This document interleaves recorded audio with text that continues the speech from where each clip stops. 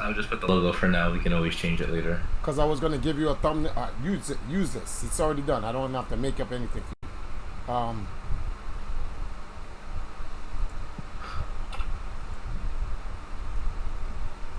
you. Use that. If that's applicable. If not, then the logo. All right. Save image.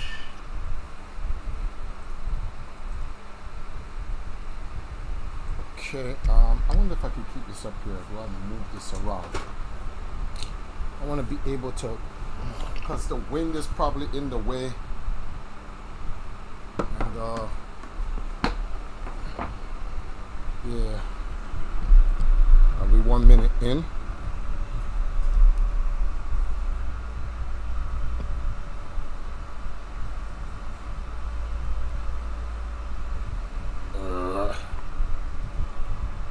Hang tight, guys. We gotta get the what's the name of this thing? We gotta get all this stuff started, so just relax for a second. This is another real talk session. We got a bunch of stuff to talk about. We're joined here with the Captain Commander of the Valkyries, the gaming diva, Valkyrie Robin. She also runs a new gaming studios, Flytime Games. Well, Flytime Game Studio. We're also joined by the CP, Captain. No, we're joined by Stated Average, aka Captain Petty, and the wife who got himself, Evil Jagan. He's on point with his shit. And we working on the Valkyrie store. There's much to talk about. As you can see on the thumbnail, it says ethos ? Nope. And here's why. What separates the Valkyries from ethos? We gonna get into it with real talk with the Emperor, because this shit just got real. So hang tight. Actually, I did that wrong. Hold on. This is real talk with the Emperor. Cause, hold on, gotta mute this. This shit just got real. What you gonna do, man? Cause this shit just got real. What you gonna do?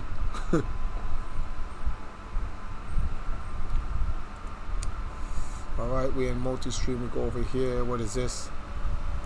At some point later on, we're gonna talk about the Ukraine, Russia,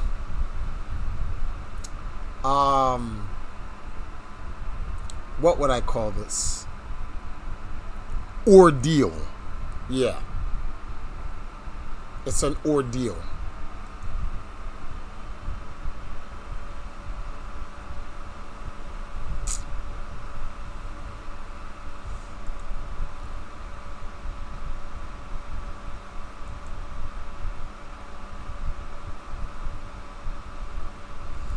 Alrighty then. Do.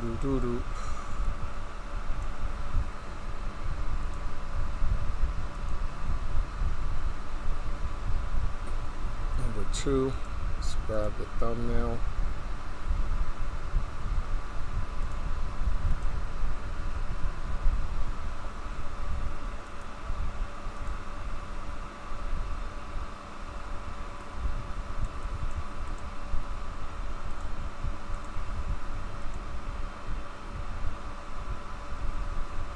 I don't really put this under anything, do I?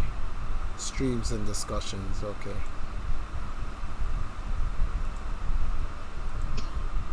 And clearly this will be for entertainment purposes. You feel me?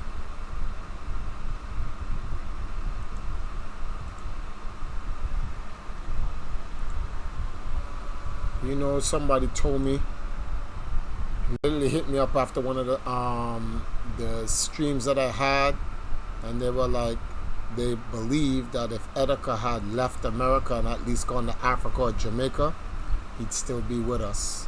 I wholeheartedly believe that. Wholeheartedly. Just saying. Alright, we in there. Let me go to the to be right back, give you guys some fan service while we get ready. 3 minutes.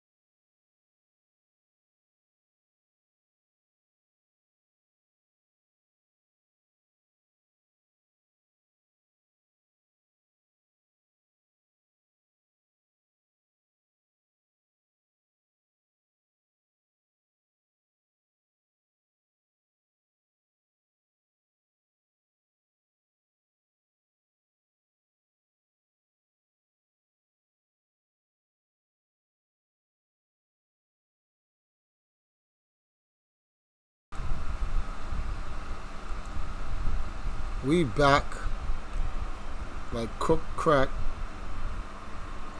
We're gonna go to the mainstream. We're gonna use this window, much easier.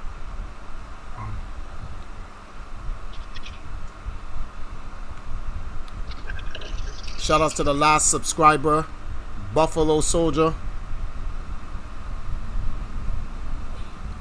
Let me go get this video. I want to put this video in the chat.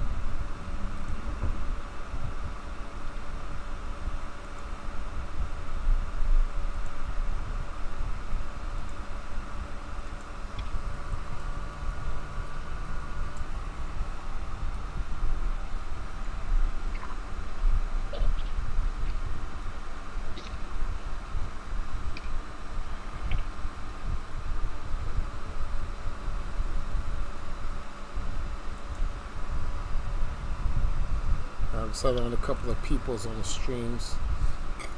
You know something? Let me just go hit them up. directly.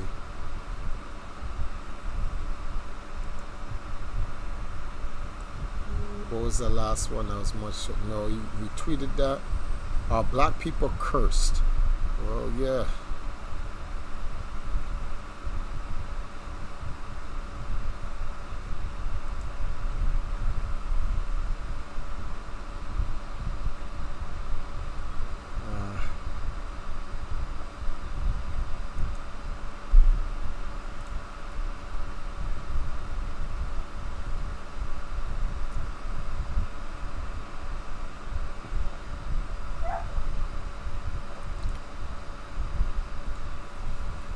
You guys are unmuted now, so we good. Bring this down here, and we live. I'm eating in the background, so that's why I'm muted. Okay. I probably want to be here, but I'm here for the stream. Huh? I'm here, but I'm not here. Oh, I got you. Two things I need to put in the chat, right? Latest feature.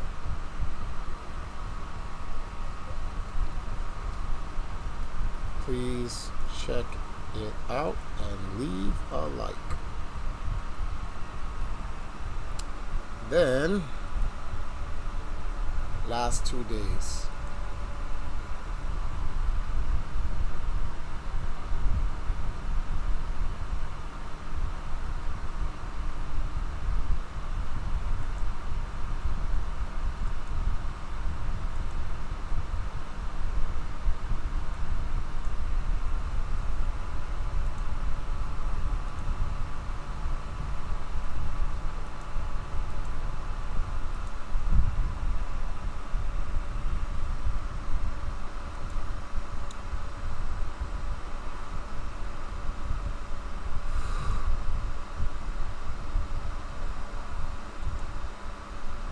What happened now? What happened? Agreed. Looking forward to this Monday. Okay, cool.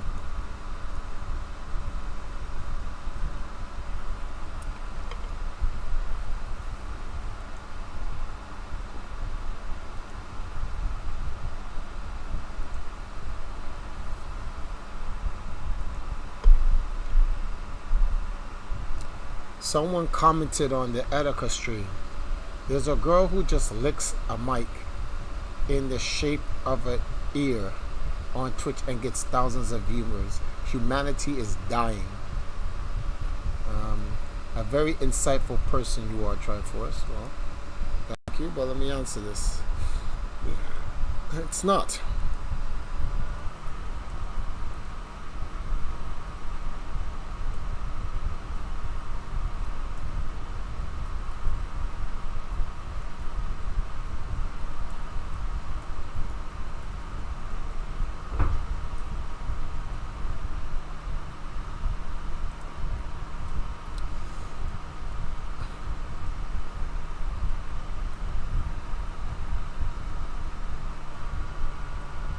You're just now becoming aware of them. Do I have to actually go all the way over to that chat just to make the comment? Come on, bruh.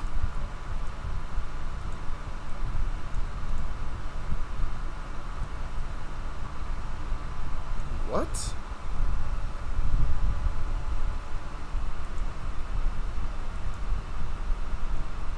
I'll be back to the chat, guys. Give me a second.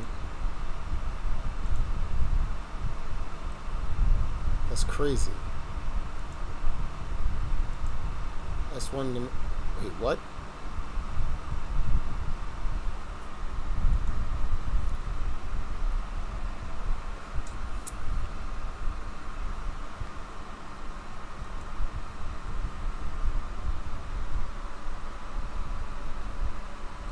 Dub, what up?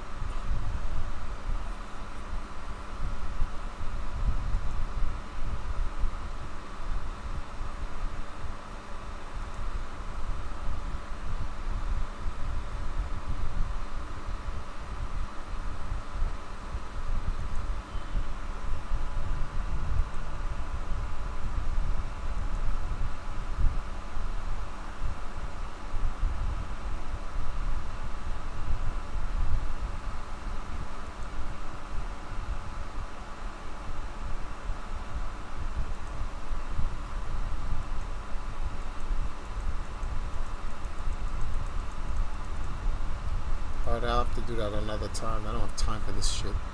So yeah. What's the foolishness that we're gonna play right now?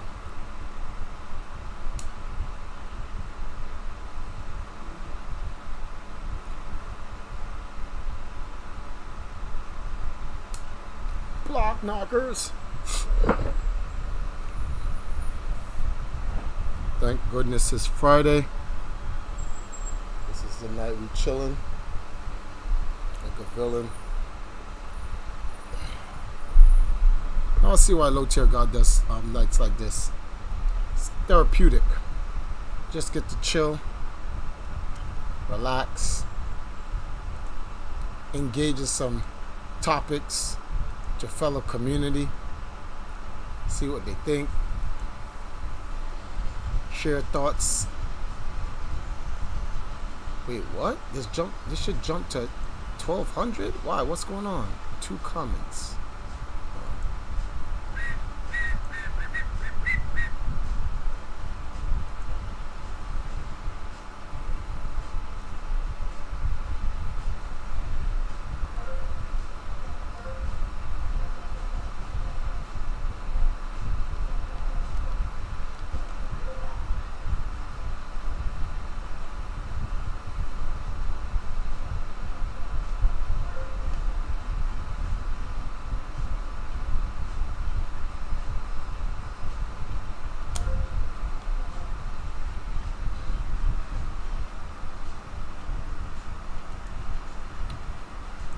And the merchandise store is now live. So It's if you live. guys want to buy any of your Valkyrie stuff, hit valkyriefans.com, hit the first link.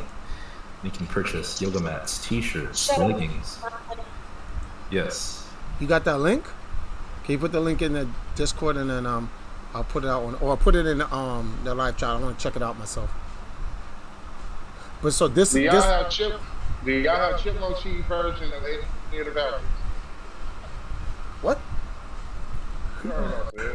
It's well, I don't want to give away the goods. You guys can head to the store and check it out for yourself. Any special requests, we can make that happen. So if you want certain merchandise with a certain Valkyrie, we can get that arranged for you. I will put the link in the chat. I actually want to go over to the store. This is I want not a pillow face massage with the chipmunk cheese. this is not the official launch of the store, ladies and gentlemen. This is a soft launch of the store. Soft launch. I asked for a customized chipmunk cheek pillow version massage. A custom version chipmunk cheeks. I'll have to get a picture of her face so that we can put it on a pillow. On The the customer is actual always right. valkyriefans.com. Oh, No, they are not. Evil Jake and Valkyries fans Captain- store. Or a chibi version of Captain Kissy Foot. Click image to wait above Oh, to God. purchase our merchandise. Happy holiday, hot tub special, Discord membership, Valkyrie photo shoots. Where would they go? Why is that not centered? Anyway, where would they go to get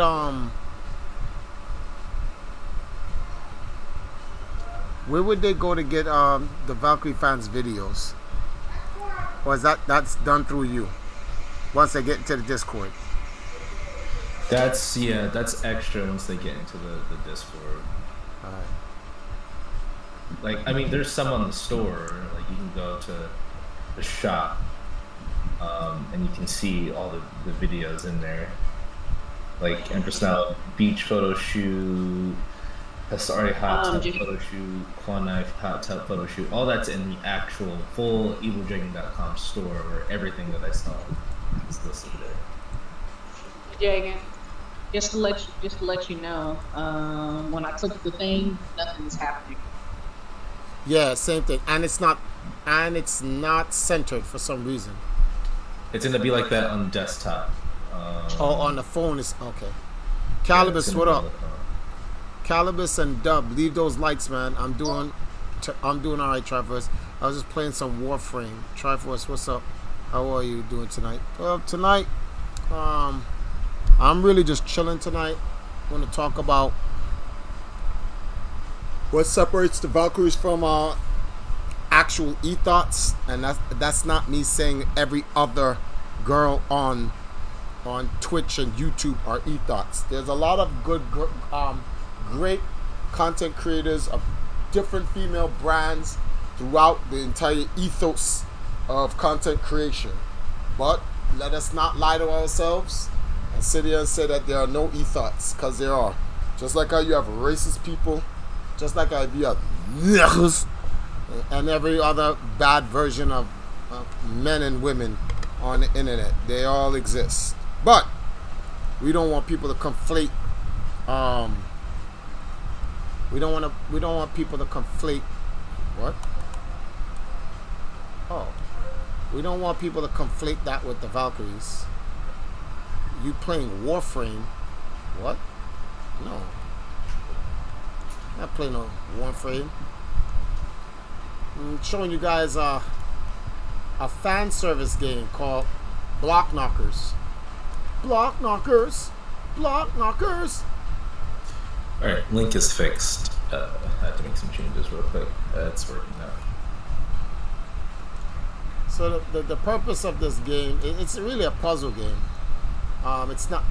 I used to say quicks, but it's not quicks. It's more like Spot. I don't know if you guys seen this game before, cause it's like a 7-Up bottle cap.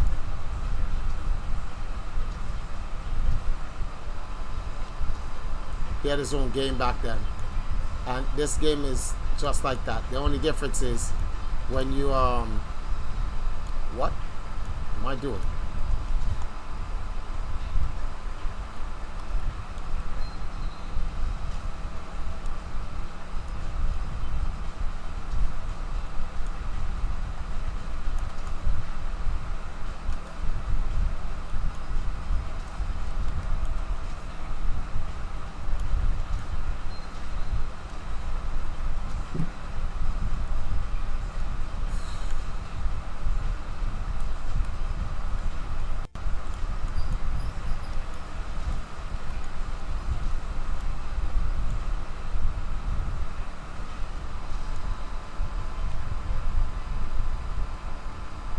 So we need a red, and then we need a green. All right.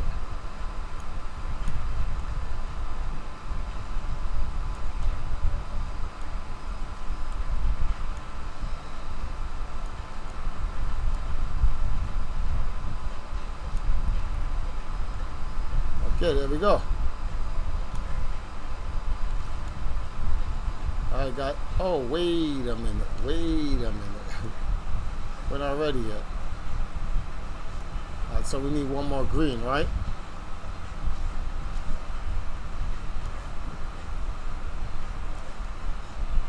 There we go. Mr. Green. Let's get to work, guys.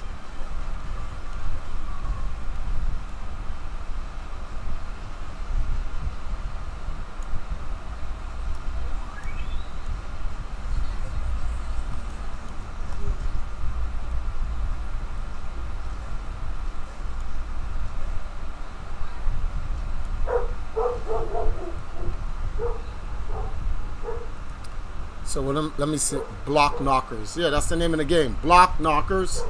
Block Knockers. Block Knockers. You gotta block the knockers. What's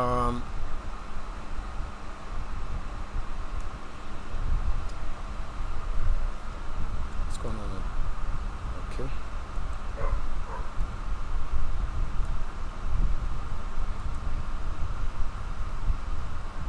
Lane from the Wired.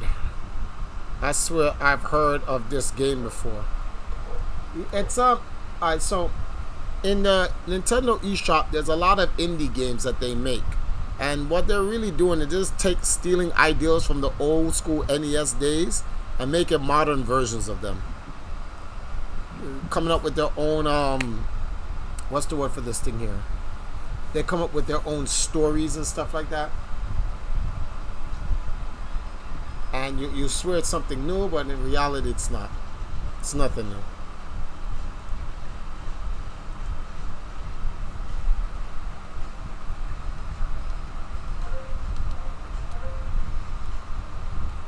Ugh.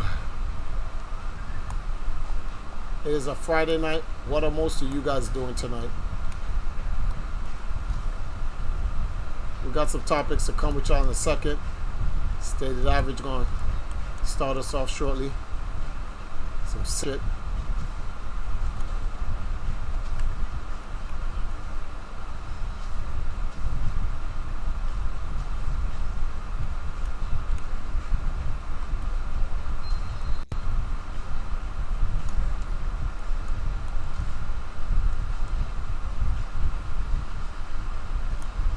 Wow.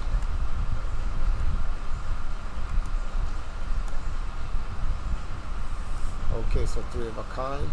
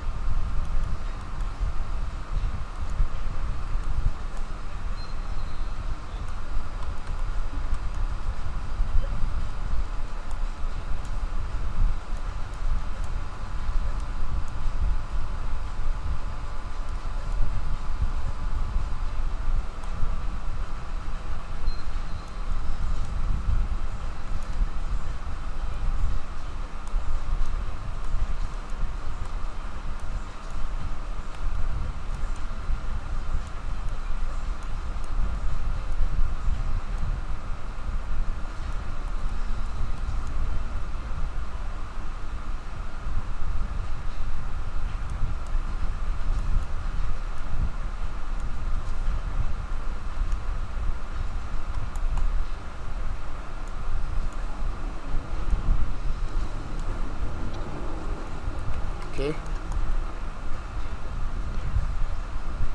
No. They jerked me on that one. Just chilling. My my homie that's close to the EU stuff going on just went to bed. Yeah, there's a lot of things going on over there.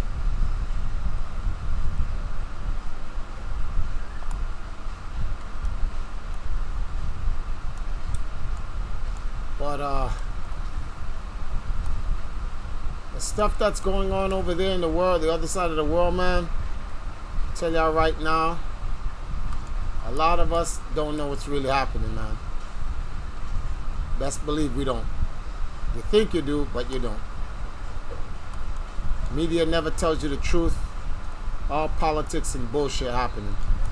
And guys want to always perceive themselves to be the good guys, when in reality, a lot of these motherfuckers are some evil bastards.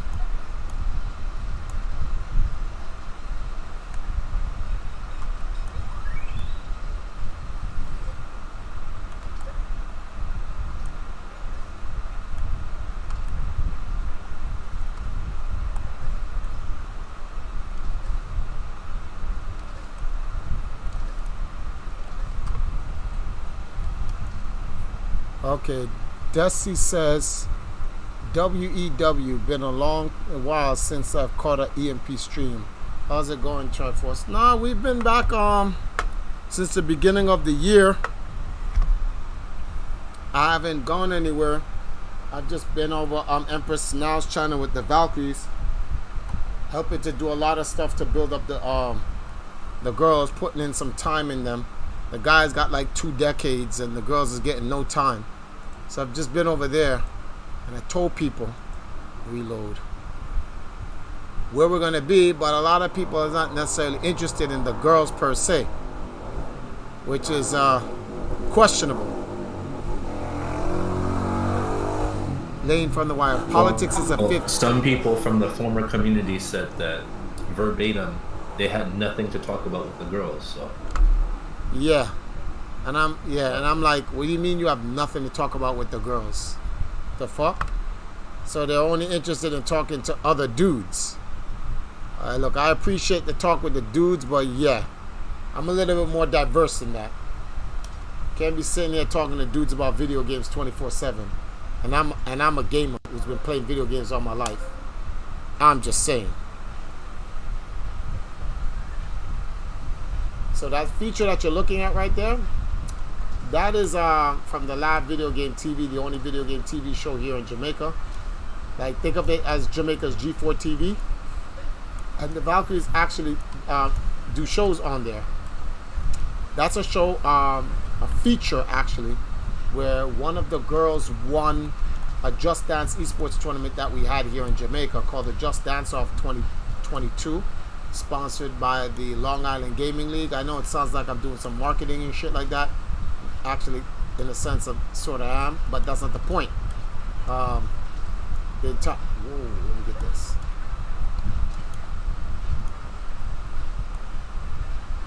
The entire point of it is... Oops, I was about to lock it. What to say?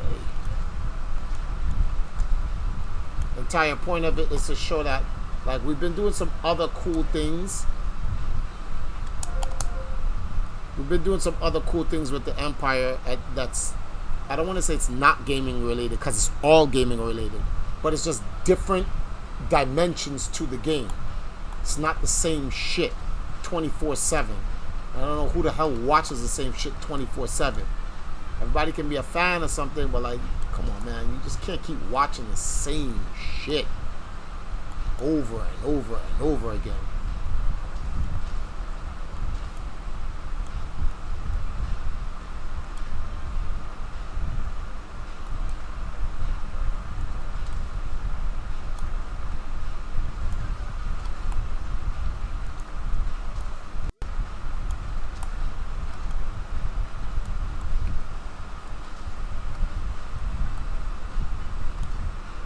Noah, what up?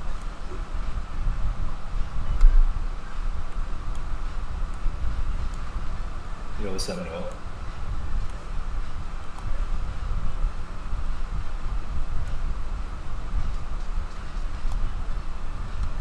Let me check that out. Let me check that link out that you gave me. Click the same link, right? So Noah, we're looking for the month of March to optimize the Valkyrie store. Once we get the Valkyrie store optimized and money's coming out of it, then we can move towards the Empire store.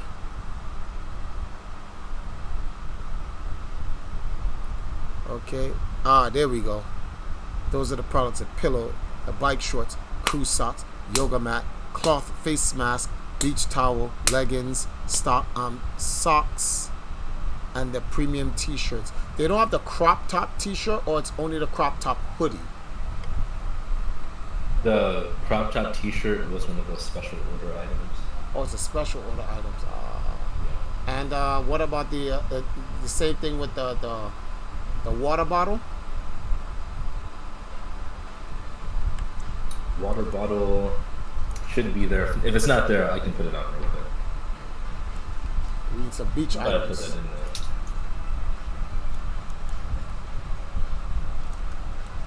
And if you guys are new and don't know who the voices are, this is Evil Jagan from eviljagan.com. You can also check out his YouTube channel, Evil Jagan. on YouTube. These are the unknown forces within Empire that helps keep the organization alive and running. Whether they financially put the money in, actually they back.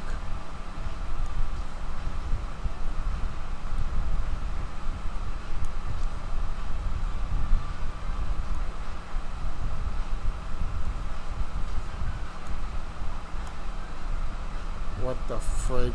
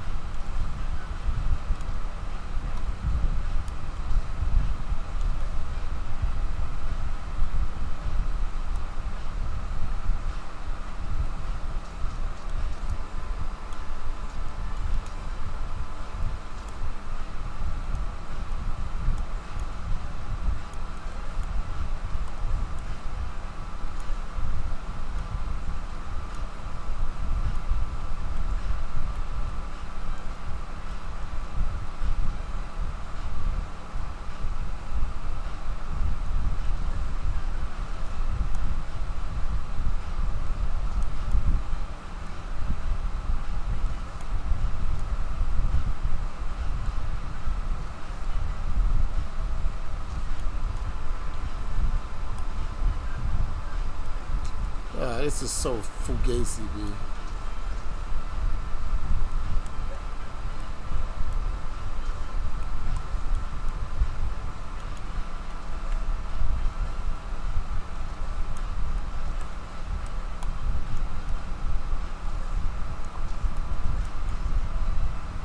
What?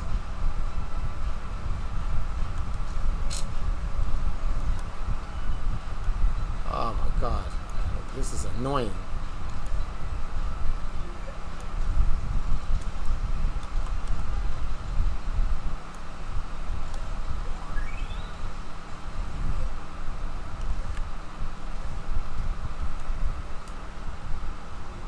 I messed that super perfect up. Caliber says, no, that's not Caliber. All right, so Noah says, go follow Empress. Thank you, Noah. Yeah, it's about to get real. Sorry about that, Desi. So yeah, I remember you talking about the Valkyrie girls on the No Fill podcast. Definitely got to give these girls a chance.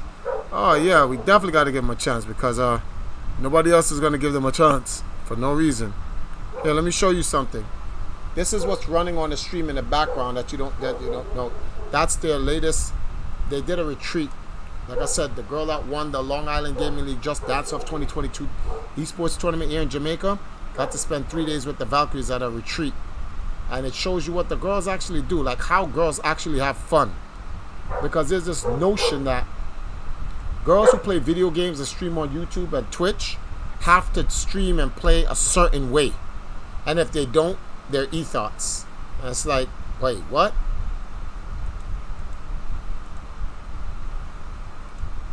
Give me a second. Let me check something. I want to see if YouTube... No. I'm done being quiet. Let's talk about it. Who said be quiet? Oh. No, I said I'm done being quiet. Let's talk about it. Because the concept of the ethos doesn't even make any sense.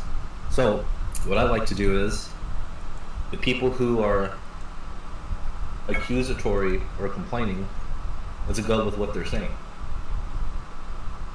Well, first of all, what is a thot? Well, the definition is that hoe over there. Okay. So you got to be a hoe to be a thot. And she got to be over there. So the question here is, what defines a hoe? A hoe is someone who is having sex in exchange for money. Or trading sex for favors, correct? Yeah, I guess so. So, these girls who like playing video games in their bed, hosting gaming events, creating content for network and cable television in their country, going out to the beach or the pool or the hot tub or the river or the waterfall to go and have fun. Where in any of that is describes what we just said what a hoe is?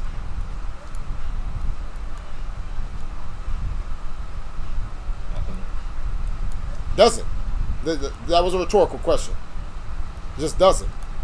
So why do guys call these girls hoes? Because attention is currency. You said the attention is what? The attention is currency. If you have the attention, well then now that opens opportunity, gets you more followers, gets you more exposure, sponsorship opportunities. So a lot of the people that are hating are honestly people who couldn't garner a following themselves. Now, here's the prime argument when it comes to a website like Twitch. They go, oh, well, Twitch, you're able to use Twitch at 13. These hot tub, ASMR, pool beach streams shouldn't be on there because of children. And I want to dispel this absolute poor argument against the girls who are women who stream on the platform and are doing quote-unquote sexy content, right? Because the argument they will say is, okay, would you be okay with a 13-year-old doing a pool hot tub or beach stream? And I'm like, that's a stupid question, because prior to that section even becoming a thing, there was people doing shots until they freaking pass out on stream, smoking weed. So why are we moving the goalposts of all these other things that we wouldn't be okay with 13-year-olds doing? And they use it as some type of argument or some type of reason of why that content shouldn't exist on the platform, when the original site did not even exist for video games, which was Justin TV. It's not an argument. Huh? It's like, Got him. And another thing too, as far as YouTube and Twitch, you can mark your stream as, hey, this is for adults only, right? Yeah. This is mature content. Mature content does not always mean sex or literal adult material. Like, In fact, for kids to go see rated R movies, in fact, the government allows it as long as they are accompanied by an adult. An adult, right? Same thing with we're on a video game based channel, right? The ESRB rating system. What game created that or caused that to be created? Mortal Kombat, right? Yeah. Can a little kid go out and buy Grand Theft Auto on his own? No. Well, actually, yeah, but you know what? Yeah, we get your point you're trying to make. Exactly. Kids can go out and go buy Grand Theft Auto and whatnot. So people are hypocritically speaking, people are breaking the rules for money. Number two, right? Something that people don't want to talk about, right? When they say shit like, well, you know, that type of content doesn't belong here for kids. Well, then turn off Call of Duty. Exactly. Turn off Gears of War. Duty, turn off GTA, where you can go to strip clubs. You can. I'll say this right now. As a child, I was not allowed to play Grand Theft Auto, and I was pissed too because everyone was talking about San Andreas, right? Went over to a friend's house. This is actually a friend of my mother's, right? And the kid who was my age, he was gonna let me borrow the game. And I'm like, oh, damn, I get to play some Grand Theft Auto. And then the other kid's mom was like, oh, that's the game where they be picking up prostitutes and they kill them to take their money after they do the deed. And my mom was like, oh, hell no, you ain't playing that game. I was like, damn, I got cooked. I couldn't play. But that's just like an example of the mindset that people have nowadays. Like, and now this is what is going on, and kids are playing games. Go ahead. And if we want to play tit for tat, the question here is, 1 second, I got someone messaging me. Who's messaging me? Yeah. Hold on. Here's a tit for tat. In my personal opinion, I believe some ASMR is just really just ridiculous, right? Go back outside. Go outside. Stupid dog. But let's look. You can go. You can. There's no camera, right? Just keep your thing on there. I look at a hot tub stream, and I look at Grand Theft Auto, and I ask myself, which one would I allow my 13-year-old son to watch? A girl in a bathing suit in a hot tub stream for a 13-year-old isn't bad, because at 7 and 8 we've seen naked girls, if we're keeping it a billion, right? So seeing a girl in a bathing suit in a hot tub stream at 13 is not a problem. You know what a problem is? Playing out a gangster going to have sex with a prostitute and blowing her brains out on the street, grabbing her money, jumping in a car, police is chasing you, you pull out a freaking RPG and firing it at a cop's car and blowing them up and killing people on the way. That is not suitable for a 13-year-old. Me personally, that's not suitable for society, period. So why is it okay for the guys, but it's not okay for the girls? What's going on, Olivia? Inquiring minds would like to know. Hey, Alethea. Why is that okay for guys to play a video game where contextually you're committing armed robbery, murder, prostitution, I wouldn't even say obstruction of justice. What's that crime when you shoot a police officer? And being a cop killer. That's okay to play on YouTube and Twitch. Oh, because it's a video game. But it's not okay for a girl to sit in a hot tub and talk with her friends, or just even an audience.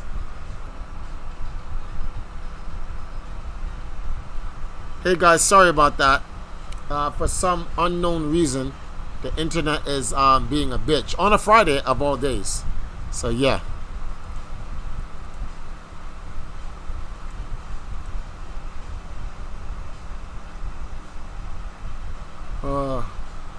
Ron says transactional love. Transactional love.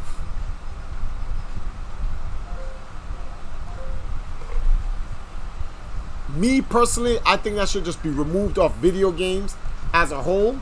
But we live in a society where everyone has become desensitized to it, so they're actually okay with that type of stuff going on. But I just believe that that's like, okay, you okay with that? Well, if you okay with that, man, then there should be no problems with guys wanting to watch girls in a hot tub. Me personally, I wouldn't necessarily want to watch a girl in a hot tub unless she has something to bring to the table, like something of substance to talk about. Then it's okay, fine, I'll do that. Y'all got another big game though, Fortnite. Fortnite. Well, Fortnite is a prime example.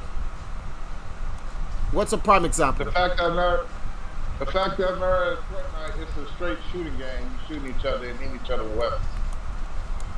Even if you got it as a comical way or whatever, it's still violent stuff. Violence is still violent. This is true. And people let it rock. Because what separates Fortnite from Grand Theft Auto and Call of Duty? Nothing really. Think about the concept of the game. Yeah, it's all about the context. Yet people ridicule girls being in a hot tub for that. I just think dudes is fugazi. That's what it is. Dudes just don't like girls having fun.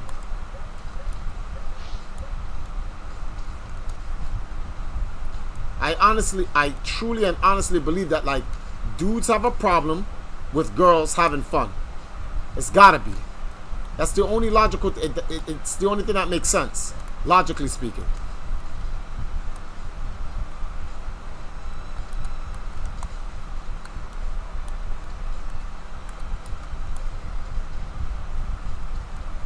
All right, I'm back in here. All right. He was bringing up the fact that Fortnite is a very violent game.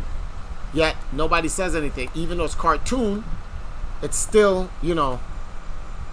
You're still racking up headshots. Exactly. Like I said earlier. Oh, Scissor Sir says transactional love. But whose fault if you're falling for transactional love?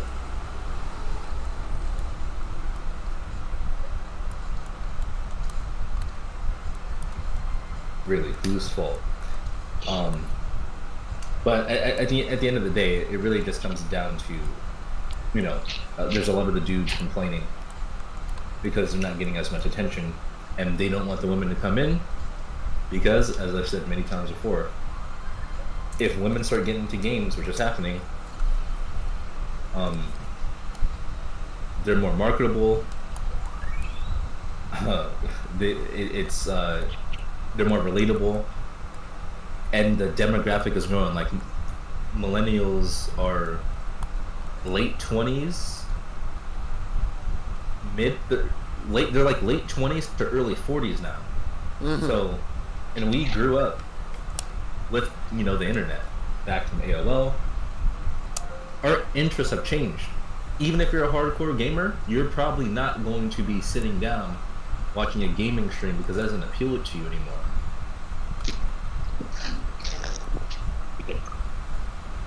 Can't tell that to people. That's blasphemy. You can't say that.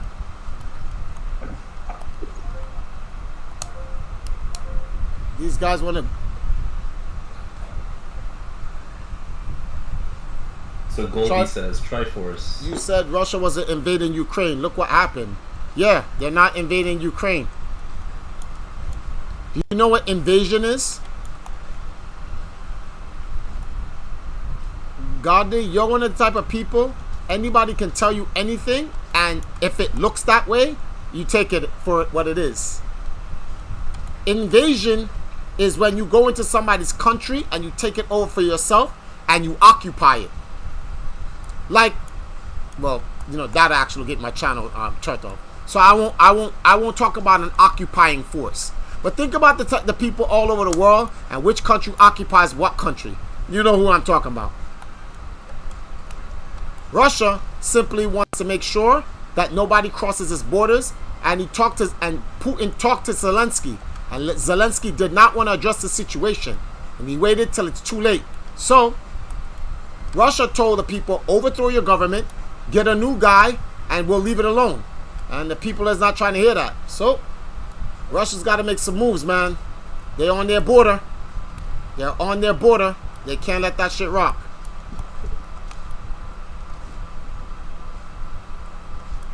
Russia's trying to protect their border. Ain't nobody going to protect Russia's border for them but Russia. You want to understand that. You want to understand the Minsk agreement because you don't know nothing about that. You don't watch geopolitics. All you listen to is the talking points of the news and whatever they tell you. You was a good little boy.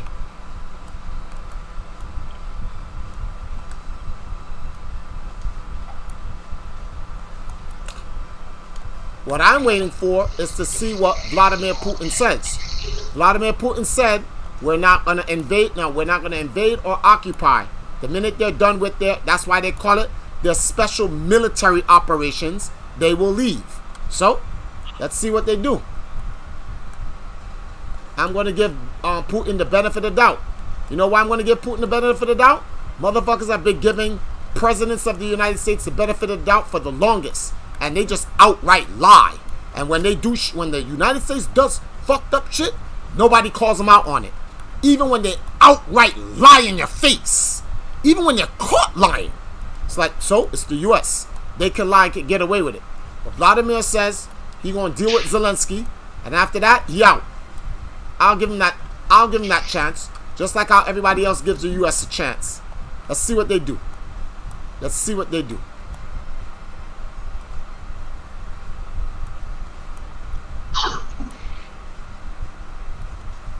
Scissor Sir says people feel guilt behind the things they love, which conflicts with the things they were taught and the people they want to continue being around.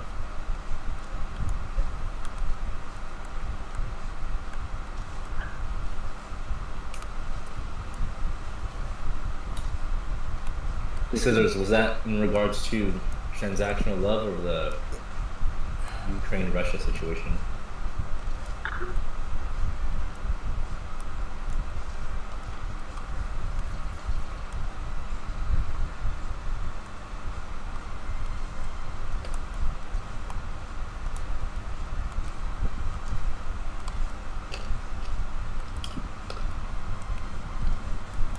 You know what I find funny about Western people when it comes to the news?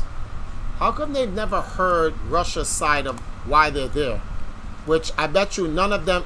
Did you know that Putin oh crap, let me grab this. Did you know that Zelensky asked Putin, can we talk about it? And Putin said yeah.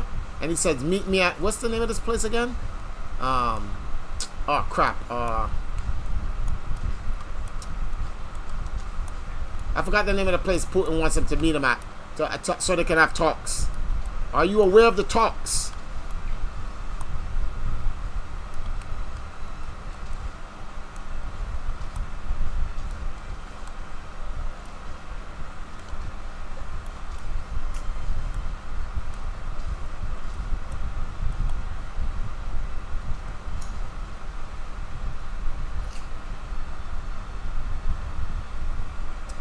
Oh boy.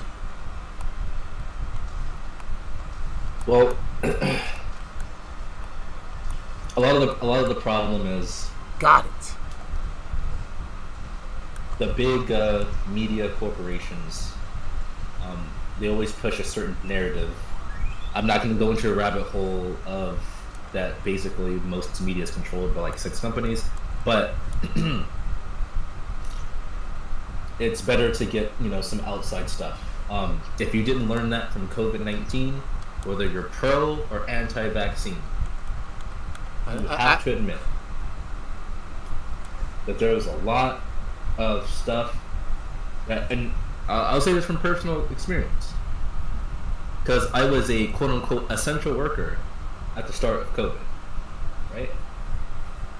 And the flip-flopping of policies. First it was, you can't wear a mask, right? They don't do anything.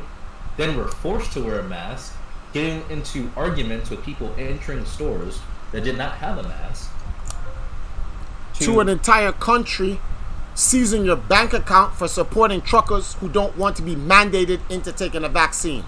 But an entire country saying you will take this injection or we will freeze your bank account and put you in jail is far more. Nah, that's not a problem though. What's the problem with that? I don't see a problem with that. But that's worse than Putin, who's like, move the civilians over here and we're coming in for Zelensky.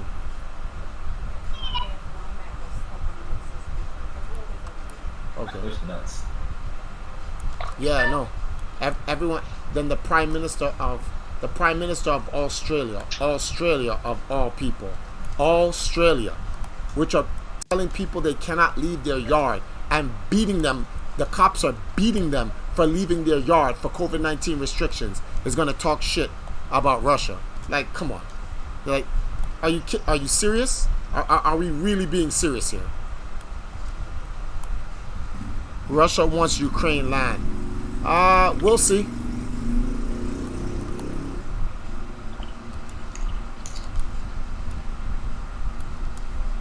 I know you don't care about the details behind it, but there's some politics behind it, and well, most Americans don't give a shit about politics.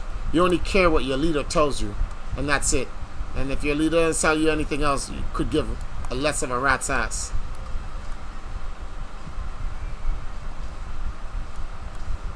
Ukraine used to be a part of Russia. Like, well, we're gonna omit that. Like, yeah, so what if it was a part of Russia though? Damn.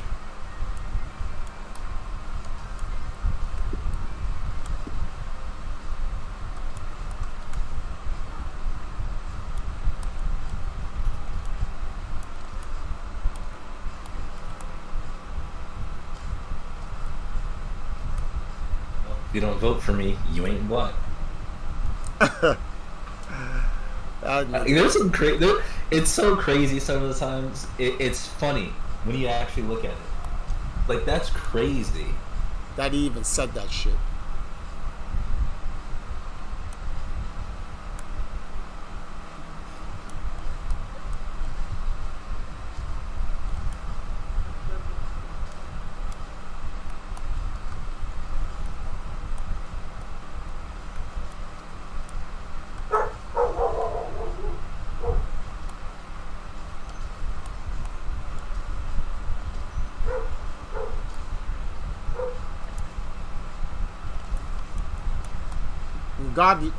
Goldie, let me ask you a question.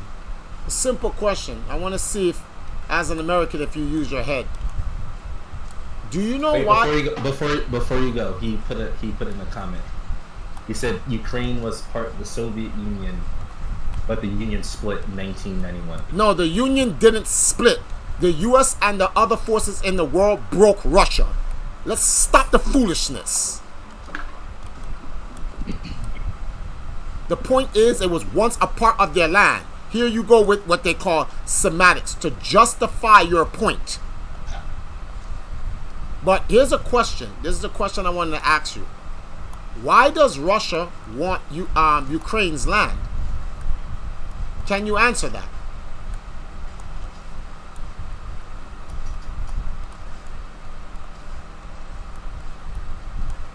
Mizok says, what are you looking at? I don't know. What are you referring to? The gameplay, the feature, the thumbnail, the Valkyrie logo, the donations. I don't know what you're looking at.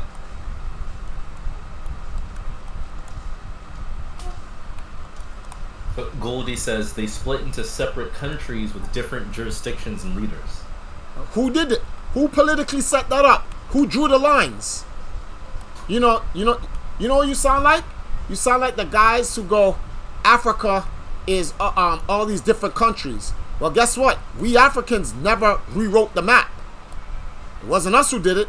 So you have to ask yourself the question, who did it? Who rewrote the maps? It wasn't us. Yeah, and stupid stuff like that has caused arguments. People from Ghana fight with people from Nigeria when they were once one people. Yeah, who has the better jollof rice? I'm like,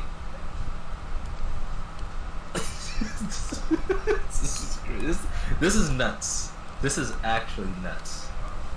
So my question to you is, who redrew the lines of the land? Was it not the colonizers? Was it not the people? Was it not the people who actually... One second.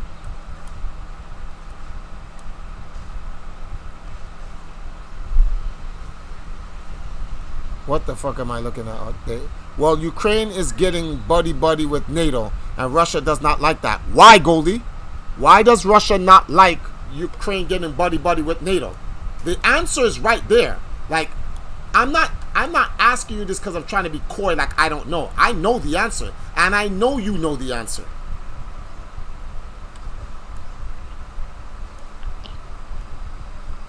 You know the answer.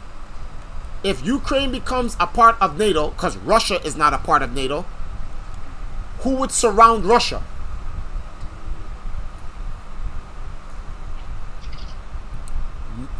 Putin does not want NATO at his doorstep, right? Okay.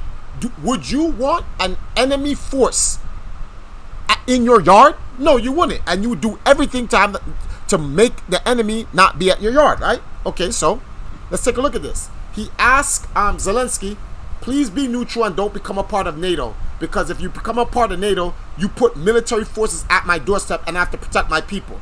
Zelensky was trying to, well, yo, you should become a part of NATO, man. We need to unify so we can defend the world against tyranny and terrorists. If everyone in the world became a part of NATO, then who are you going to fight? Oh, that's right, the people.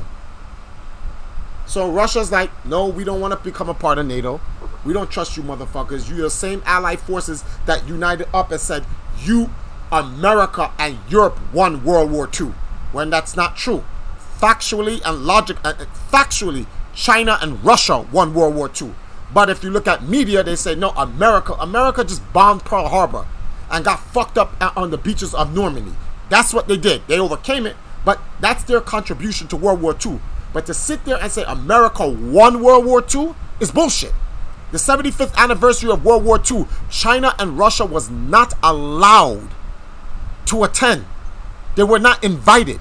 They lost the most casualties. They lost 40 million people in World War II. 40 million. And they're the one that took Stalingrad down. And America got mad at Russia for taking down Stalingrad and not waiting for them to come there. Which we all know if America got there, America would have just did what... America has the greatest weapon in the world. It's called PR. They would have said, we won. But I think Russia could have been more peaceful instead of invading. No. Russia... See, and this is the part you don't know, Godly. Russia has been speaking to Zelensky for the last 3 years. Russia has been speaking to the UN for the last 50 years. The Minsk agreement was NATO would not move 1 inch east towards Russia. They've moved 2,000 miles towards Russia. They've been breaching the Minsk agreement for 50 years. And Russia has been saying, chill, chill, chill, stop, chill, stop, chill. Come on, guys, stop. Chill, stop, guys. You're getting too close. Back up. Yo, you encircling me. We're not encircling you. Back up, B. Now, all that separates NATO from Russia is the Ukraine. Now, it's either Vladimir Putin makes a decision, leave it up to chance that Zelensky makes the Ukraine become a part of NATO, and NATO can put its anti-military batteries in the country neighboring Russia, or you make sure that Zelensky becomes a neutral party and never become a part of Russia.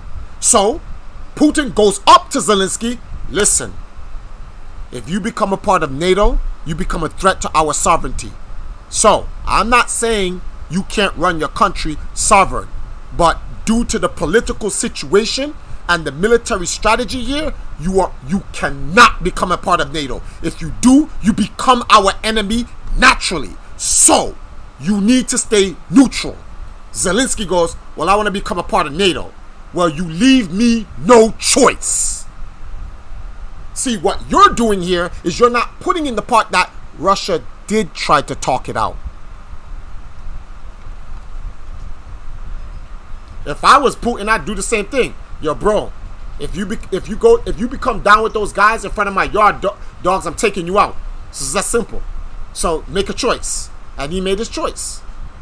So basically you're saying that Putin gave Ukraine multiple warnings. I'm not saying, that's factual. That's facts. He gave him all the verbal warnings, whatever. Right now as we speak, Zelensky said, Putin, I want to talk. Putin said, okay, let's talk in Belarus. He's like, no, let's go and talk at NATO. Like, see how Zelensky thinks he's a... What? How would you tell... You are being hit with a military operation by Putin. Let's call it invasion for people want to say invasion. You are being invaded by a superpower. The superpower says, let's go to a neutral territory. You're going to tell Putin, nah, let's talk at NATO. You have no respect. You are not in a position to be asking Putin to go to to NATO to talk. The fact that Putin even said while he's invading you, okay, I'm willing to talk to you, and you would do that? Nah, you deserve to get clapped. What you're also not what you're not telling people in the chat is that Ukraine's army surrendered to Putin. It is the rebels and Zelensky's personal armed forces in Kiev that are actually fighting this little skirmish. And then what type of leader knows he's fighting a superpower and puts guns in his people's hands that he know they cannot win the battle? You're sending your people to death. It's instant death. And you put a gun in their hand? If he was a real man, he would have said, I tell you what, you want to meet in Belarus or whatever that place is? I'm going to bring my armed forces. You bring your armed forces. Me and you will go there and we'll talk it out. Let's save my people. And just in case it doesn't work out, let my people evacuate. Oh, that's right. That's another thing you're not saying about Putin. Putin is allowing Zelensky to let his people evacuate. Zelensky's telling his people, don't leave the country. My man, that is a nuclear superpower invading you. What are you going to do to keep your people safe? Nothing. Allow them to evacuate. Another thing you're not saying. Some of the people that are evacuating to Russia. Zelensky's military, Russia said, lay down your arms. We will give you amnesty. We will not charge you for war crimes because you're a serviceman and you're just doing what your president does. If you surrender to us, we will take care of you, and they're taking care of those surrendered soldiers from Zelensky in Russia. But the mainstream media does not report this because they need Russia to be the bad guy. You guys don't watch the news. You just listen to what America tells you. That was in response to the dude hating on women, though outlets such as Twitch. The EU is getting ready for many, many refugees to come from Ukraine, and so is Poland. People west of Ukraine can't go through the war zone to get to Russia. But when Russia came over, everyone east of Ukraine went into Russia. So everyone west of Ukraine is going to Poland and going into the UK. That just makes sense. You guys watch one part of the news, man. I watch all part of the news.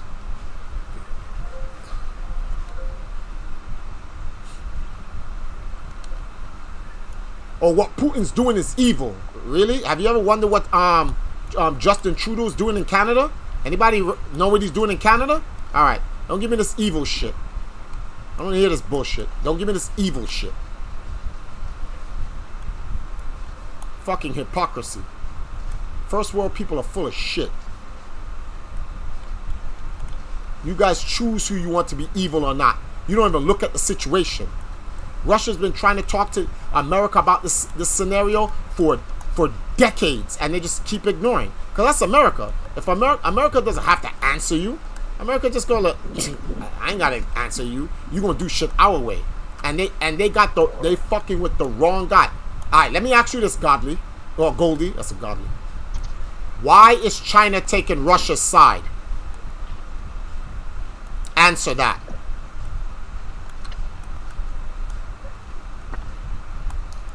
Why is China taking Russia's side? China also said, Vladimir, you should talk to Zelensky in Belarus. But Zelensky's like, I don't want to talk in Belarus. I want to talk at NATO. What do you think? Putin's stupid? The fact he said, come to NATO and come talk to me, I'd have said, kill this motherfucker. That's mad disrespectful. You act like Putin ain't about that life. You don't want to, and see, the thing is, you know how pussy Zelensky is? Putin will be like, yo, you want to see me with the one-on-one? And Zelensky ain't about that. A lot of these world leaders ain't about that. If you said let's have a Royal Rumble with all of the world leaders in a cage and in a death match, Putin comes out winning. He's gonna kill all of these idiots. These guys are not fighters, they're politicians, bitch boys. They're not about that life. Sad enough, America got Joe Biden on their team. This bitch ass, he'd be the first to get washed. He'll wash his punk ass. Senile ass nigga. Fuck out of here. He has the worst approval rating in the history of American presidency. How you get that? How do you get that? How you doing, man? Nah, we talking. They just listening to what Twitter tells them. It's always been that way. People will blindly believe whatever fits the mainstream narrative. Exactly. And it does apply to both sides. That's why I'm giving Putin the benefit of the doubt. I heard Putin said, I want the people to get out, safely evacuate. He says we are targeting key military strategic points. We are not firing on the people. We're telling the people get out of the way. And this guy, Zelensky, is like, I'm putting 1.4 million guns in my people's hand and tell them fight with us. Yo, bro, you do know that what's going to end up happening is your people is going to get killed, right? And then you know what happens? when these people get caught in the crossfire because they're not soldiers, when they get caught in the crossfire, you know everyone's going to make it out. Look how wicked Putin is. Oh my God, he's killing innocent people. But Zelensky put the guns in their hands and told them go shoot Russian soldiers. And they're not soldiers. So what are the Russian soldiers supposed to do? And you know what the next dumb answer is? Then just leave. That's not how it works.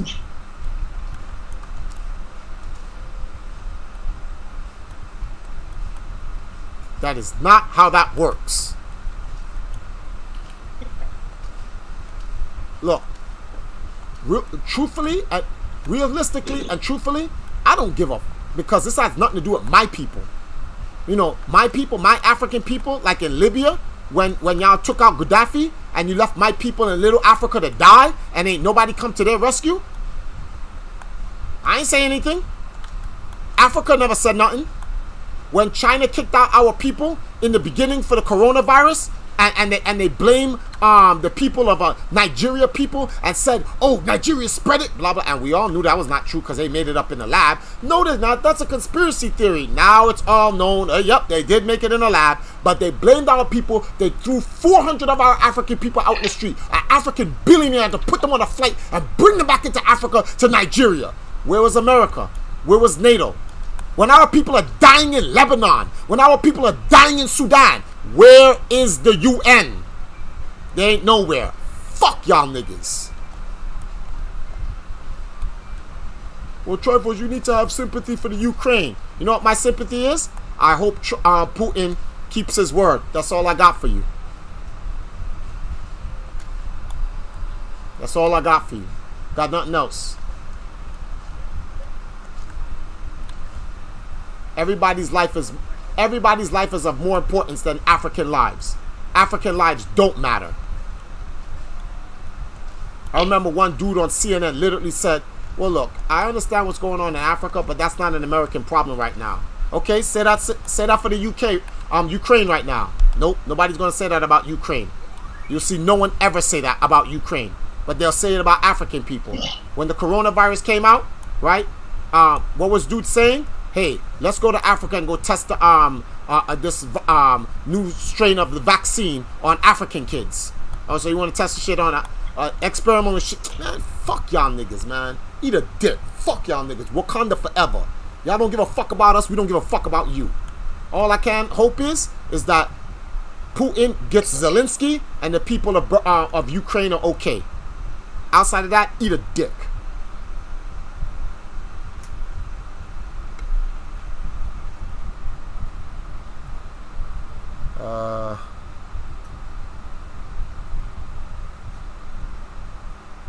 Okay. They love those women. Okay, I read that. What happening? Just join. So they hate it in public, yet secretly eat all of the content. Pretty much. All right, I read that. How you doing, man? What's going on? Fox Die. Plenty of the Russian civilians are protesting the war. Yeah, everybody protests war. Putin's not going to war. Putin is doing a military operation.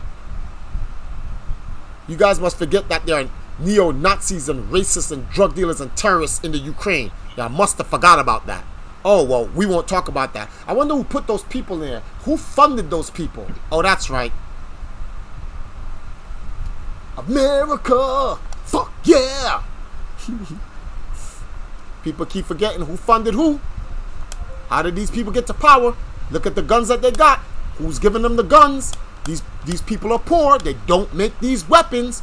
Who's giving it to them? Shit got real again. What happened this time? Also, hi. Portable, what up?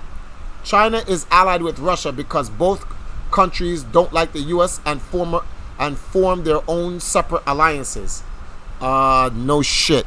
NATO is surrounding both China and Russia. It would make sense for them to join forces.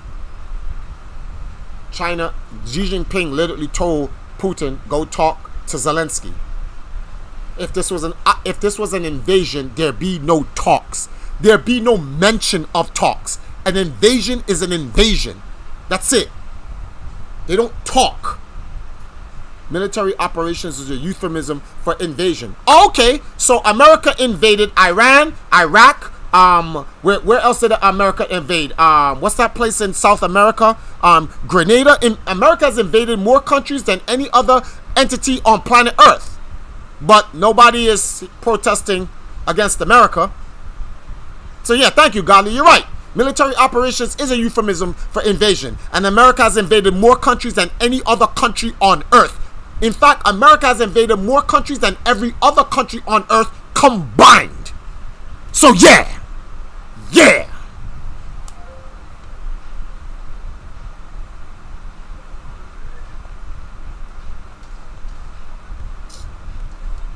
You guys love eating this bullshit up. And America invaded Japan. Keep in mind, America is the only country in the world that used a nuclear bomb and killed 1 million people. The only country. Keep that in mind. The only. You guys put on a pedestal entities and people. Look, oh, but it was justified. Fuck you. It's justified for them, but not justified for others. Eat a dick. You's a hypocrite. Fuck you. Don't hear what you gotta say. You got nothing to say. Let's see how this plays out. Mind your business. When Africans were getting killed and enslaved in Libya, you wasn't talking. Shut the fuck up now. Don't say a motherfucking thing. Also, they dropped the bomb in their own country, Oklahoma, Wall Street. Exactly. Wall Street. When we African people were building our own nice place, guess what? America dropped bombs on the. Well, we were. I can't say America dropped bombs on their own people because we're not their people. That's what I said. Their own country. America dropped bombs. Motherfuckers dropped bombs in Tulsa, Oklahoma, killing men, women, and children. Oh, that's right. You don't do your history lesson. Of course you don't, because it's black people, so it's not important. Us dying is not that. Us dying is not relevant. Yes, because America has the brightest scientists in the world. Okay, so I'm gonna stop talking to you now. You're clearly trolling. See, we were having a conversation, but this concludes our conversation.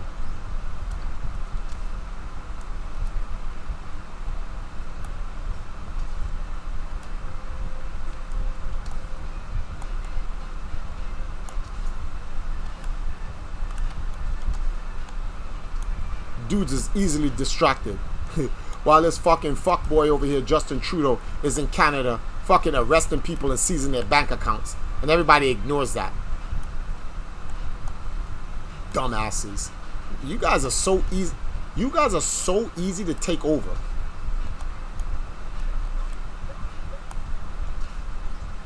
It's actually easy to trick you guys. Play too much goddamn video games. I think that's the goddamn problem. The irony coming from Triforce, right? The fucking irony. No, well, it's funny that you bring that up because with the whole Russia situation, there's been a lot of this talk about, you know, a draft coming, and a lot of the early 20s dudes were like, I'm not suitable to be drafted. All I've been doing is watching anime and playing video games. Then don't have an opinion about what's going on in Ukraine. Shut the fuck up. Stop talking. If you are not gonna suit up and go over there and go fight for those people's quote unquote freedom, shut up. You get no say.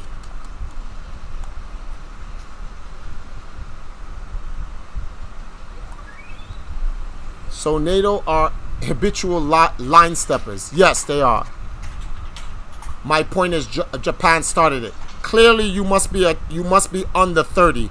Japan did not start the war with America. America started the war with Japan. sanctioning them and closing off all lines of food and trade for them to starve out their country. So Japan said, oh, you're going to do that to us? And then they bombed Pearl Harbor. Oh, what you also didn't know, because they declassified this on the 75th anniversary of Pearl Harbor, is that Australia called America and told them Japan is coming. And the president of the United States at the time of America turned a blind eye, turned off the communication so Japan could bomb Pearl Harbor to justify America going to war. Step your fucking education game up, dumbass. It's just been declassified already. Stupid. Fucking dumbass ignorant niggas. Playing fucking video games. Stupid fuck.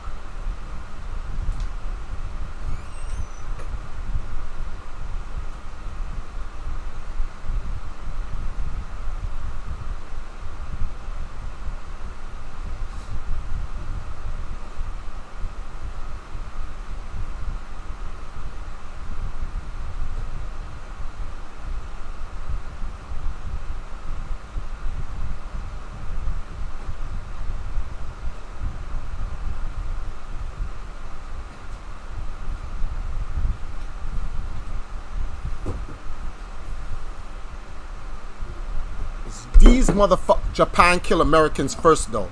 No. Americans killed Japan's first. They starved them. You know what the problem with most of you guys? You non-educated, no pussy getting ass, fucking incel game playing motherfuckers. That's the problem. Americans have literally degenerated. The Americans today, yesterday's Americans would fucking shoot you today's American people in the face. You're a disgrace to America.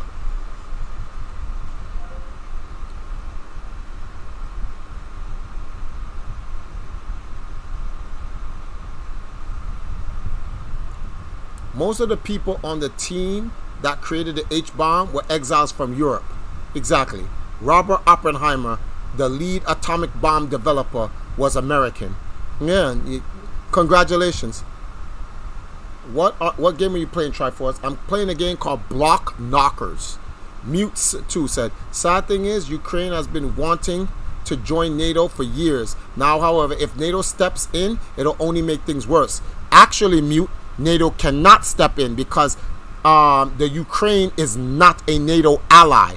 NATO stepping in would break the Minsk agreement. That's why no one can help Zelensky. This is what Putin is trying to stop. If once Ukraine joins NATO, Putin is dead. Because if something ever broke out and Putin decides to attack Ukraine, what's NATO's motto? Attack on one is attack on all. So, strategically, from a military standpoint, for the sake of the Russian people, Putin has to do this. He has to.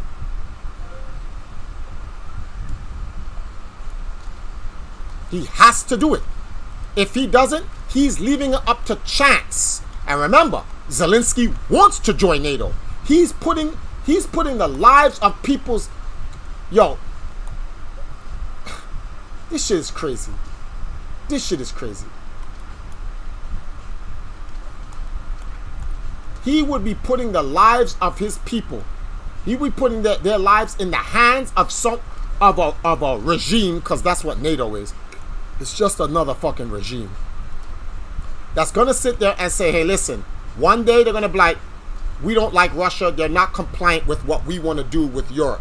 So Russia, if you don't do what we say, us and the allied forces are gonna rain down an ungodly fucking firestorm on you. And what is Russia gonna be able to do? How will Russia be able to fight off the entire world? They won't. And you want Putin to sit there and accept that? You done lost your mind. You done lost your mind. In the words of Valkyrie Robin, you gots to be more careful. That's what Putin is doing right now. He's being more careful.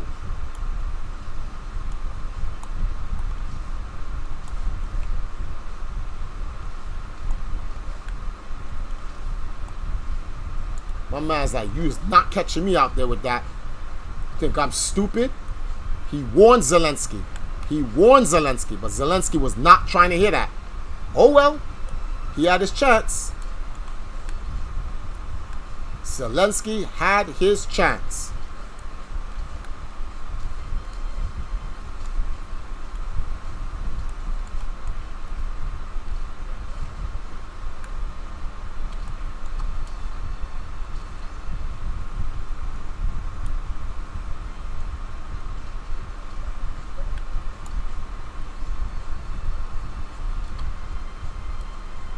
What? Trollocs, what's going on? Winks said Dinks. They were setting up missiles for towards Russia's borders. Exactly. Anybody who actually watches real news, you would know that NATO has been putting missiles all around, surrounding Russia and China with missiles. This has been going on for decades. Ukraine won NATO, but the Ukraine guy is an asshole and wanted to use it as leverage against Russia. Putin is stopping World War III pretty much by claiming Ukraine.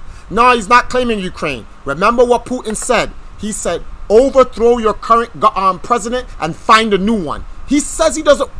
See, the thing is, you got to understand the strategy behind it. Russia cannot occupy Ukraine. This is what everyone does not know because they're stupid.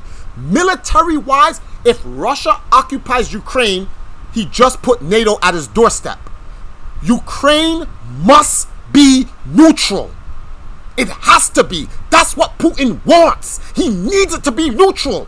If he goes, okay, Ukraine is now Russia. Okay, now Poland's right next to you. You just put the batteries at your doorstep. That's why when you guys keep saying, oh, he's gonna take over. No, right after they get rid of Zelensky, he's gonna leave. He's going to leave. He cannot, from a military standpoint, he cannot annex Ukraine. Poland is a fucking NATO country. If you take Ukraine, Poland is right next to you. Now, NATO's at your doorstep. They need a neutral country, a huge neutral country, this is what makes us, this is how you, strategy guys. If it's a neutral country, NATO cannot enter the neutral country to try to attack Russia. If NATO want to attack Russia, they will have to attack the neutral country. Russia must then now come to the defense of the neutral country because it's in Russia's best interest, because that's all that separates Russia from NATO. So Russia will help Ukraine. How can you people not see this? You motherfuckers never played fucking Command and Conquer or fucking Romance of the Three Kingdoms. You stupid motherfuckers.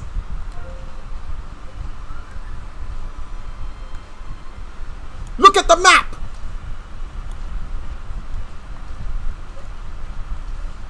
Putin's a genius.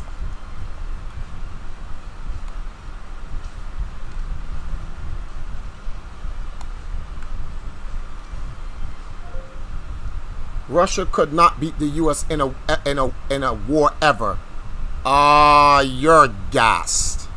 See, America has doused you with so many movies. Bruh. Russia still has drafts. No, Russia doesn't have drafts. People just sign up for war in Russia. America, dudes is talking about they want to play anime, they want to watch anime and play video games. We are not about that, B. Relax, bro. America is not as tough as you think. Don't get me wrong, America has some badass Marines. But if you said the world versus China and Russia, there is no winners because everyone's going to fire off nukes. But if you said everyone ban nukes and go into a fight, China and Russia versus America and the world, China and Russia is going to win that war. China and Russia is going to win that war. America is not about that. America is about Kylie Jenner and stupid shit. Get the fuck out of here. America's about video games and dumb shit. We ain't about it like that. There's not enough hardcore real American. There's not enough G.I. Joes in America. That's America's problem. It doesn't have enough G.I. Joes. America has a bunch of pussies. That's what it has. The forefathers of America are crying, rolling in their grave. keeping that shit a billion.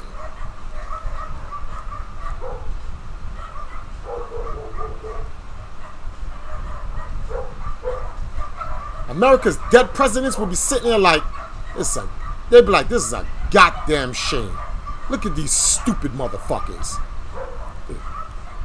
A goddamn shame. I can't believe that just happened. I wish there was wars without nukes. If there was wars without nukes, China would be the dominant superpower in the world. Genghis Khan's lineage would reign supreme until they come into Africa, and then we will fuck them the fuck up, and they'll get those hands. China will be good until they're like, yo, we fucked up everyone in the world. Yo, let's go after Africa. And then we be like, wait a minute. Wait a minute. You know, you done fucked up now. You know that, right? No, it's just, no. You done fucked up now.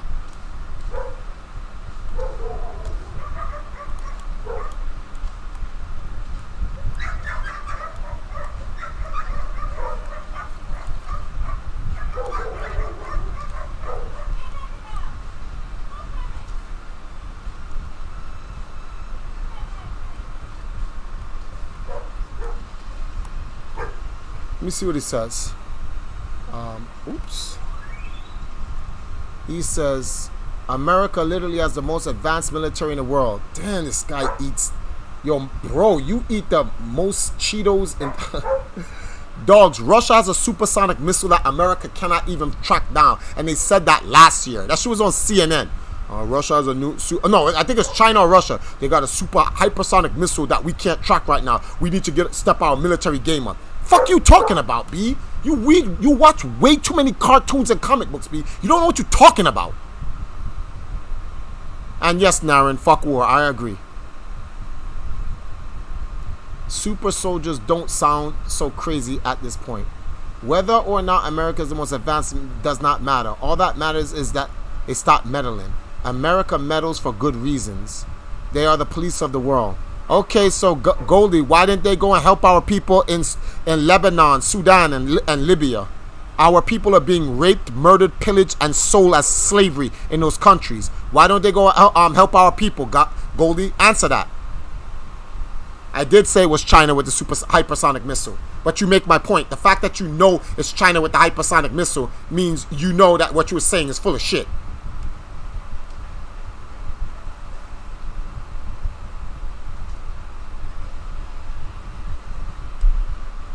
Dial J for Josh, what up?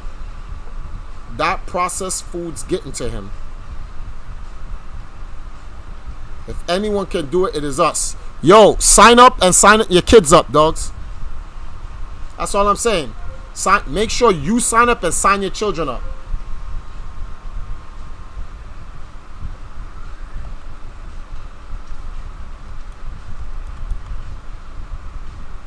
America can only do so much. You just said if anyone can do it, America can do it.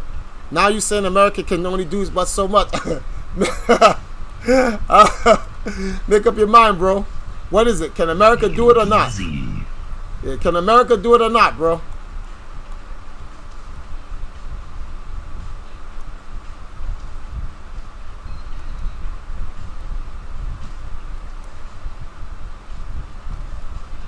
Oh, Jacob with the soundboard?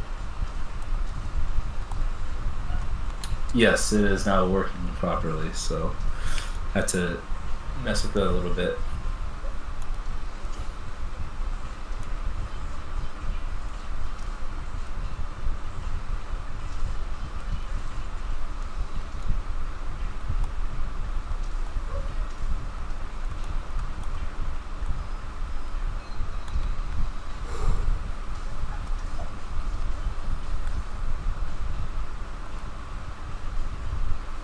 Winks dinks. By the way, Zelensky is arming his citizens with arms. He's literally setting up his people to be killed by Russia soldiers. He's fucking filth. Exactly. Exactly. Anyone can see that. You would arm your people. You don't arm your people. You evacuate your people. You know, so bad for all the shit people talk about Assad out in Syria. Assad does not arm his people. Assad pushes his people into safe areas and then he lets his armed forces fight. This piece of shit is arming his people.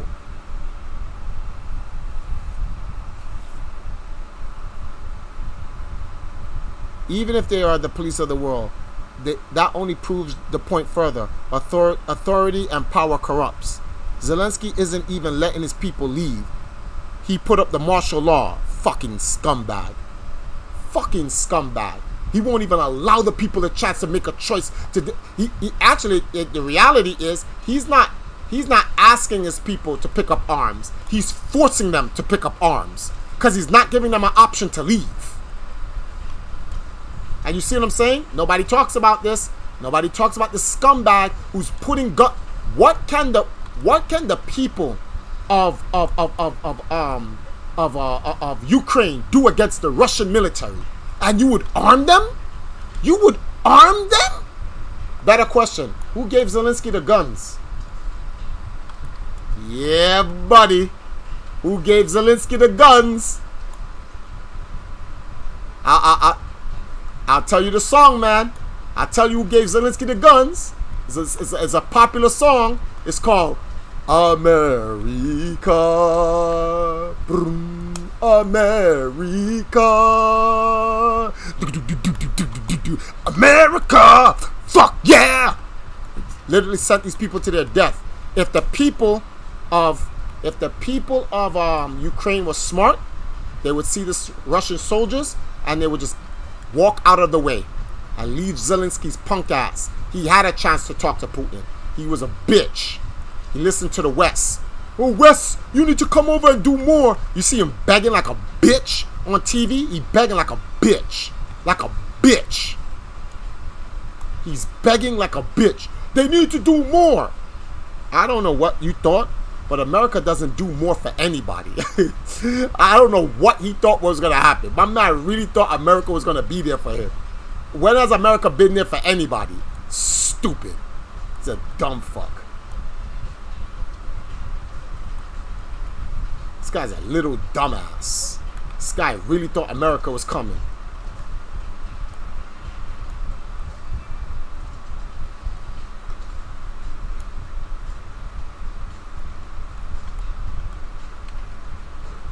Don't worry, Russia will do their best. People will die, but not as Putin will minimize the casualties. They're all pieces of shit, but I'll give Putin his props. I believe Putin will do the humanitarian thing, and spare the lives of the Ukrainian people. I readily believe that he would be like, nah, I won't kill him. Even though they doing some dumbass shit, I ain't gonna kill him.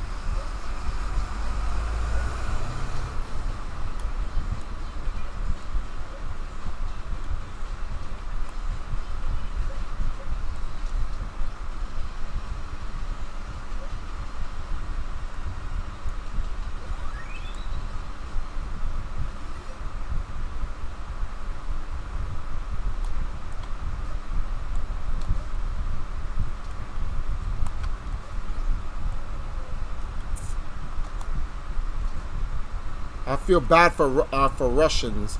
People are hashtagging fuck Russia when it's literally just Putin and their government. Exactly.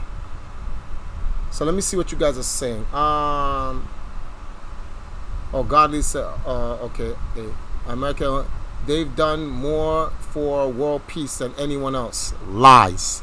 Like you see what goes on in Africa? Fuck you talking about. Don't be lying about them. America does its part for world peace. But don't say they've done more for world peace than anybody else. Bullshit. Even if they are police. Okay, we already read that. Zelensky's aiming for his own people. Blah, blah, blah, blah, blah. America may have so much, but humans are humans. Corruption and greed. Okay. Is a month from now a good time to visit Jamaica? Yeah, you can visit Jamaica now if you want. I feel bad for Russian people. Yeah, I read that. Ukraine's too weak to fight Russia. I agree. I'd like to visit Jamaica, but Triforce said I need a reference to be up there and don't have one. So RIP. I was really curious. I'm a reference, Portable. West Side. Keyshawn, what's up? America is a modern day Babylon, pretty much. I support America until I die. I love this country. There's nothing wrong with that. How you pronounce your name? Triforce. Oh, that guy or that Russian guy? I don't know. There's nothing wrong. Bro, there's nothing wrong. I just came back from Jamaica. You don't need a reference. Actually. No, he's saying he doesn't know. He doesn't know anyone. So I'm like, but he knows me. So I don't know why he's saying that. Pay me to be your tour guide. Well, I just wanted to say that they took away the travel authorization form that you need to fill out. Yep. Where you probably would need someone's address, like who you visiting, blah blah blah. They took that away, so you're good.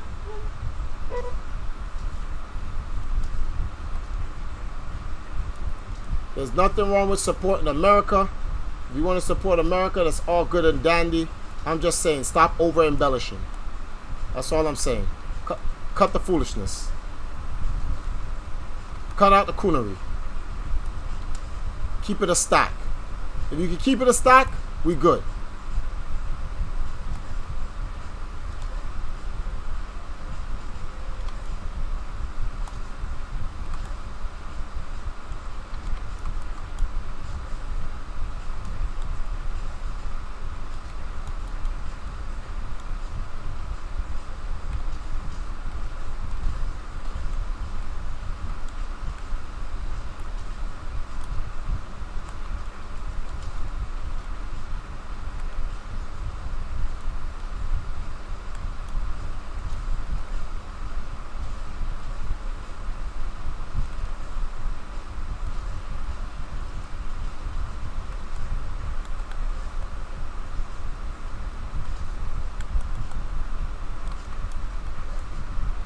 What else is the chat saying?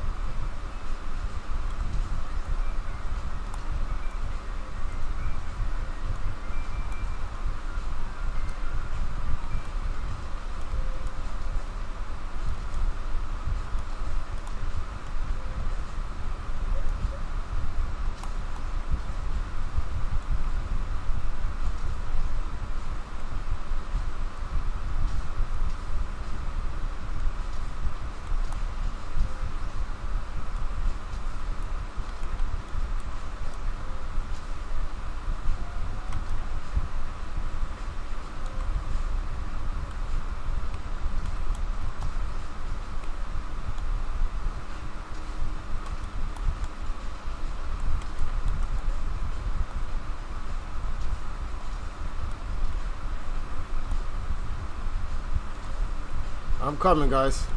Hold on for a second.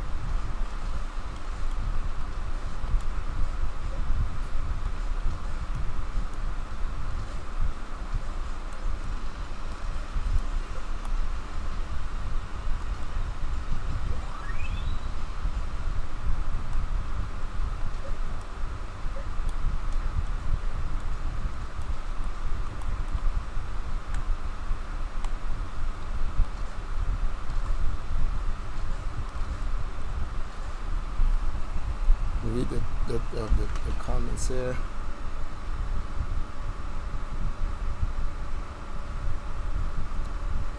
This will all be justified to go after China in Taiwan. Yeah, they're going to try to do their thing there. Another sad thing, Ukraine citizens' recordings of Russia prisoners shows them being remorseful.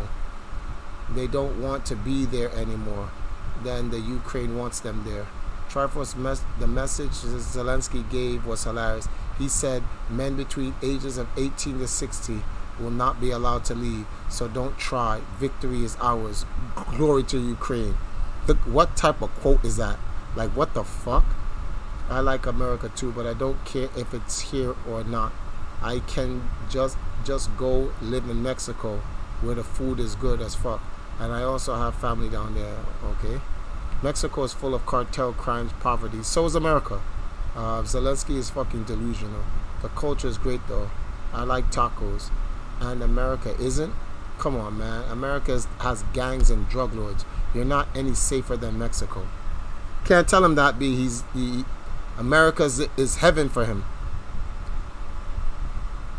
The tacos do slap. America has less gangs than Mexico. Bullshit. And way more rich people. Because they print money. They're not even really rich. If you can print money, of course you can make yourself rich. Triforce, there's going to be a waifu hours today? No, tomorrow. Well, now it'll be streaming, yes. But tomorrow's real waifu hours on Evil Jagan's channel. So you guys definitely going to want to subscribe to Evil Jagan on YouTube. Jagan, if you can put your link into the chat. Let me see something. Have you ever been to Mexico? Nah, Goldie has never left. Goldie doesn't know any other place. He's one of those people. He knows America because he lives in it, but the only reference he has of any other part of the world is what he sees on TV. I've been to Mexico once. Goldie, how old are you? Might have to get that game you're playing. Yeah. Oh, I want to give you guys a heads up. Yesterday we got a big donation from someone from the Valkyrie fans. We got $100. We are down to $100 left. And we have today and Sunday. I don't stream on Saturdays, but we have between today and Sunday to make the last 100, and we make the goal to pay off the entire African History Project. So this doesn't require nobody to be doing any major heavy lifting, but if everybody chips in a little in this particular scenario, nobody has to chip in a lot. So you have $5 to spare. Please help me out. I want to clear this debt, man. I gotta clear this debt. Anyway, so let's get to this conversation. Enough of the Russia Zelensky talk and all this other shit. Let me see something. Yeah, there you go, guys. You see Evil Jagan? That's his YouTube page. Make sure you subscribe there. Tomorrow, the Valkyries will be there on his channel, and you'll be talking about social issues and topics, and that's really what I want to talk about. The purpose of the stream. You see, it says Valkyries of Arcadia, ethos. Nope, and here's why. I want to go over that. The whole war thing is depressing, honestly, and I'm gonna keep it a billion with you. Like, us having an opinion on that whatever the fuck is going on in Ukraine is literally pointless. And none of us can go pick up a gun and do shit. Like, mind your motherfucking business. That's all I gotta tell you. So that's enough politics for this. Mind your business and let the evil men of the world do what they do. I know you've said that you're done with America. I didn't say I was done with America. I just say in the current situation of America, I'm not visiting. They want to poke some shit in my nose and break my membrane to go test me. Fuck you. When I wait a couple more years when the world gets back to normal and I can travel normally without someone putting anything in me just to travel. I'm not doing nothing. I don't want no motherfuckers touching me. I don't give a fuck about their whatever the fuck it is. Oh yeah, but you can get the corona. Well, I've been 2 years here. 2 years. I'm 40. I have a moderate level of catching the coronavirus and getting killed. I've already caught it twice. that shit got AK-47 in the street. That shit got Wayne Brady. I said, brace yourself, fool. So I'm good. I got natural immunity. I don't want no one testing me or putting shit in me. Period. So when that world is coming back shortly, and when it does, then I'm gonna come back and visit. Oh, we got our first donation for the night. Oh, Ferdinand Von Gamer.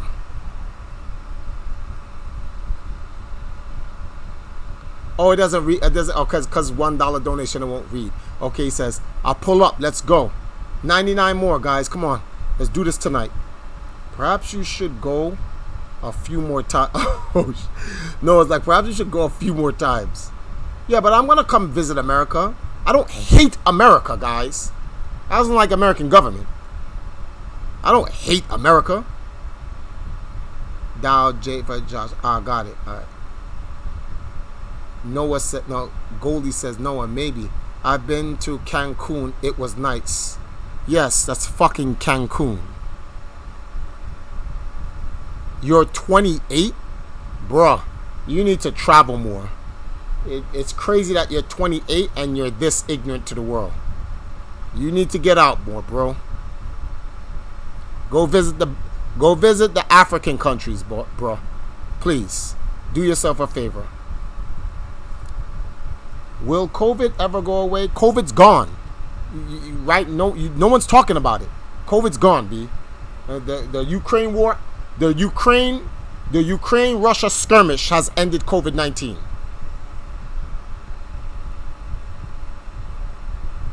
I don't like the government either, and I'm in America.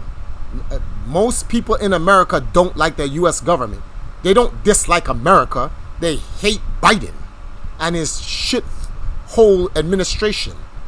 And remember when everyone was talking shit about Trump? Well, I don't vote for neither one of those assholes. But Trump did get black people jobs. Trump did do more for black people than Obama, which was fucked up because Trump literally said, I'm going to do more for black people than Obama. And it's like, that's crazy. That was a racist statement. But the sad part is, he did it. That's the sad part. He helped us more than Obama did out of spite. Just to show you that black leadership is shit. Solar Radio donated $5. Let's get to it. EMP VOA4L. Thank you, Noah. I appreciate it. We had $6, guys. 94 to go. That's sad. That like he helped black people out of spite and racism. Still better than Biden. Biden is dog shit. Talk about if you don't vote for me, you ain't black. Nigga, fuck you. Nigga, you get to chill with a black president. We didn't give you the N card, nigga. Fuck out of here. My man said, if you don't vote for me, you not black. He's wild.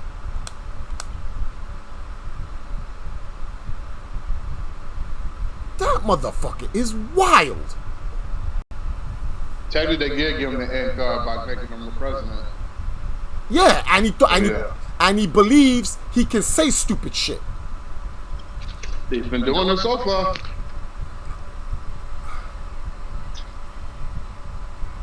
Oh shit, KDZ came in on Twitch. On previous streams you asked why people think most of the Valkyries are ethos, and I believe it's because you don't show them in their normal day-to-day environment. They don't say that about Sash because she's shown doing interviews or professional settings. You said one of the girls teach. Why not post a cam at her school? Because COVID-19 stopped all the schooling. We actually did a feature for her on, when you go to her channel, you actually see the feature of her actually teaching. Number 2, the statement that you say where I don't show them doing the other things outside of Now, that's actually not true. If you go to Now's channel, they do more gaming and more other content creation than anything else. The problem is when they do stuff like what you see on, that's a retreat, so that's like a reality show.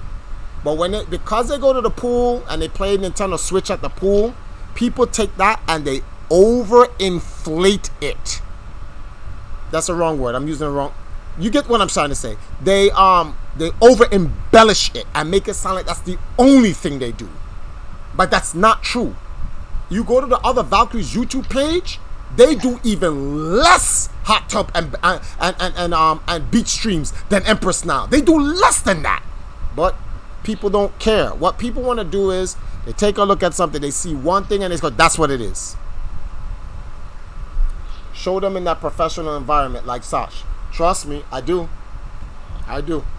When we was at the Just Dance Off, they were in a professional environment. When we did African history, which is coming out, professional environment. When they're on the combo, when they're on the experiment, professional environments. They're in professional environments most of the time. A large chunk, 75% of the time, they're playing video games in a either normal or professional environment. 25% of the times, and that's me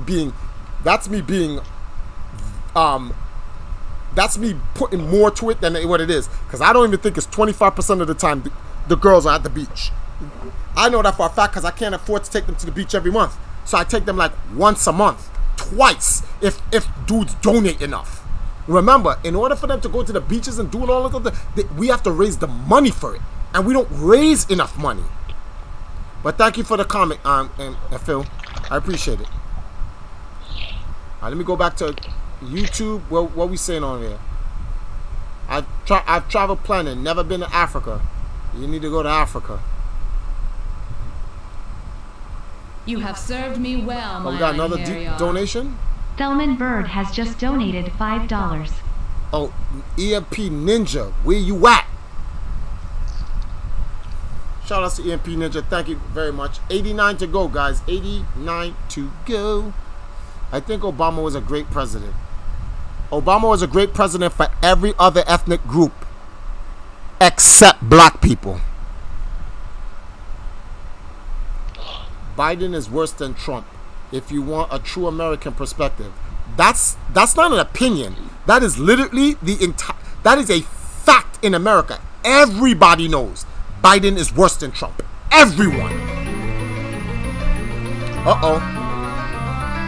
Ferdinand von Gamer just donated another $5. I gotta stress his name, B. That name is ridiculous. MGamer99 donated $5. If you don't donate to Triforce, you ain't black LMAO. Oh shit.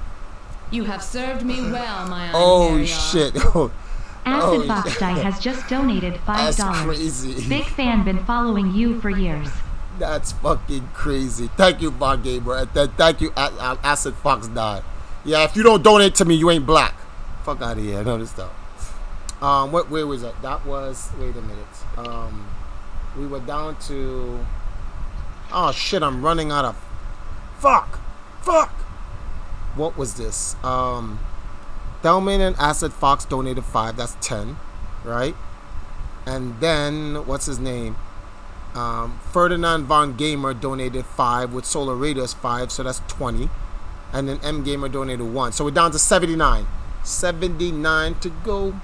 All right, Biden mentor was a Klan member. Facts. A lot of people don't even know that. Someone made a 3-hour compilation of all of Biden's gaffes and botches during speeches and interview. He made so many that people... He made so many that people...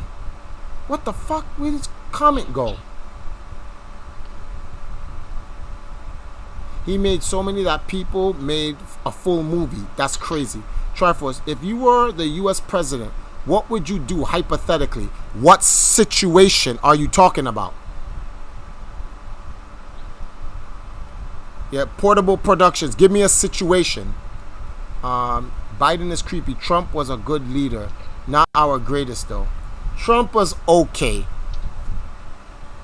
Triforce, a live video game TV showcase the Valkyries in a professional environment at all times. At KDZ. Yeah. What did Trump do to help black people? He gave us jobs. He didn't hand out money to us. He gave us jobs. Say I'm lying. Go back to Trump's 4 years. Black people are not complaining about no jobs. We had work. Trump was like a drug dealer. Trump was like a drug dealer. He put that work out in the street. He's like, I got that work. Who want it? All of his stupid racist shit, like putting up walls, all that fucking dumb shit he was doing, I give him a pass. He gave us work. He gave us work and he kept us out of a war. He didn't give a stimulus check though. Huh? No. He didn't give us a stimulus check. The stimulus check, honestly, I can't give Trump too much props for that, because that was just the situation that we were in because of the current, because Biden everyone would have gotten a stimulus. Any president that was in charge would have given a stimulus check. See, I can't. I'm like, I don't want to give Trump too much props. What Biden doing? Shit. Well, he did. Biden done one yet? Yeah, Biden did give a stimulus check. What are you talking about? I don't remember that. He gave a stimulus check in December of 2020, and Biden gave either 2 or 3 stimulus checks. No, I'm not gonna do Biden like that. He did do something. He didn't get no damn 3. No, he gave 2 at least. I ain't get no 2 because I only got 1. Well, either way, he gave out one. He gave out 1 stimulus check, but that's not giving out a stimulus check is not a feather in your cap. So fuck both of them. They don't get no feathers in their cap for that. So if you take away that, Biden ain't done shit. Let me say, if you have not been to Africa, a continent with 50 countries, how have you traveled? Plenty. Good question, Noah. Goldie said Obama was great. Okay, now you're a troll. Facts. I'm African. I'm telling you, Obama was not great. Relax. He was. He came in. He did his term like the good boy he was, and he left. To say that Obama was a great president, relax yourself. Calm your tits. Hey, Jake, how your Lakers doing? I've traveled a lot. I've been on many vacations. That's crazy. Just not Africa. For whatever reasons, Noah. Obama was great. What do you mean? You're bugging. My man said, if you want to compare Obama to Biden, then yeah, Obama's great.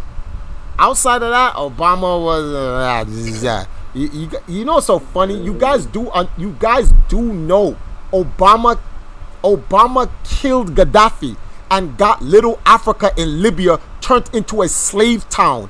1 million plus black Africans were enslaved, killed, raped, and murdered. Like, are you people listening to this shit? That's what the first black president of the free world did. You know what he did? He got our people killed. That's what he did.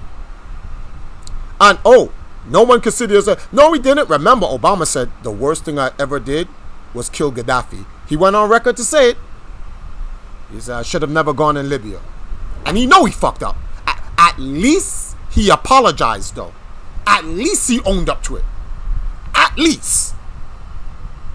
Don't make it any better, but at least he owned up to it. So I'll give him props for that. He at least owned up for it. He knew he got our people killed, and he said it, and he was like, all right. That's why we let him rock and we don't bother him. Number 2, all right, we all know he's a puppet president. He doesn't call the shots. He's a black president. Fuck out of here. He don't call no shots. He was doing what he was told before he gets the reward all good presidents get. A bullet in the fucking head.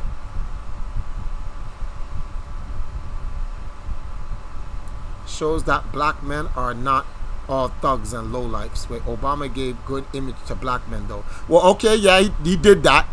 He did that. That, I guess. Biden said he was going to legalize weed and still ain't done shit. Yeah, that's true, Naren. Let me see something. I didn't have time to make a scenario, but I'll make one next. Let me go check Twitch. Well, that's more of a state thing, though. Huh? That's more of a what?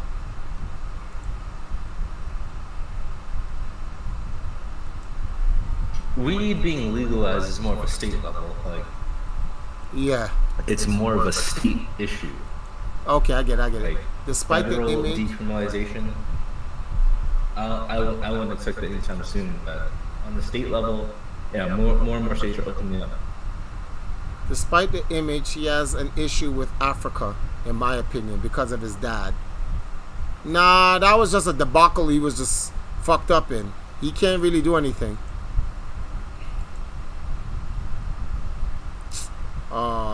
Go fuck yourself. Really? Don't tell me. Don't give me that shit. The stream has been going on what? They cut the stream twice? Don't tell me they cut this. You just have a disconnection right now. Or you went out for a bit. No. The stream is still up. Oh, good. It's still running. It's still one live stream. It's one complete live stream still. Good. Anyway, enough war talk. I know you guys want to talk about war, but like I said earlier, B, ain't shit we can do about it. So us talking about it is kind of like stupid. Can we get to talking about girls? Giving out stimulus checks is not a good thing. Yeah, we know. That's why I said don't count it. The stream is good. Okay, cool. I thought it looked like we dropped.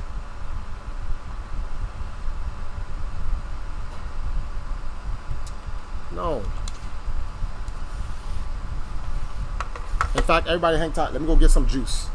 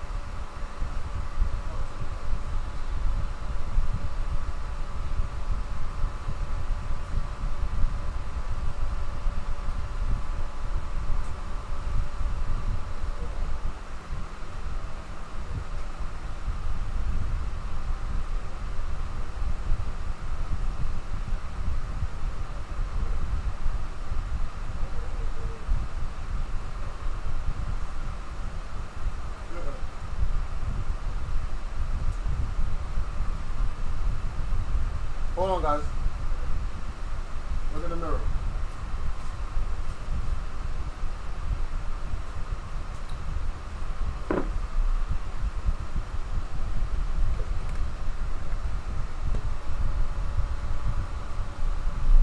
Alrighty then. Next thing. Close the door. There's no camera, yeah. Not yet. Libya has been in the shambles since 2011 after Gaddafi was taken out. However, Libyan oil production has continued to thrive, with it being the largest oil producer in Africa. Very interesting. At the cost of what? Our people getting butchered.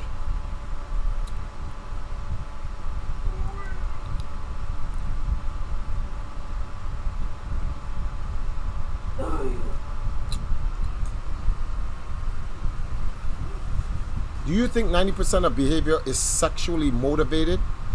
Good question. Finally, we got a question about the topic at hand. Go on to bed. What? Huh? No, because I'm going to come off soon.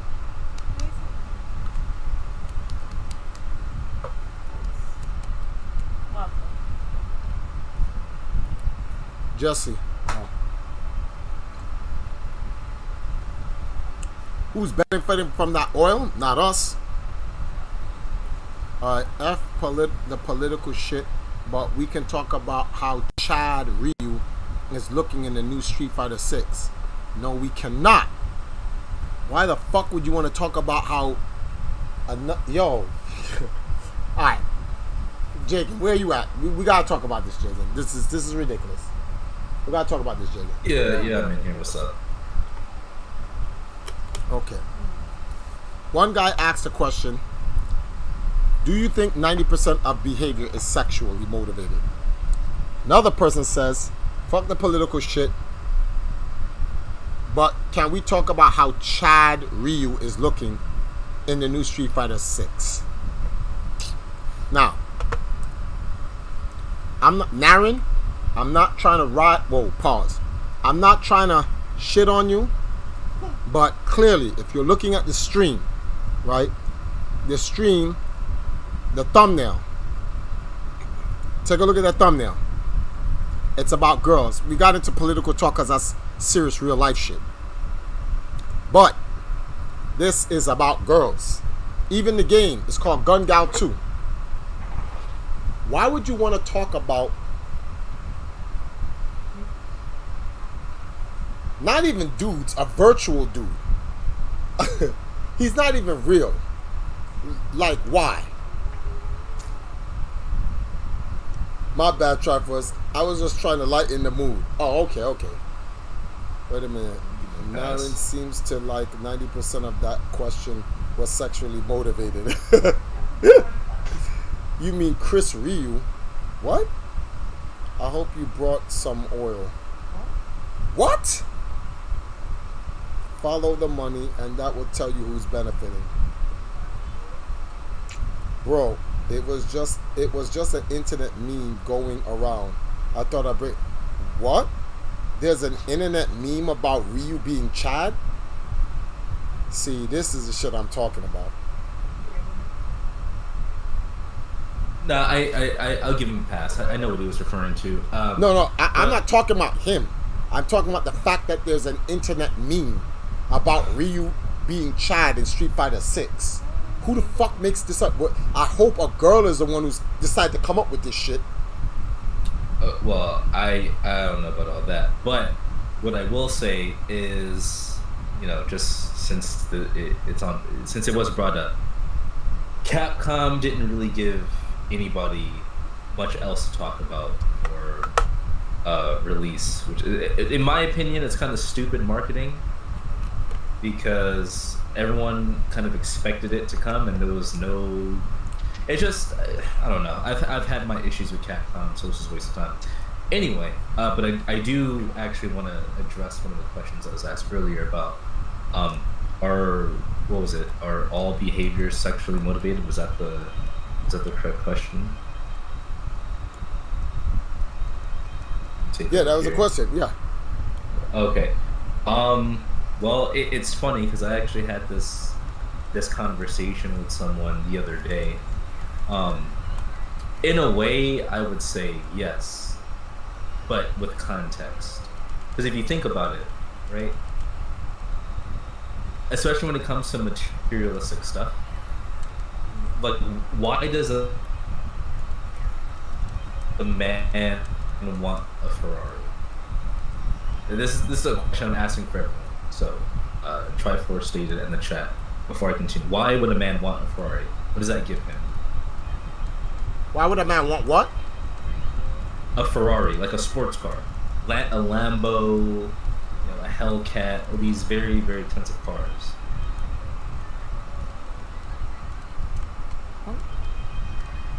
Not for me.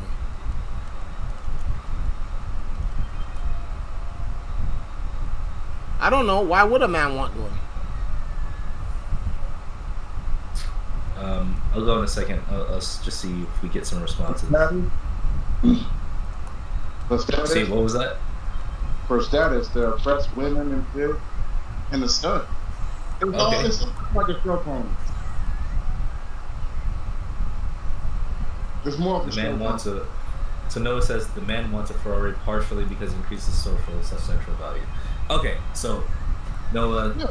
what I just finished. Yeah, no one stated are on the right path, right? So, hold on. Social status?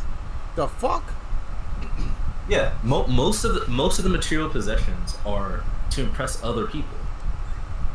That's why most people who don't care about impressing or flexing like that are not going to be wearing fancy clothes because they're not motivated by other people's kind of reaction to them. That's why a lot of rappers, you can say they're insecure because they're not wearing all their jewelry to represent, their African roots. They're doing it because listen to the songs. I got more girls than you. I got a bigger house than you. I'm sitting at the top. You never got here because I'm still here. Everything's a flex. Everything's a competition to say, hey, look at me. Anyway, the point that I was getting at, and based off of the original question, is kind of everything that we do in a way kind of leads to relationships and dating and getting cheeks and all this other stuff, because it's a very important part of our overall society. That's why the whole incel topic is so interesting, because we have these people who are trying to get this basic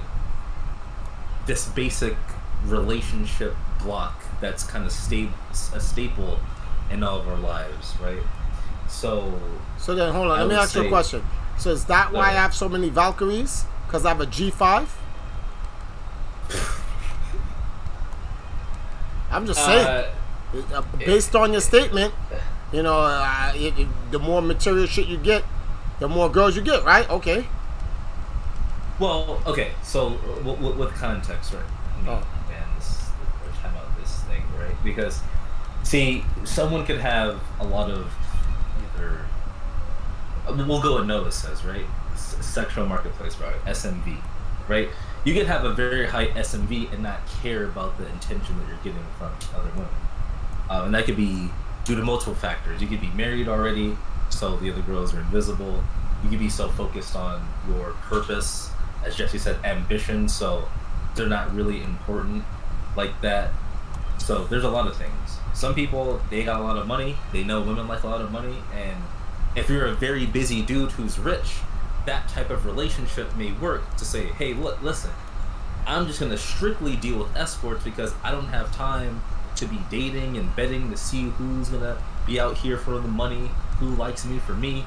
Listen, I'm just trying to smash, and you look good, I got money, you want money, it is what it is. So, to the original point, it does factor into a lot of our decisions.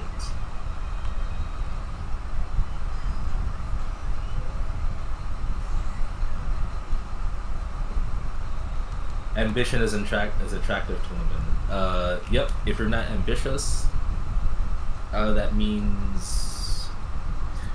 it's going to be closely linked with money, but a lack of ambition, your relationship's probably not going to last, because indirectly what you're saying is you're not willing to do whatever it takes to survive or provide for the family. So why would a woman put their eggs in a non-ambitious dude? Because if things get tough, you're not going to do what's going to take to keep you guys afloat. You're just going to be kind of chilling there. And you'll see that's a complaint from a lot of women I've talked to, that their previous partners or boyfriends, ex-husbands, they weren't ambitious enough for them. And yeah, that's more of like a nature evolutionary thing.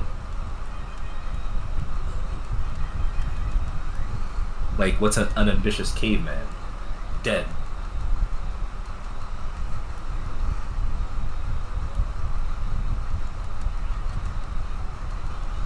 Well, you stupid.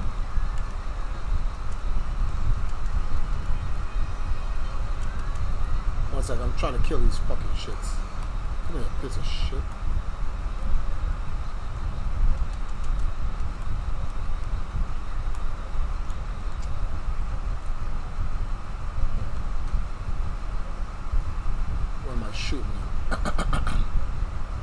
And understand that he's not smashing them, not trying to.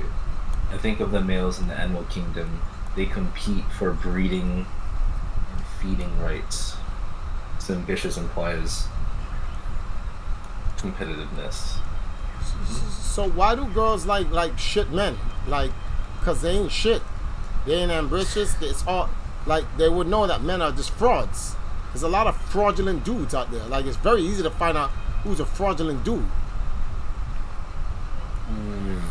That's a that's a good topic. I should probably bring this up tomorrow when I talk, because that's another thing. They will have a lot of women who like toxic dudes. Now, quote unquote toxic, quote unquote bad boys, whatever. You can interchange them.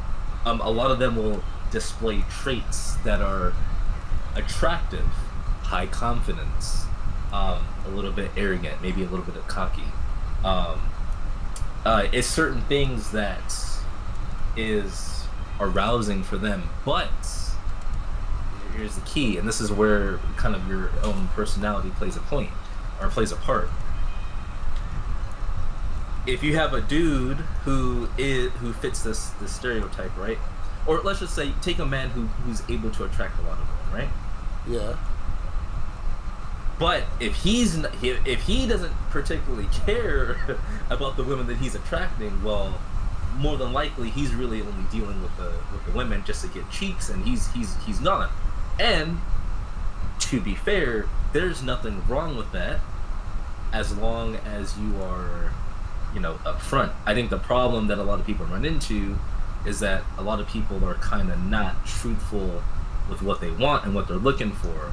So, if you expect the dude who's had 20 different women before you, he's been sliding in and out of 30 different cheeks, and you think you're gonna he's gonna be a husband,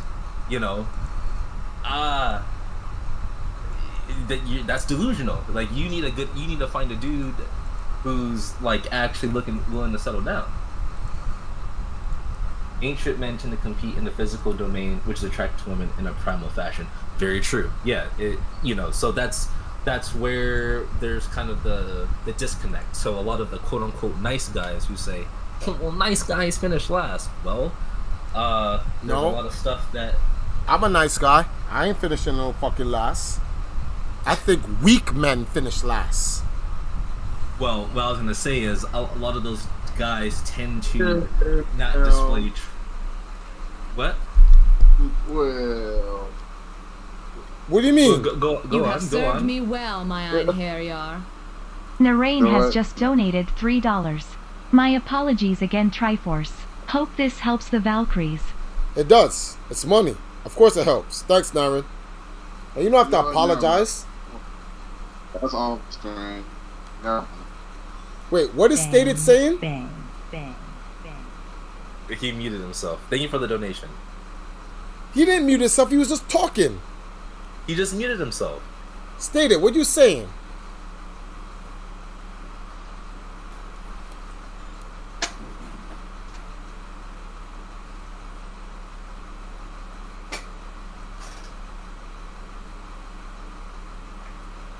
All right. Anyway, until Stated comes back, he might be busy with something.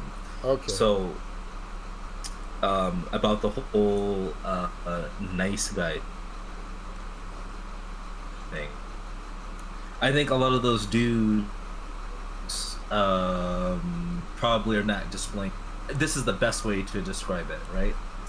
A lot of those guys that you hear complaining about that, they are just a decent human being, like they're respectable, but they're not really doing anything to kind of like fix the needle. Which, in tomorrow's episode, we're gonna talk about the whole topic of a certain group of individuals on the internet who say they want a government mandated girlfriend.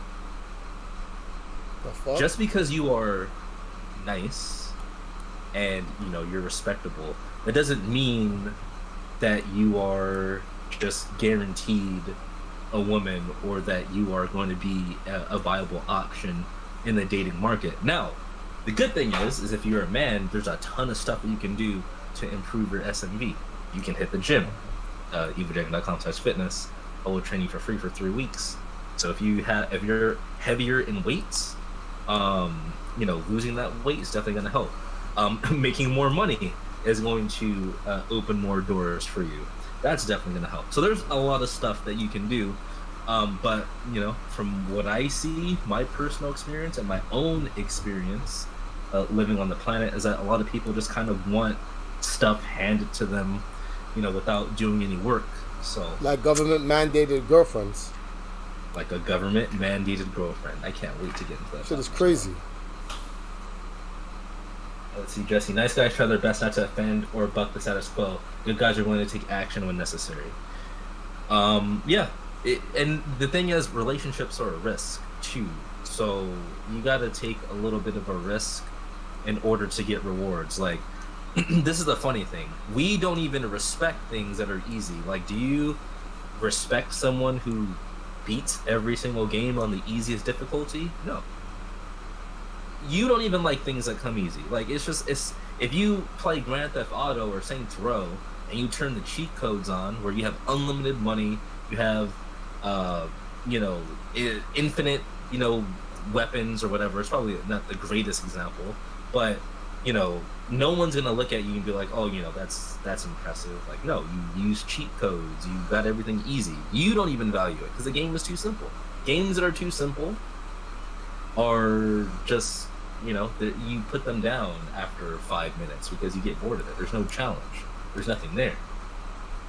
The key is to not be one-dimensional. Exactly. That is the key. Focus on your ambition, focus on what you got going on, and then it opens a lot more doors for you.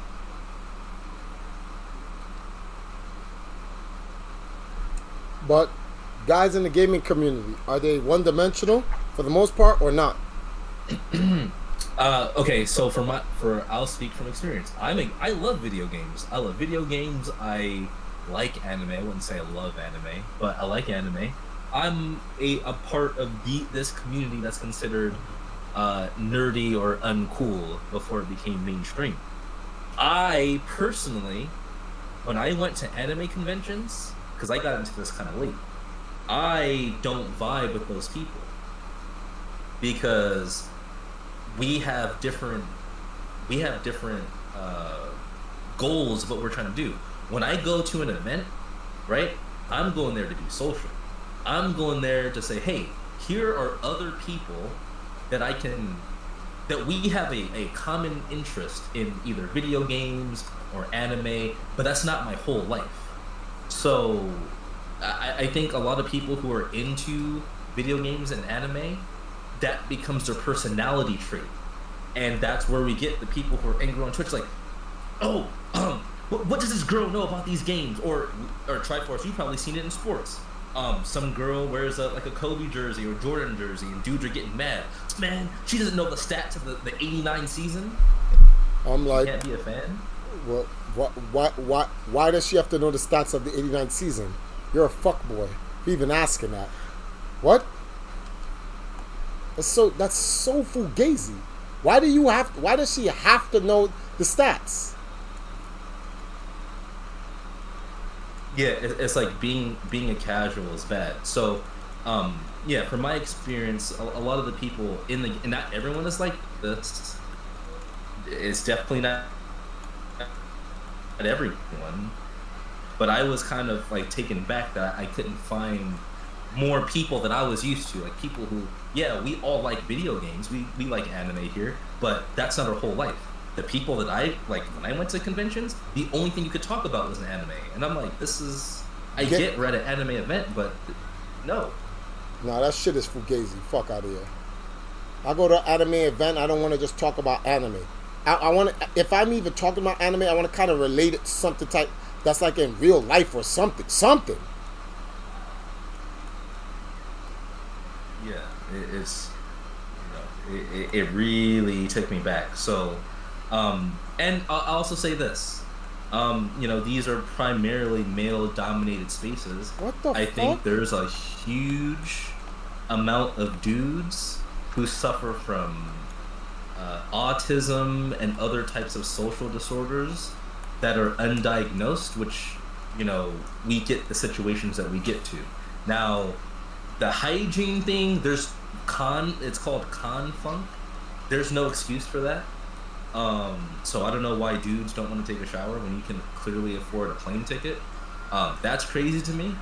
But, you know, there's just certain, you know, social things that I feel that affects dudes more than it does for women. Let's read the chat. I love video games, but I love a lot of other things too, from fitness to hiking, spirituality. I agreed. I had a gaming YouTube channel and I switched because I just had more interest, and that's kind of where I draw my experience from. The community I was building only cared about video games, and I'm like, wait a minute. I like more stuff than just video games. Like, can we talk about something else? No, they don't want to talk about nothing else because they're fuck boys. That's all. Yeah, that's unfortunate.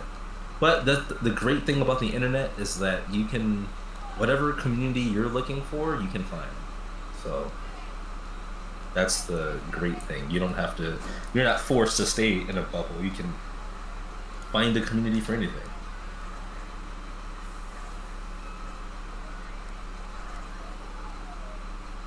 You have to remember, those spaces are dominated by dudes who have been rejected by society.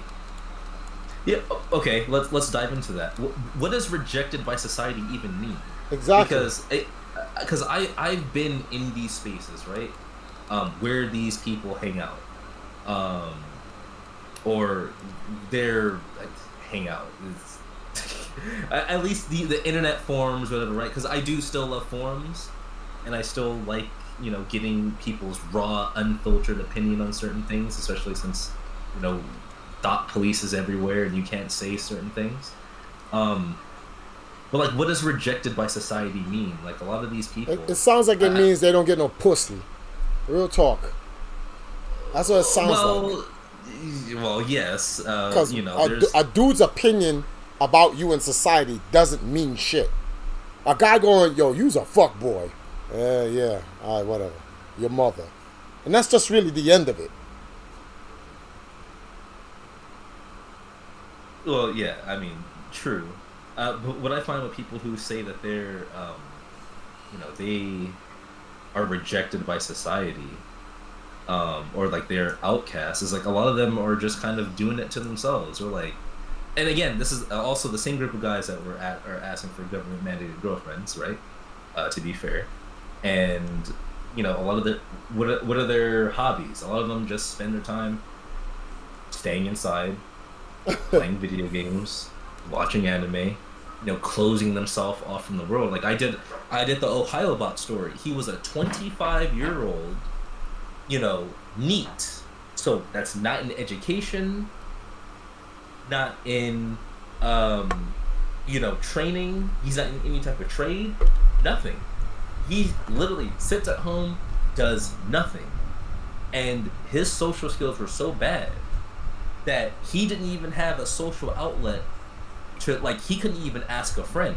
Like, he couldn't come to a YouTube channel, right, where he had his own community. He didn't have a community. So he's going on forums. And then he was so insecure that he thought his mom was paying for dates. And even if she was paying for dates. And? See, the fact that his mother, even if he thought his mother was paying for dates, that was a knock against him. That means he's not, it should have been introspective. Like, my mother's paying dates for me? What, she think I'm a loser? That's what he should have been saying. He should have been looking at it like that. Like, what does she think? I'm a loser? And then he now needs to see some introspection into himself. But he doesn't. You know why? Because he doesn't think there's anything wrong with him. That it's the world that's wrong. Well, I would say in his defense, right? Because he documented his whole experience, which I went over. He sees that there was a problem, but, you know, to the point where it's so sad. Like, it's sad. It really is. Because the girl was trying to give him a chance. The girl was interested. Like, even though we may see him, he could come into this chat and we'd say, man, this dude is corny.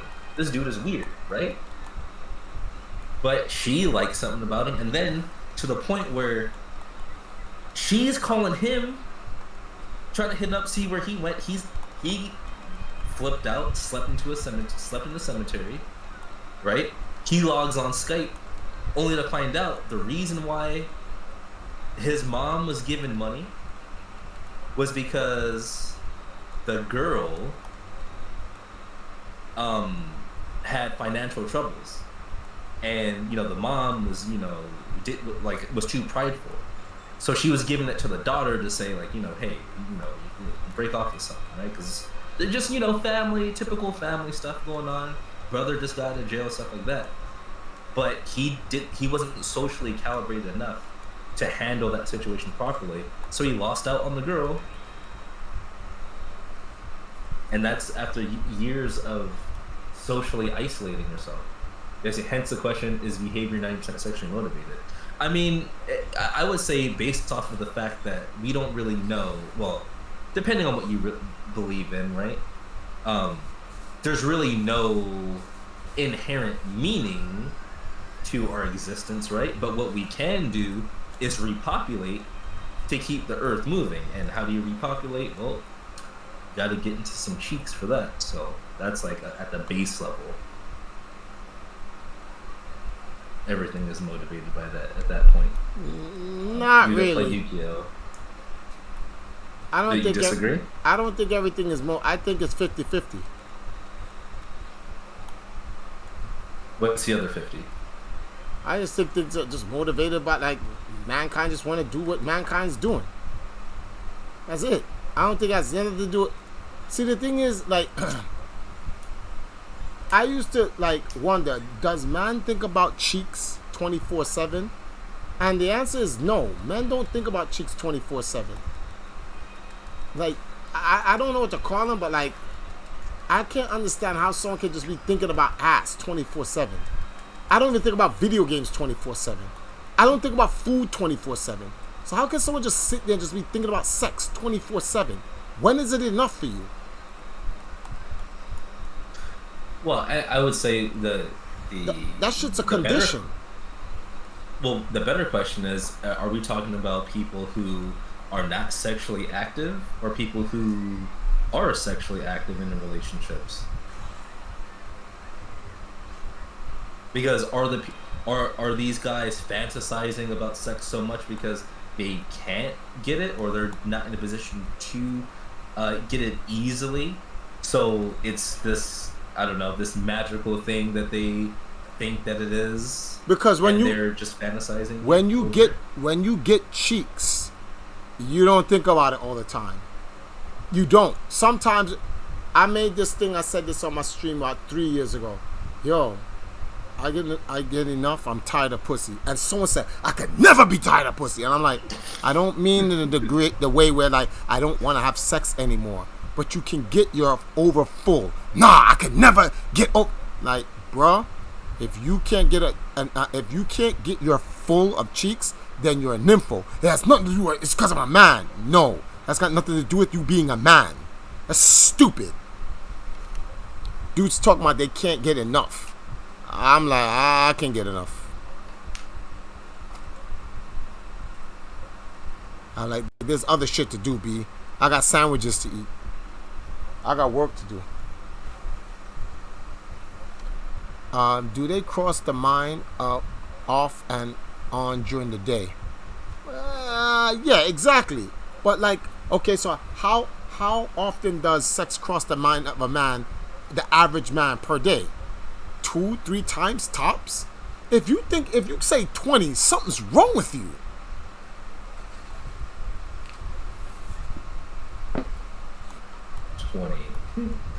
Um, 20. Interesting. If you thinking about it that much, then you ain't. What happened to the work you doing? Are you even working? Yeah, I mean, that's true. No way you can be thinking about that. No way you can be thinking about cheeks that many times. That's crazy. That's just like, what? Sometimes I don't be wanting to do it. Exactly. I need a break.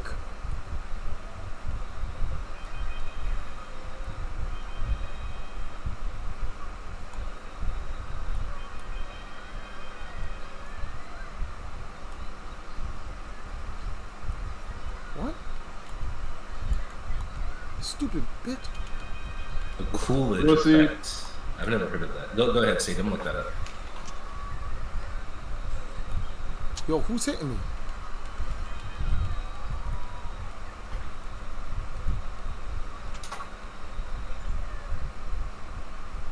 I got washed.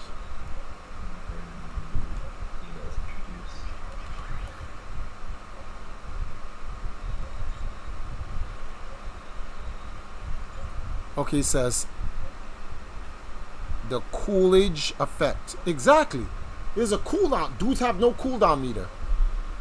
Now I try first. There is something called the Coolidge effect. If you're smashing the same chick, you will lose interest until you have the opportunity to smash another chick. Nah. I smashed my chick. After 2 rounds, there's no chick in the world you get me to smash in round 3. There's no round 3. That's it. If you're getting some good puh, you don't go round 3. You barely go round 2. When you get some good puh. See, the problem is dudes be getting mediocre puh. That's why they go to round 2, 3, 4, 5. Because they don't even get mediocre. They be getting some ass puh. Shit is spoiled. Like 6-day-old Chinese food.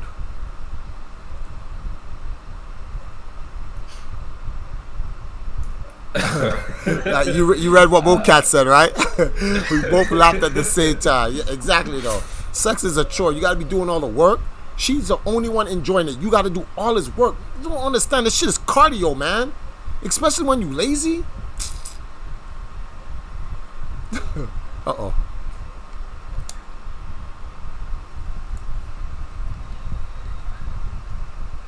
Wait, what?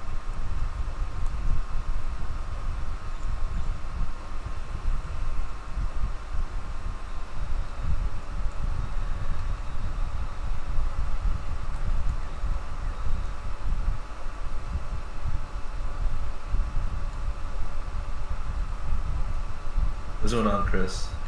If you do all the work, something's wrong. Wait, what? Jesse said if you're doing all the work, something is wrong. Nah, sometimes, B, you just gotta do all the work. Sometimes you just got to do all the work, B.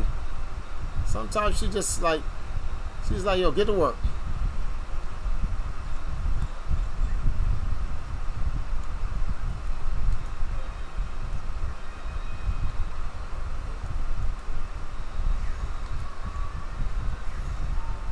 You bitches is crazy coming out of nowhere.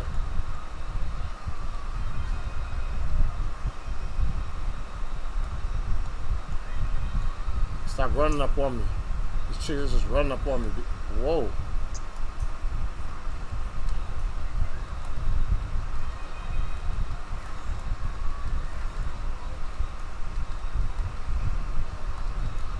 What?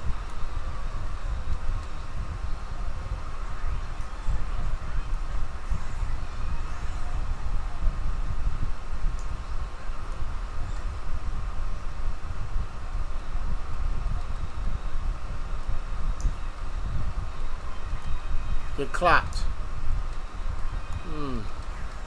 Get shot in the face. The mean streets, B. The mean streets.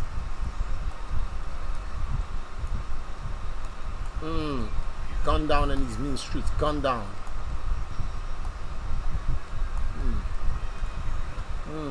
Gun down in the mean streets of wherever the fuck I am. That's so funny.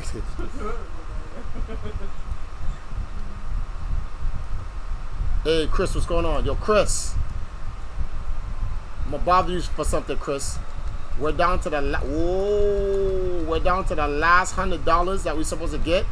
Right now, we're down to $79. You could drop me a 5, bro. Make this last 100. I get to pay a friend. Whoa, son of a bitch.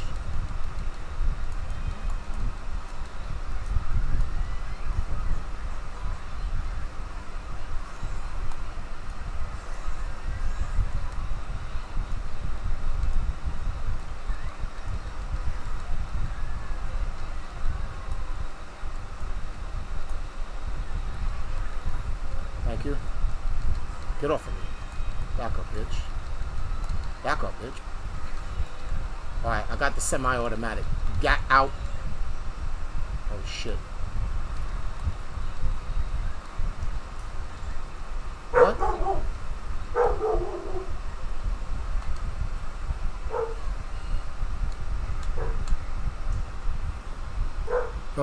So the answer to my question is yes. No. The answer to the question is no.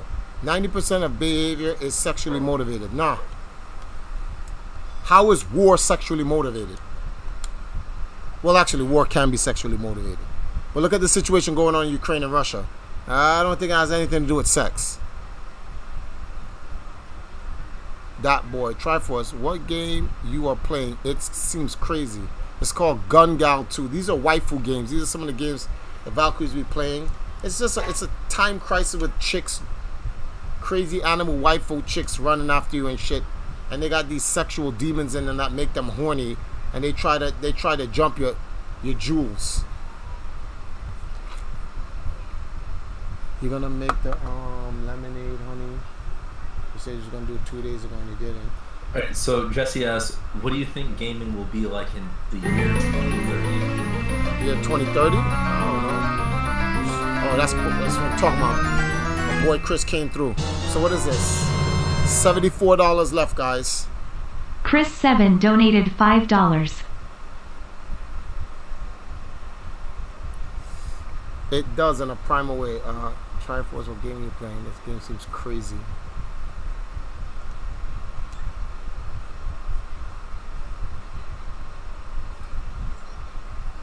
In 8 years, VR will probably be more prominent with the success of VR chat. I can see that. More microtransactions, so more incomplete games. Virtual reality sex. Everyone will be plugged into Meta, and while you guys are plugged into Meta, the 1% elite will be taking all the resources in the world. So when you come out of Meta, you starve to death and die. It's funny. There's a book that I read as a kid. I thought it was better than Harry Potter. It was called Pendragon. In the 4th book, it was a virtual reality. So basically, it's a bunch of time travelers, and they travel to critical points in these different worlds. And in this world, everyone was getting stuck in VR to the point where the VR was so advanced, whatever you think you could do in VR. So basically, you could become a god if you wanted to. If you wanted to just have sex with a bunch of women, you could just be in VR. So dudes were having so much, of fun in VR. They were like, bruh, I ain't coming out. And parents, they're losing their kids because dudes are dying. They do not want to come out of VR. And, the ending of the book was they weren't able to save that world because the VR was just too powerful. So every time I see stuff about VR and shit like what you just said, I always think of that book because they were not able to get people to come out. And I can believe it, too. If it gets out of advanced. I would just plug that shit out. If you die, you die. On some Dragunov shit. If he dies, he dies. Well,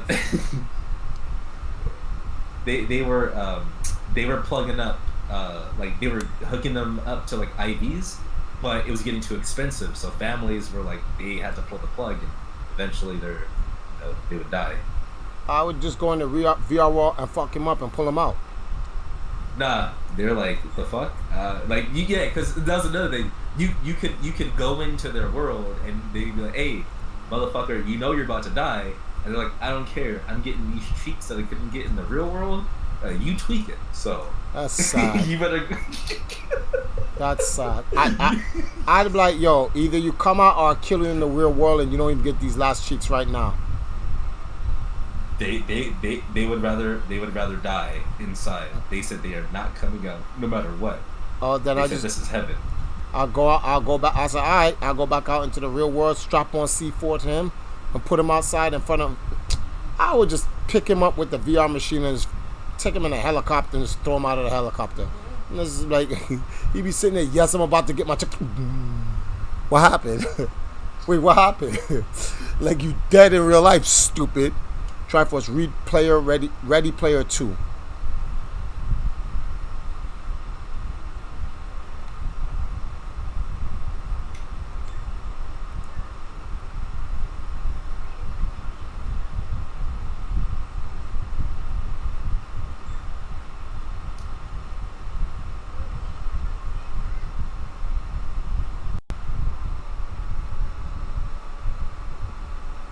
Pool 1.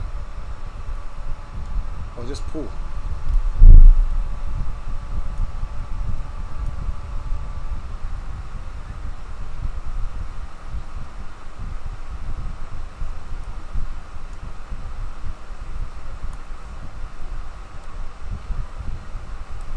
I ain't listening to you. Shut up. My shutter finger is itching. Let's make some photos. Listen to me. No.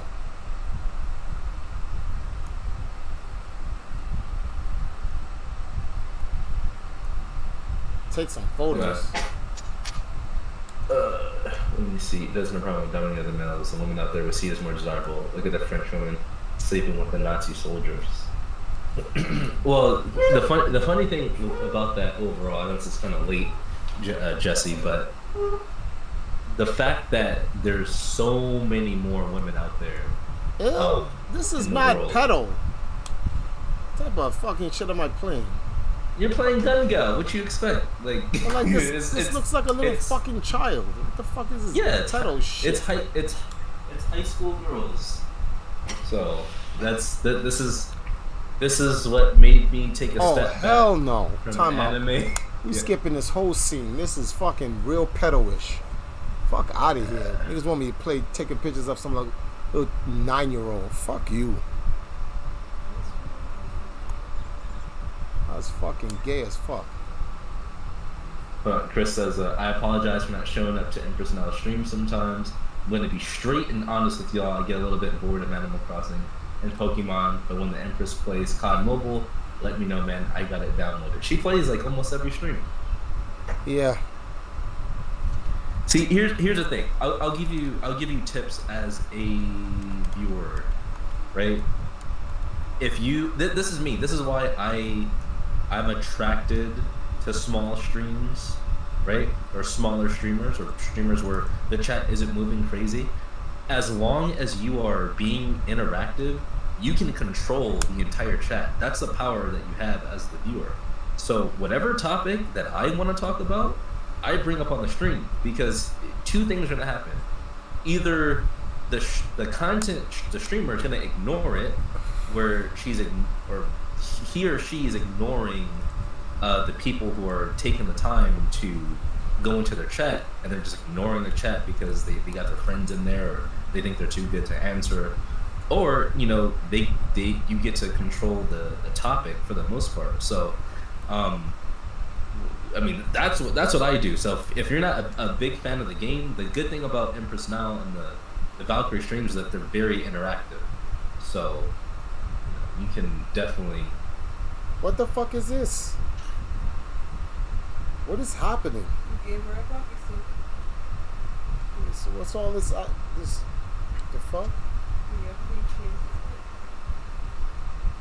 Smooch. She kissed her. Acid Fox Die says, "Is out. Nice talking. I'll be there next stream." All right. Thanks for stopping by.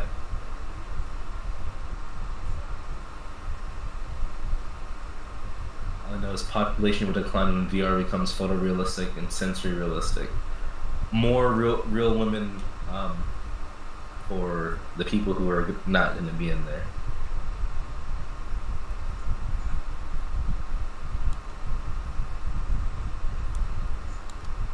This girl is mad weird.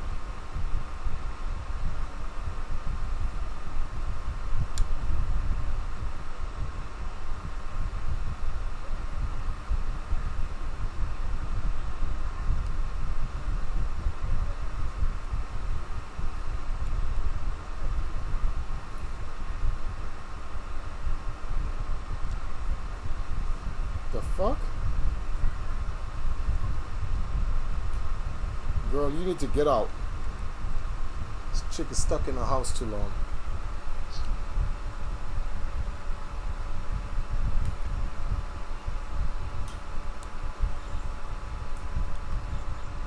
I wish more anime took place in college versus high school. I'm sick of the high school setting. I can't stand it.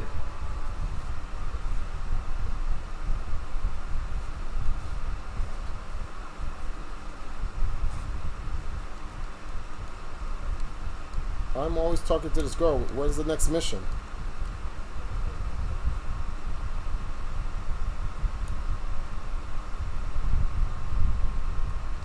Yeah, go outside, chick.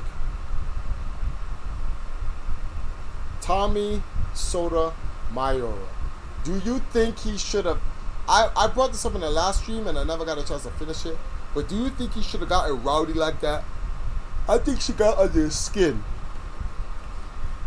Okay, so I'm someone who, when Tommy first came on on YouTube 10 years ago, I brought him up to you like a while ago, right? When he first did this or was first getting like real traction.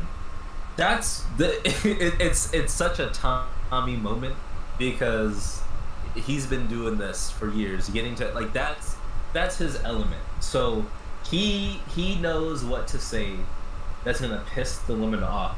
So when I saw it on Twitter, I was like, this is. I'm not surprised because he gets into these confrontations, all the time. He makes his money off of pissing off people, right, and getting into arguments. So anytime he gets into any type of confrontation,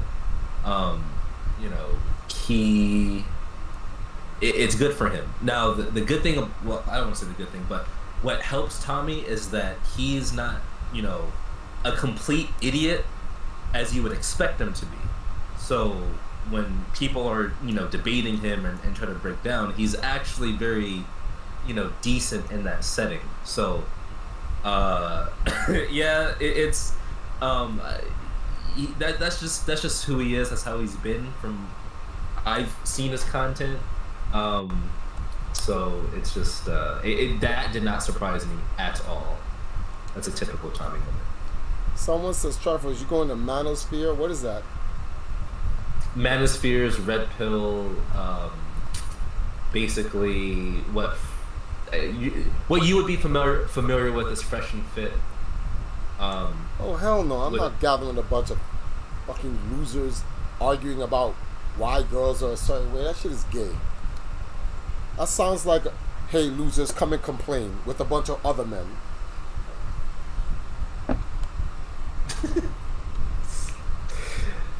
Yeah, I mean that's the red again.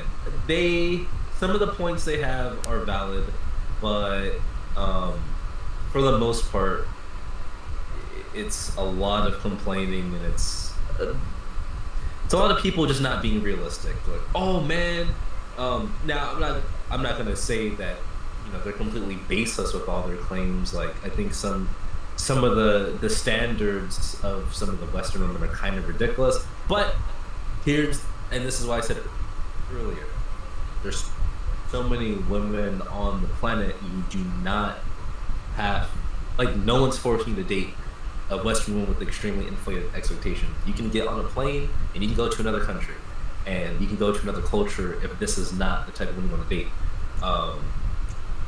Yeah, boy, I'm gonna start making clips for you in the Valkyrie Shuffle. So there's a lot of funny shit out of context and more. There's two clip channels, but we could use more definitely.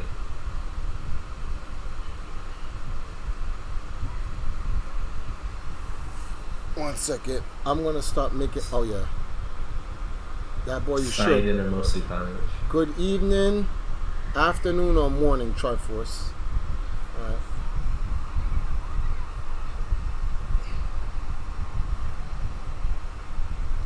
Sign in. I gotta get into. Well, when I get a chance to watch some more anime, I'm definitely gonna stick to the genres that are for older people.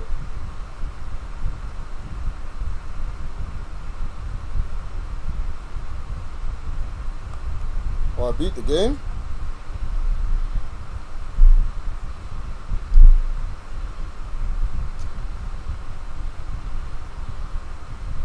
These weird ass games, man. So Japanese people play? I mean, you don't like games where you can look up high school girls' skirts? No.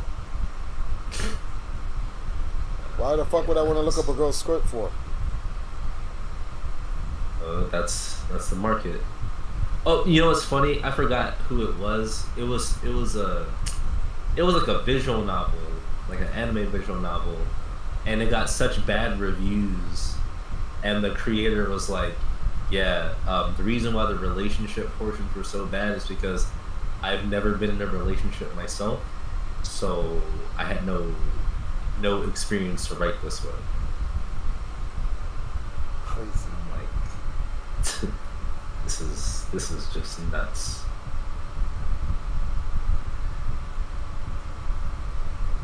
Is sexualized cosplay ethotting up the girls in the scene? Is it thought? What do you mean by thoughting up the girls in the scene? Because a lot of these characters, the girl characters in anime and video games, is clearly overly sexualized, and the girls want to play these characters out because they're popular. But then when they do it, it's like, your gabunjas is just coming out. I wonder if girls really like objectifying themselves when they do cosplay, because that's literally what they're doing. I don't have a problem with this, like whatever, but like they complain that men objectify them when it's like, but when you cosplay some of these characters, you're objectifying yourself. So it's a very slippery slope, because on one hand, so on one hand, right, you can say, all right, well, they have the option to cosplay, less sexy characters. Well, then we're not going to be realistic, because a lot of the appeal of these characters that get really popular is the sex appeal. Damn, look how thick, look at the proportions, blah, blah, blah, blah, blah, right? The typical anime fans would like. So when you go to an event and you see some of these cosplays, again, I'm not complaining, but I'm like, yeah, that's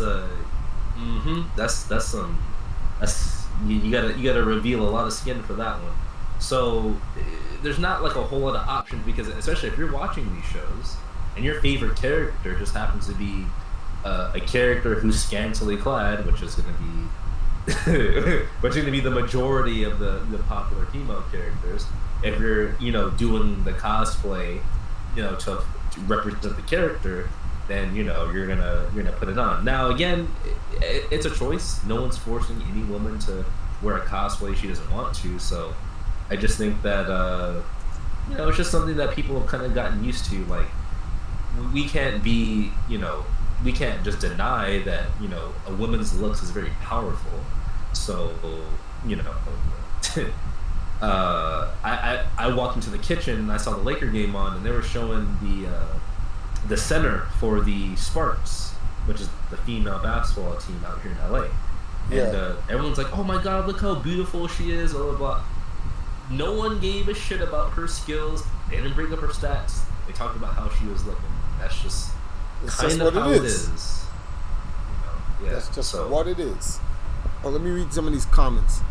Do you think Tommy is right to sue that chick for assault, though? You think she's... if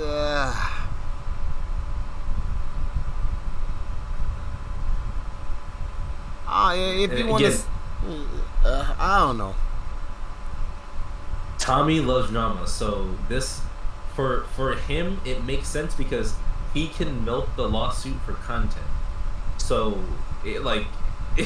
most people would probably be like, man, like whatever, like throw that to the wayside. But for him, it's beneficial for him to write that I don't know. I think he would lose out because, like, I don't know. Maybe as a man, I'm like, first of all, he's getting mad loud and rah with some whack bitch.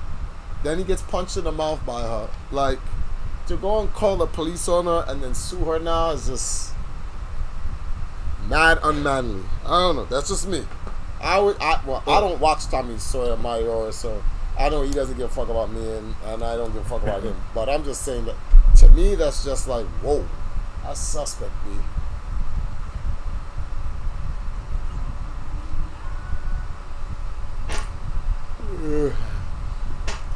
I mean, Japan is known for having vending machines with used pennies. You shouldn't be surprised with that kind of content. No, they're just capitalizing on fucking losers. Like, here's the thing. Let me catch my son buying some used panties from a vending machine. Clap him in the back of the neck. Should immediately. Like, what the fuck are you doing? Like, come on, yo. That should be domestic violence instantaneously. Put that energy into getting a real woman. Again, they outnumber dudes, so you'll be able to find one. But buying used panties, they're not even. You can't even verify that there's. You know what's sad? It's probably dudes putting on the panties and putting in the vending machine. So you over here sniffing, you're sniffing some dude's balls. They just sprayed some perfume on it, or they put some feminine products, and you put in your face all in that. Come on, man. Someone from Jackass should do that. That would officially be funny.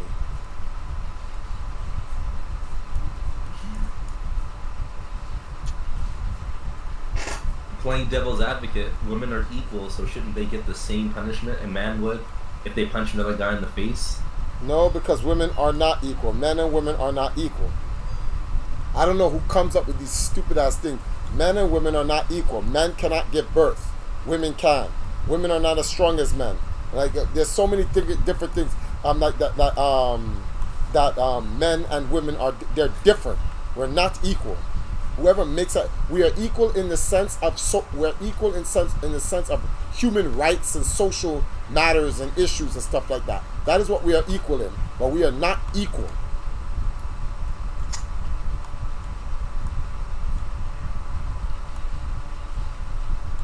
If that's the case, then a dog is equal to us.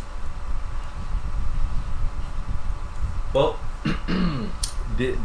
we're. I want to get political, but there was a transgender swimmer that was competing in a women's race, and the transgender dude completely obliterated the women, and people are celebrating this like it's some sort of accomplishment. That guy should be ashamed of himself. You're so scared and pussy that you don't want to compete against guys, so you change your sex so you can go fight girls. Sounds like a bitch to me. Oh, last month there was a transgender MMA fighter fighting a woman. It's crazy. I'm just like.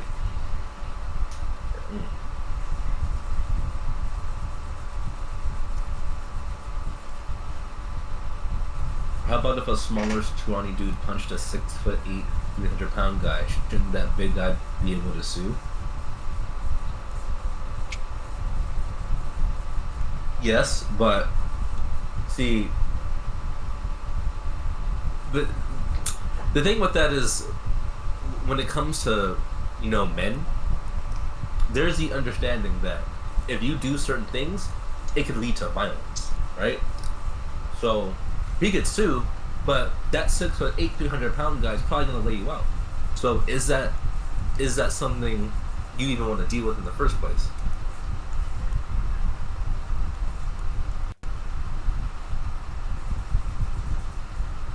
This lab is so contagious. Well, I'm glad you guys are enjoying.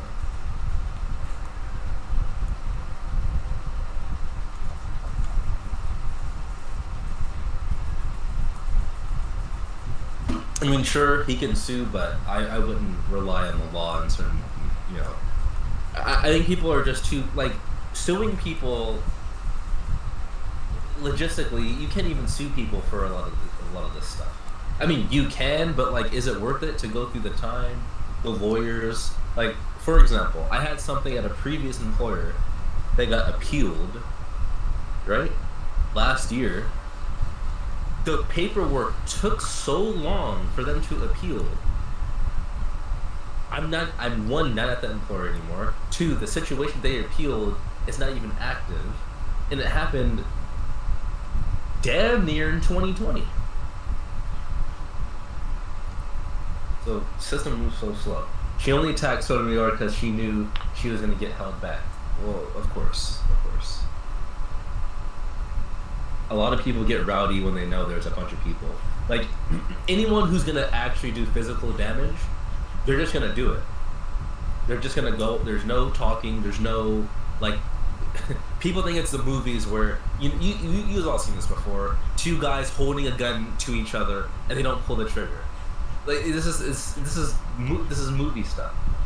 But if someone pulls out a gun, they're going to shoot you. And they tell you, do not pull out a gun and not use it, because you asking to get shot. Exactly.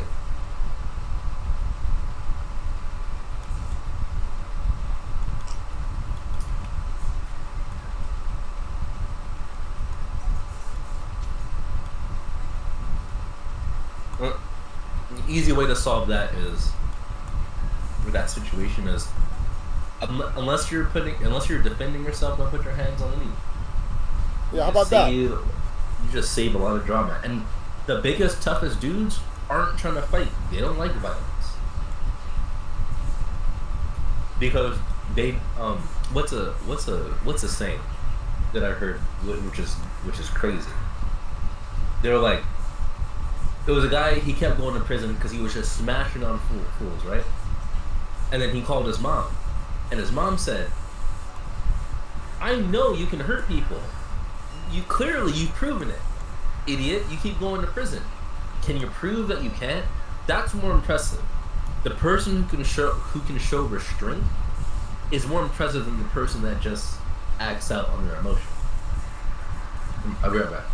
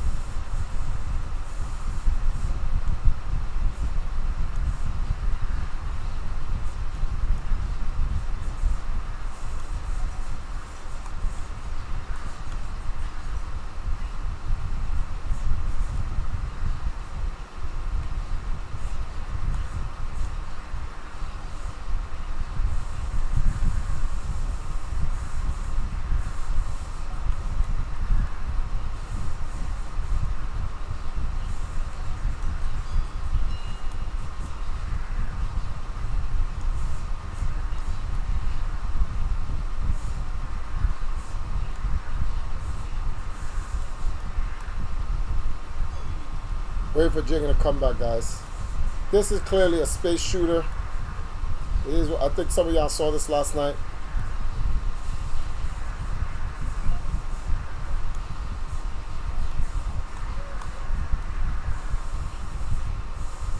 What am I doing? Why did I take that hit? For what reason?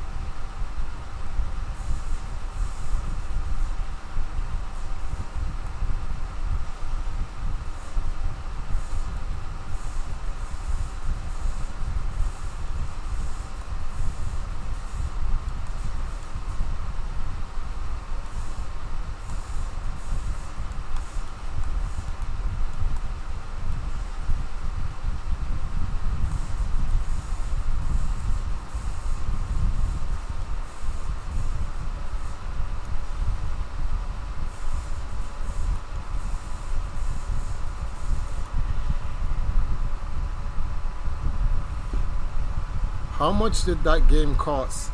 This game was like $7. A lot of these cheap, cheesy waifu games are like real cheap.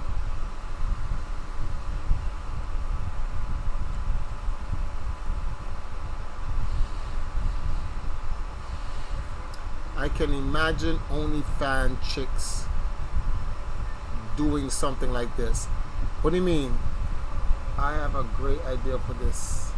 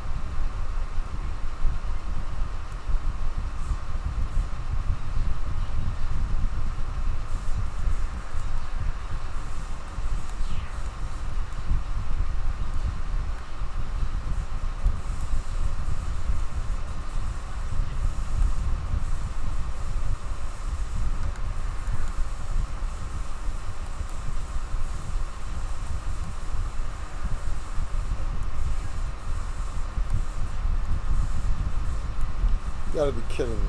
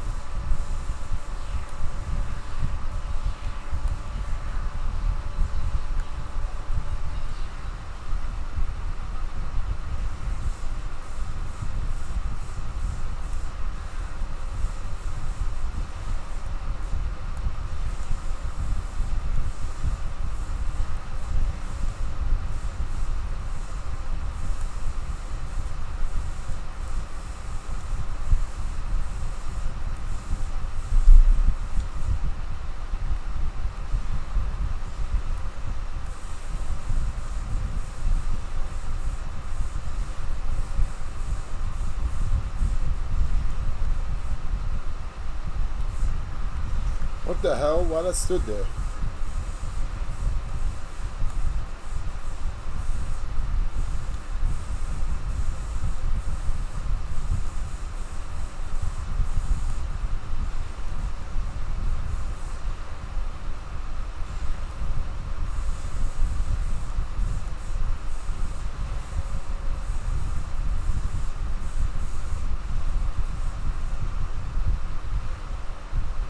It stated, you there?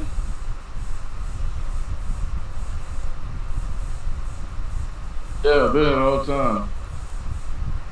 I didn't hear from you. Let me see what he says. How much is okay?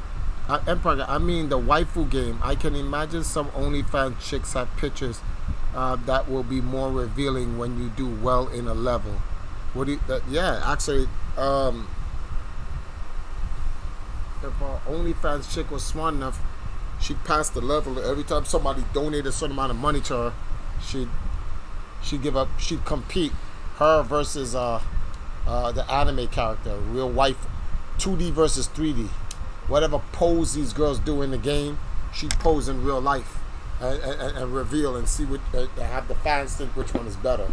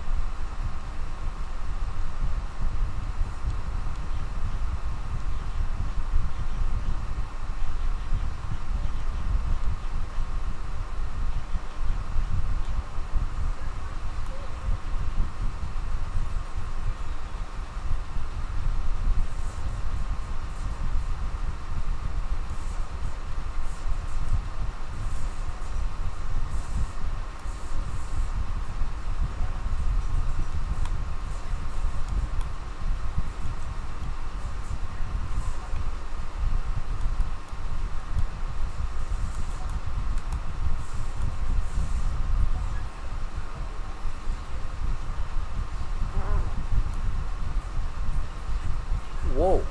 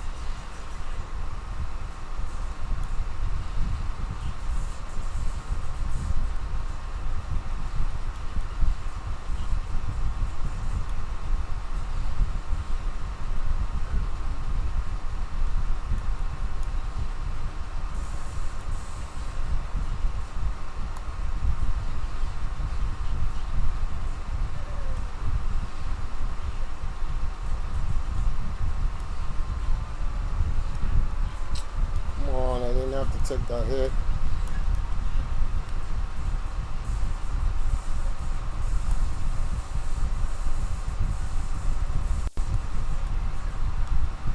What?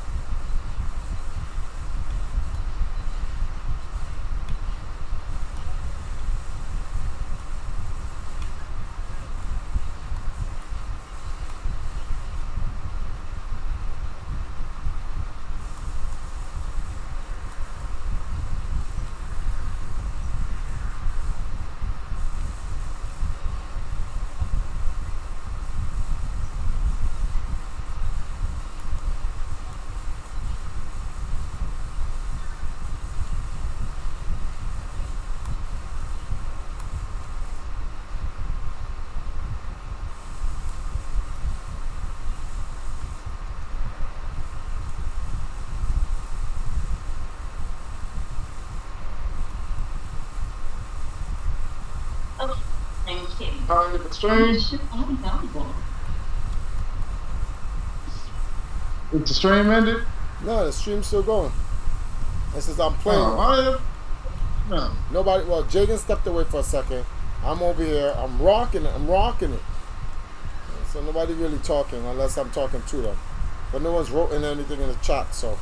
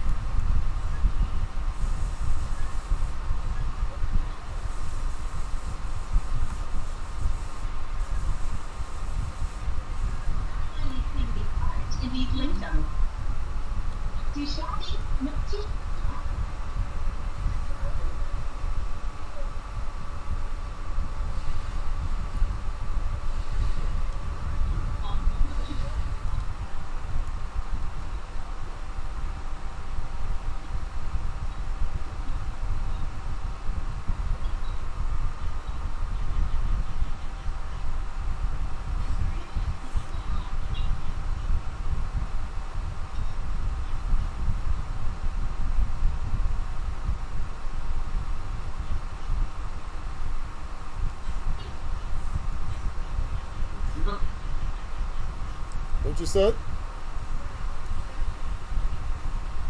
Oh, that's the game. The Lakers are playing? Yeah, they playing. Jaggy don't want to tell what's going on. How much are they losing by? Hello, Jaggy. I don't want to tell. You don't want to tell nothing.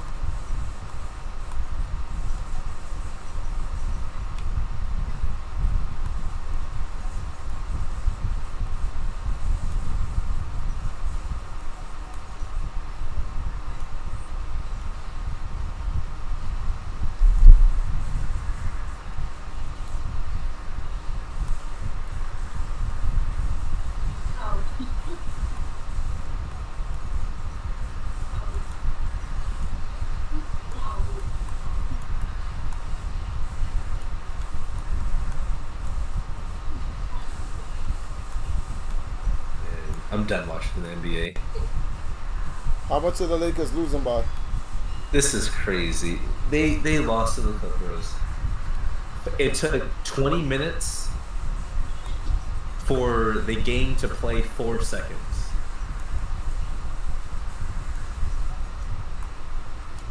Why they lost by 100?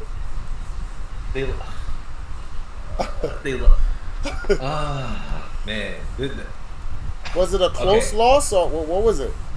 Yeah, it was close. It was close the whole time. Lakers were winning. Clippers come back. So I was like, all right, I'm gonna watch the last 5 minutes because I don't get to watch a lot of the Lakers. There's I'm just gonna fast forward to the end of the game. This is stupid. So LeBron is saving it under the Lakers goal, right? And then he taps it over to Covington. Covington then hits it out of bounds. Like a dumb fuck, okay. Now Vogel is stupid. All they had to do was inbound the ball and then call timeout. Vogel calls a timeout immediately that allows Clippers to challenge. Clipper challenges it. They challenge the last play. It takes 10 minutes for the referees to get the right call. So there's that. Clippers get the ball. They inbound it into the backcourt. Tucker is guarding Jackson on the Clippers. And then LeBron comes over to trap. They trap. The referees call a stupid foul. So then Vogel challenges. So another 5 minutes goes by. And they deem it that it wasn't a foul. So the Clippers have 1 second to get it past. Oh, God. The Clippers have 1 second to get it past half court to avoid the 8-second violation. So you would think all they would have to do is throw the ball into the front court to get it. Nope. Idiot throws it into the back court. So because he only had 1 second to get it past, it was a violation. So and LeBron, did LeBron have his hands open like what the fuck? Like he usually does? Like what are you doing? Well, the Lakers got the ball back, so then they got a chance to do it. But then they burn a timeout. Stupid. I don't know why Vogel burned another timeout. So then they had no timeouts left. They inbound the ball for LeBron to get it, and then LeBron burns all the time. They throw 3 people at LeBron, so LeBron is forced to pass to Carmelo. Carmelo gets the ball with like 5 seconds left. Deep 3. Shoots a 3, misses, and then they foul the Clippers. Clippers hit both free throws. They toss it half court. They bat it out of bounds. Lakers get it with 0.7 seconds left. Westbrook passes it to LeBron. They turn around, fade away, 3-point shot in the corner to tie it up, but it's short, and Lakers lose. Anyway, Holistic Films, how you doing? What is the game in the upper left? Looks fun to play. It's a shooter. These aliens, demonic aliens, infect the clothes of these waifus, and you have to shoot them. When you kill the aliens, demons, whatever they are, they release these crystals which purges the clothes of the I don't know what the fuck it is. It just purges the clothes, and they become naked, but you save them from being killed off by the infection of the clothes, yada yada. On a more important note, Arlistic, so let me give you the update on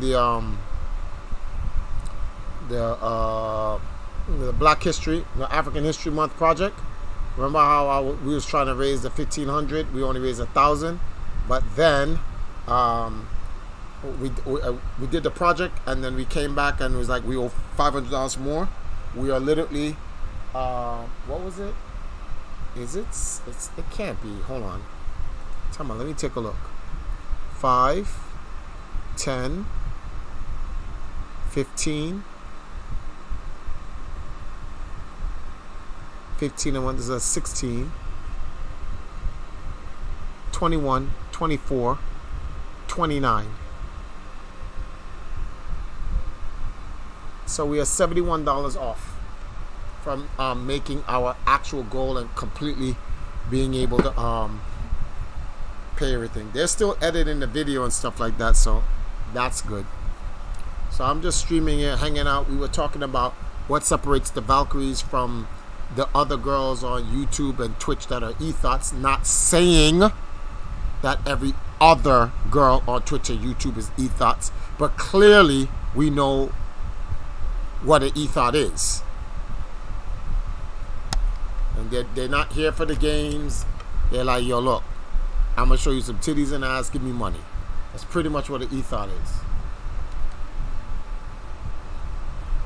And the Valkyries, that's why I'm running that promo right there in the show.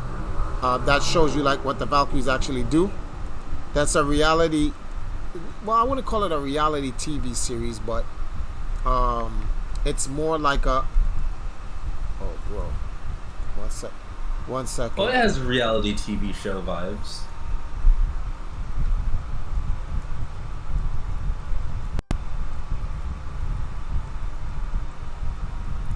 Well, it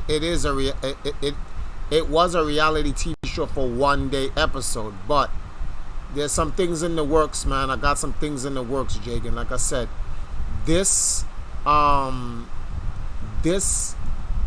month of March coming up is going to be a critical month. A critical month, B.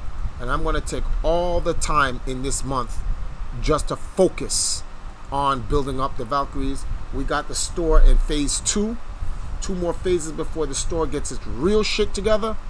And it's going to be a wrap. And all this shit, not letting the Valkyries get their real, get their real shine. We're going to end all this bullshit.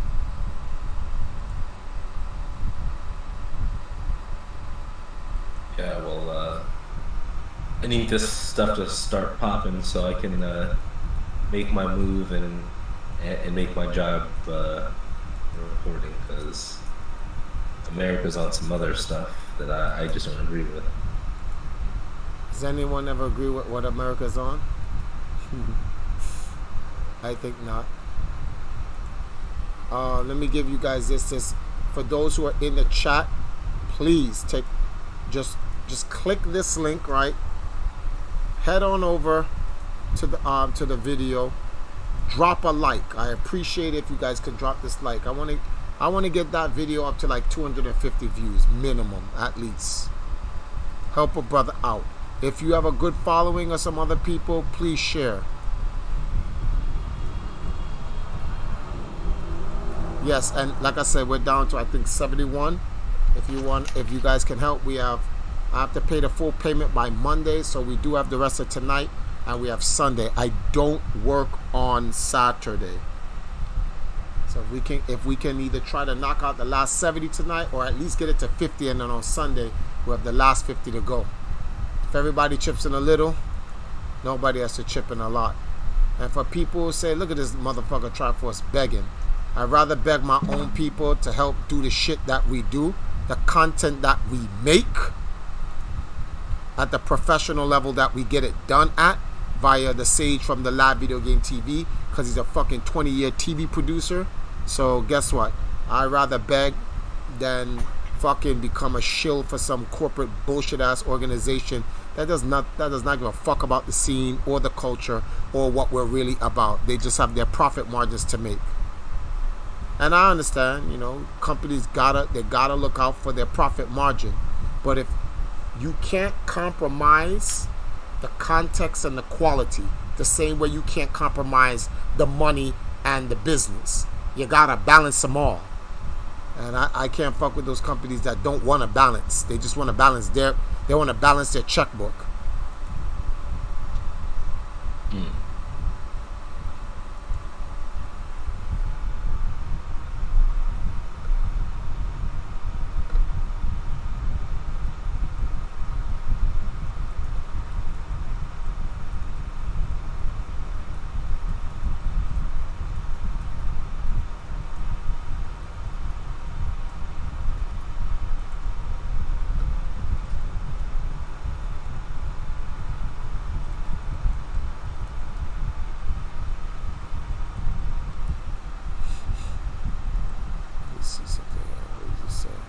Okay, thumbs up time.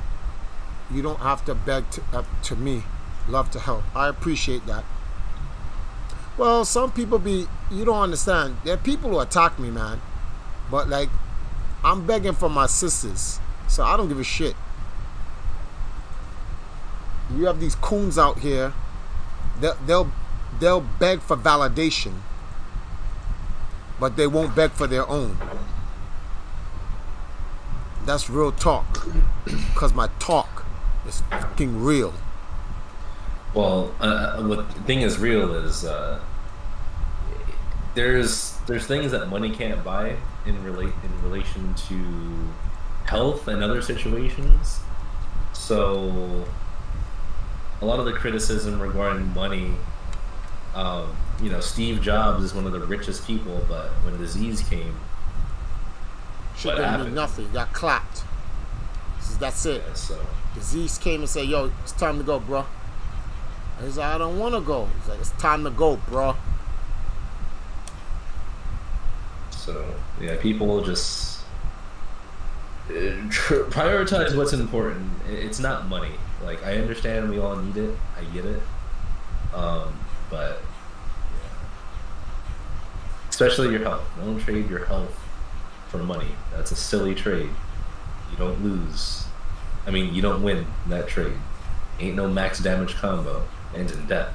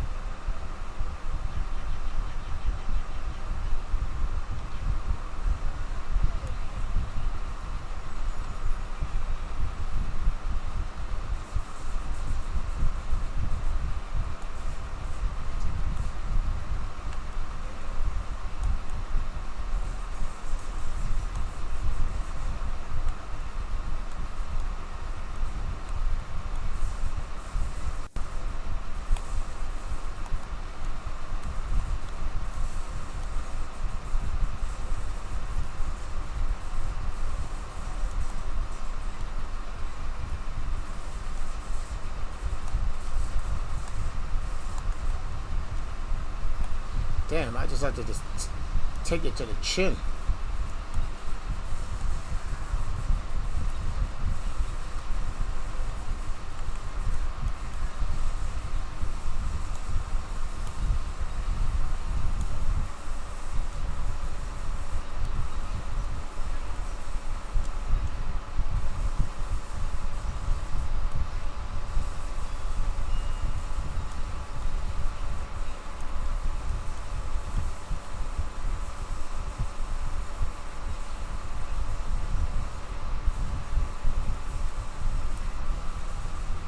Yo, that's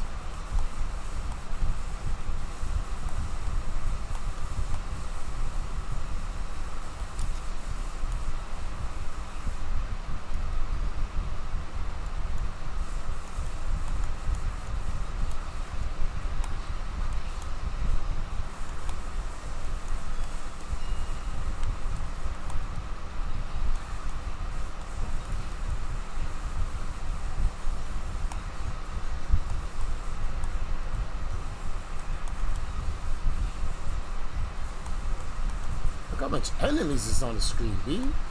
This shit is crazy. It's supposed to be a waifu game. Shit ain't supposed to be that serious.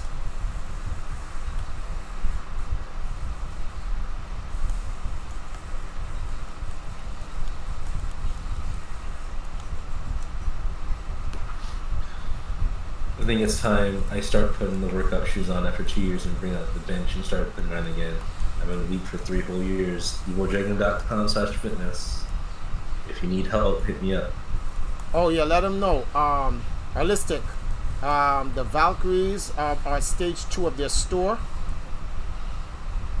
The Valkyries have a store. ValkyrieFans.com. You can check it out. Find the store out on evildragon.com website. We just optimized the store a little bit. We put in some merch, but the store is not fully complete yet. We're just in the stage 2 of the store. We're just trying to put some inventory in the store for now. Yeah, so for everyone who donates, we want to make it so that you guys who support the movement, you guys get, something tangible. So now we have t-shirts, we have, yoga mats, beach towels, we have a lot of stuff, so stuff that you can wear around. Let them know we can customize it with your favorite Valkyrie on it. Yes, that is. So if you have a particular favorite, I know a lot of people, some people like Niles, some people like Asari, some people like Kwanai, some people like Alethea. So if you want your specific Valkyrie that you're fond of, you can get custom merchandise. Just to, you get a little something for supporting.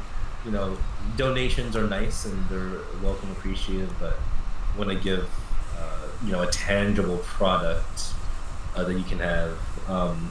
Also, stuff that's already in the store is the Discord membership. So the Valkyries have a Discord, but it does have a paywall, and the paywall is not to like ice you guys out. It's more so that it filters out weirdos.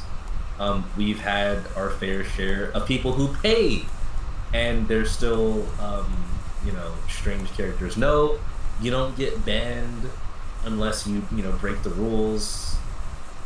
We had some very interesting characters be a part. But the Discord's fun. All the Valkyries are in there. So if you are like, Dan, I watched the stream, but I can never catch them on, you can definitely just send them a message. You can try sliding into their DMs on Instagram, but are they gonna respond? Yeah, that's a risk. I'm telling you, you can get direct access by if you're joining the Discord and interact, and we'll get some events in there to make it worthwhile for subscribing. There's the Valkyrie newsletter, so if you want different behind the scenes sneak peeks, you can go to valkyriefans.com, put in your email address, and you get a free fan service video just for signing up, sent to your email automatically. And then anytime there's any special events, we get alerted in the email, and promo codes for the store, free goodies. So we're just trying to offer a lot of different content for the people who support, and just giving you guys different ways to support and different kickbacks for being the early adopters for the Valkyrie brand. So yeah.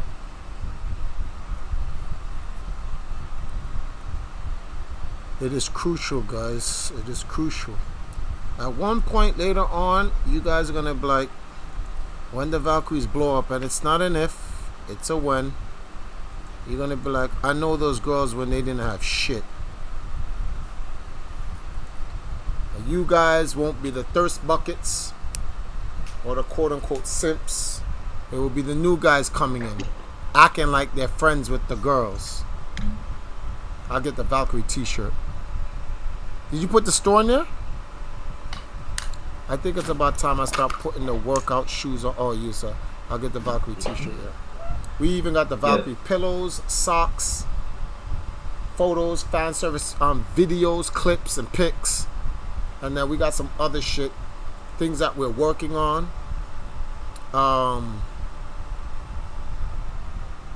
Let's say apparel. The digital animated coloring book. We're gonna animate the Valkyries and make the digital coloring books for you guys. For those who want to just have that as an app on your phone. Then we got to make the mouse pads. Critical. You got to make the mouse pads it's critical. Yeah, and we also take feedback, and there's different items you guys want. Definitely give us your suggestions. I will be glad to hear them. Let's beat 3 waifu games. I'm running out of waifu games to play. Well, get that computer up and running, and you will have an unlimited supply. This month of March, I am working on getting a monitor. That's all I'm working on. Working on getting that monitor. Oh man, the games you can play. There was a certain somebody who wanted to bring up a topic in the stream. And then I said, yo, bring it up on the stream. And he said, all right, I'll bring it up on the stream. And we've been streaming for how long now? 4 hours. And this man has barely spoken a word.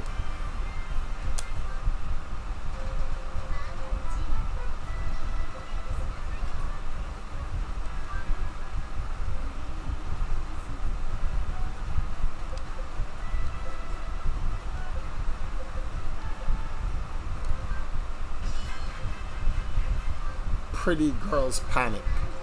This is a dumbass game. What the frick? They borrowed this game from Pricks. Oh, dead ass?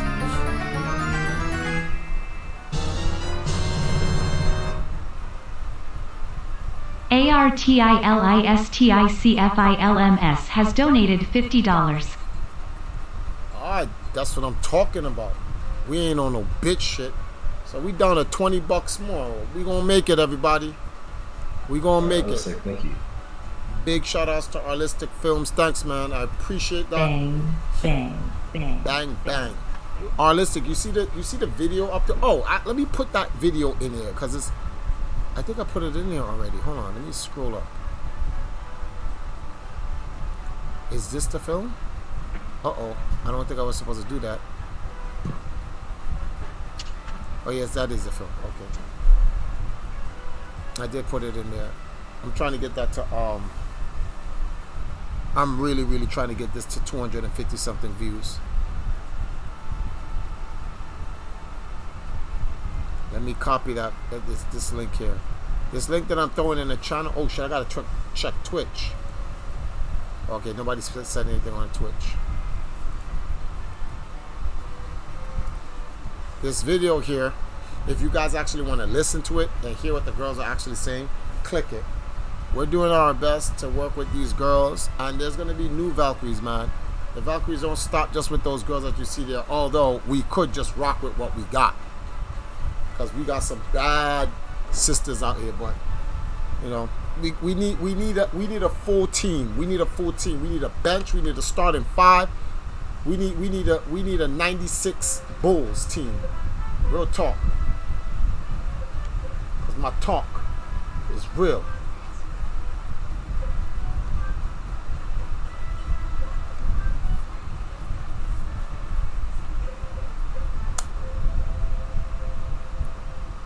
Evil Jagan.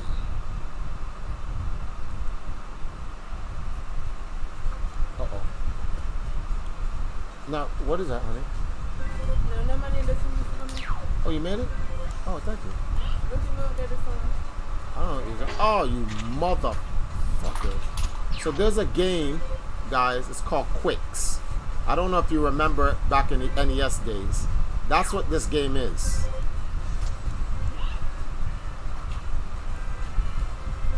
Hold on. Huh? 114?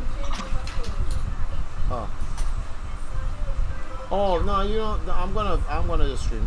You don't have to stream tonight.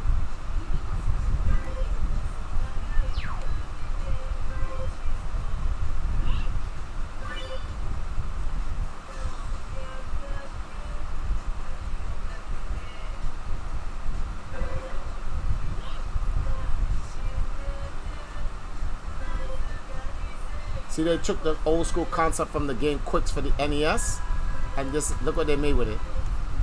It is cheap, and it's funny too because they're like, yo, get your favorite waifu, make a big picture out of her, free, invincible.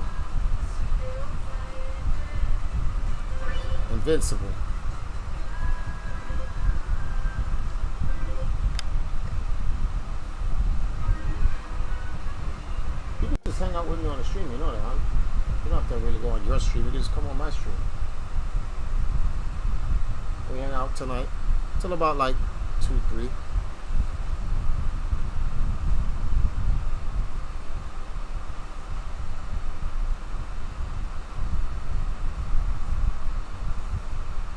Y'all gonna come hang out with us?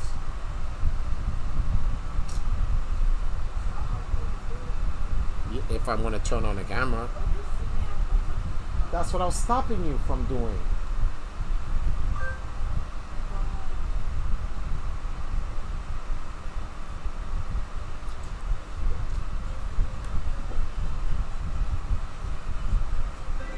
Ain't nobody awake. I should have made you come on and play Pokemon. Why, you don't want to play Pokemon?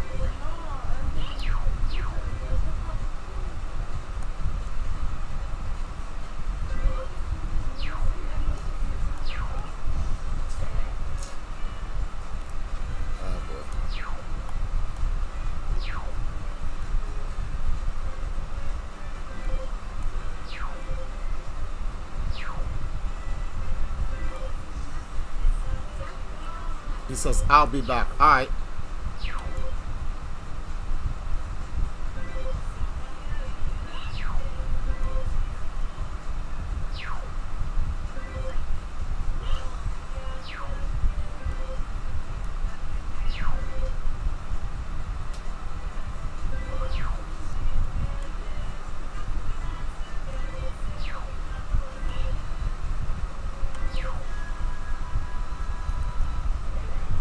Your mother.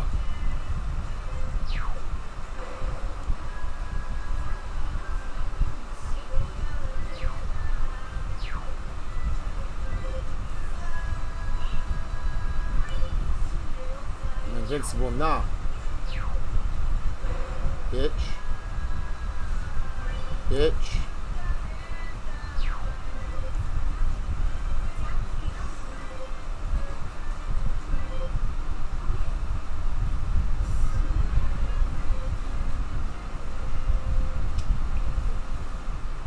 Get the phone, go and scroll online, just hang out with us.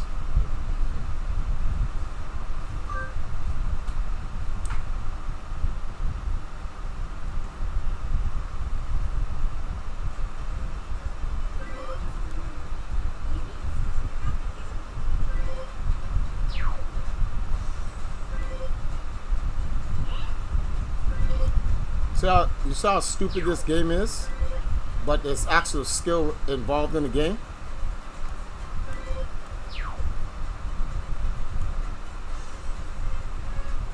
Time out, bitches.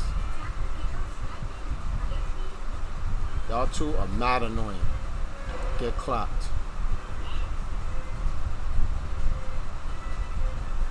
Clapped.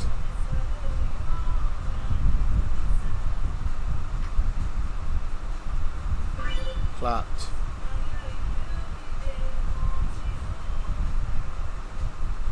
Clapped.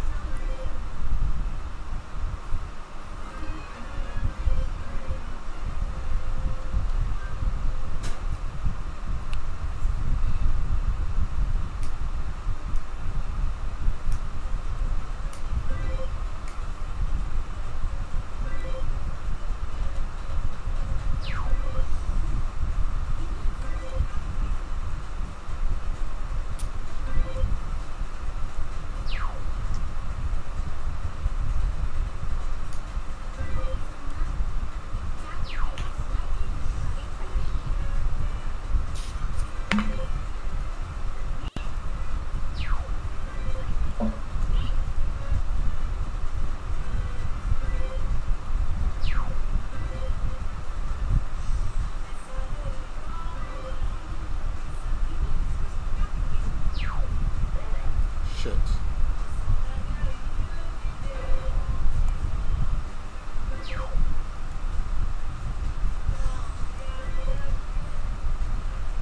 What? Your mother.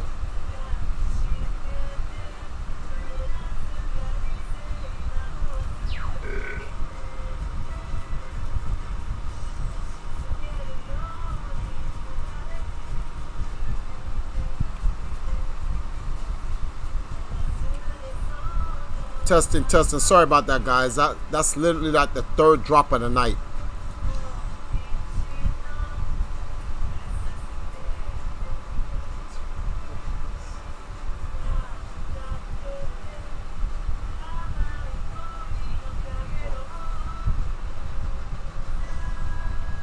All right, we still on the same stream, so that's good.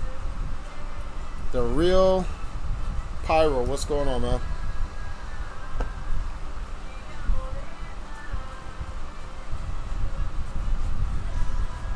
Want to play Call of Duty? Chris was, huh? Chris was asking for you. Yo, I got a copy of The King of Chinatown. Did you watch it yet?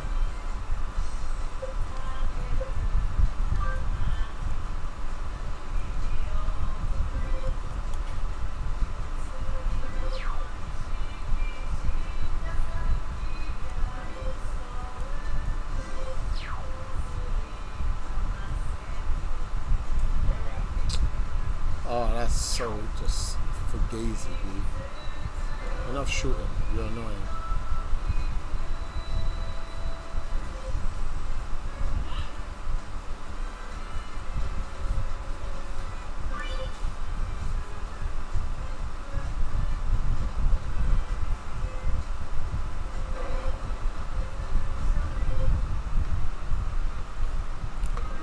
I get it next week. I just ordered it. Okay.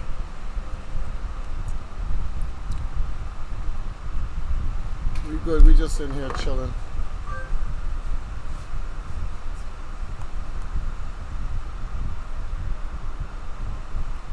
The longest my phone can stay unlocked for is 5 minutes. What? The longest my phone can stay unlocked for is 5 minutes. That's better than 10 seconds. Negative.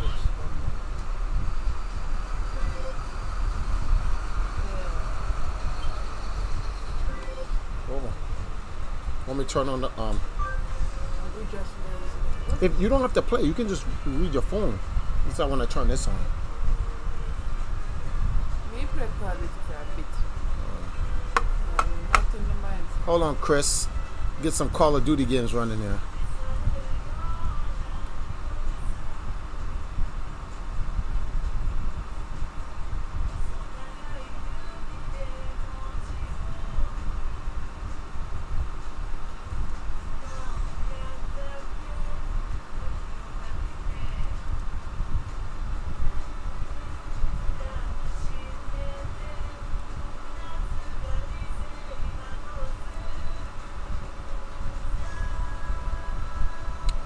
Oh yeah, so it's it go over there.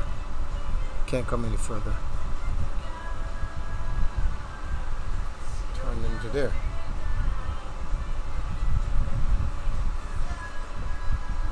Yeah, there you go. See, you line up.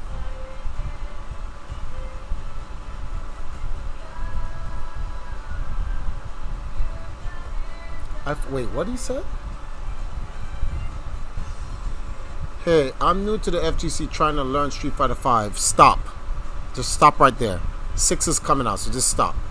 I rock with Ken. I'm trying to learn how the game works. I feel I see it different is why I'm not getting better. I find it hard to do trials. Just...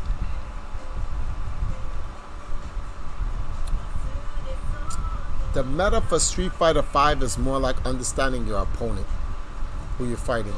It's really not about like the game.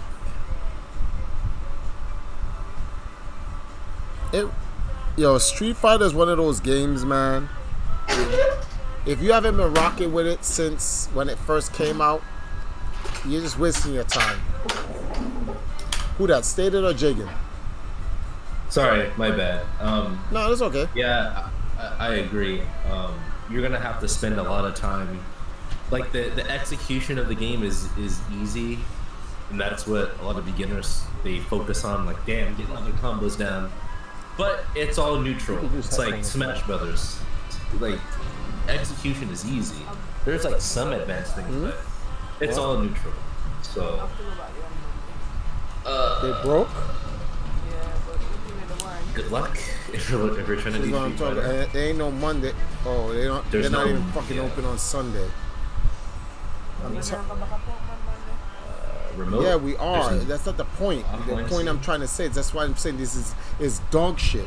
These are bullshit ass headphones. They give them to people. When it breaks, they get them back and they rewrap them back in a new package and sell it to somebody else, and hopes that it doesn't break within the 7 days. That's why it's a 7-day warranty.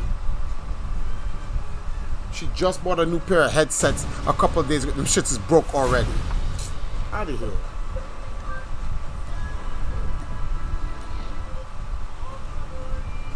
Unfortunate.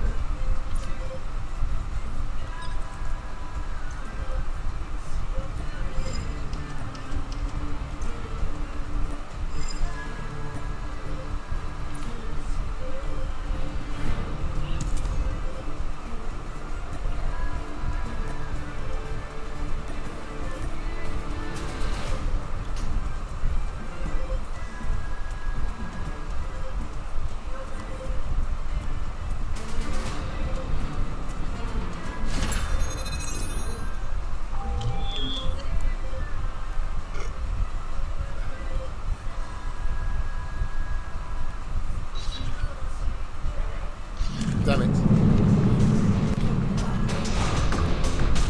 It's been a hot minute, okay? Nobody's asking. Nobody, trust me, nobody's asking. It's only unless you mention it.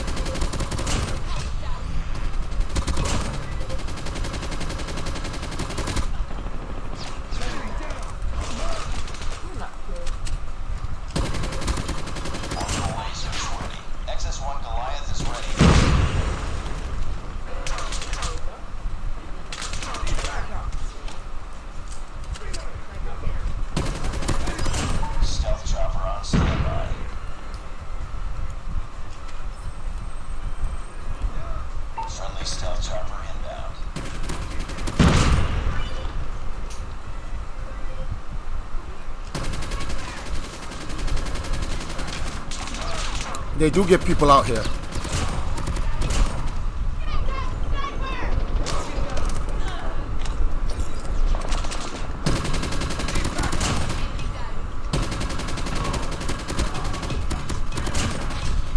They're just standing there taking it like that? That's what it is? They just bend over and grab their ankles and just take it like that?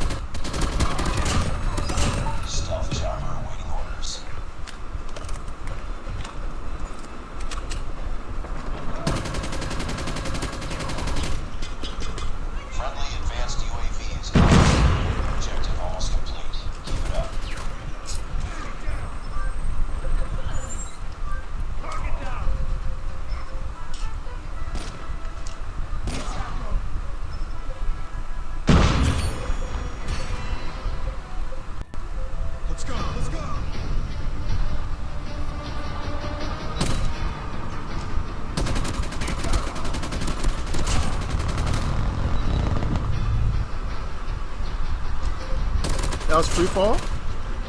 Huh? Warming up forces.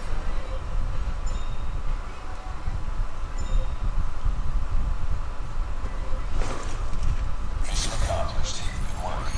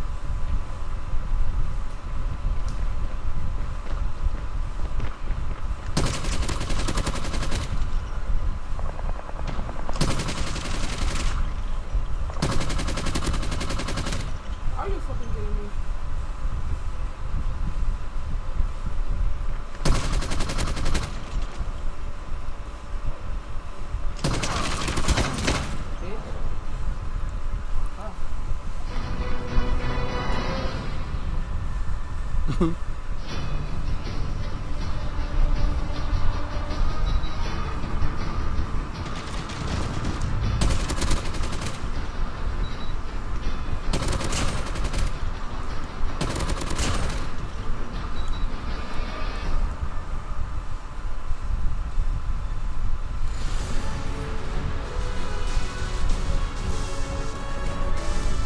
in the old version of this game, guys, all you have to do is just dodge the purple stuff. Don't get them because they make the game go further.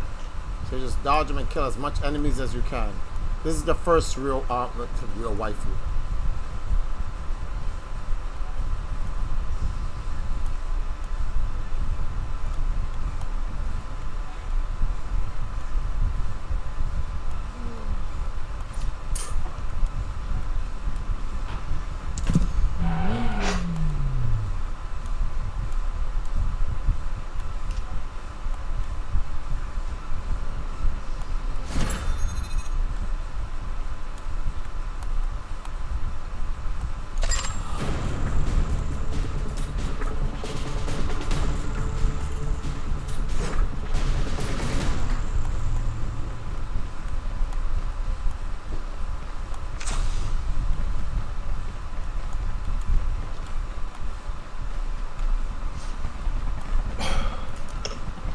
Jay, you back?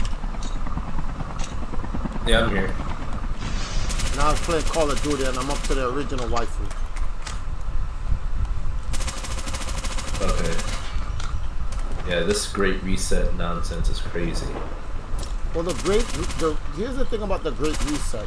The Great Reset only applies to the first world.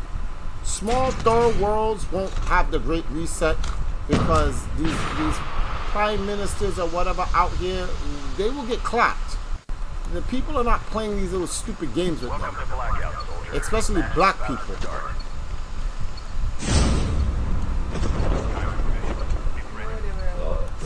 What? Till I get out of here. It's just crazy.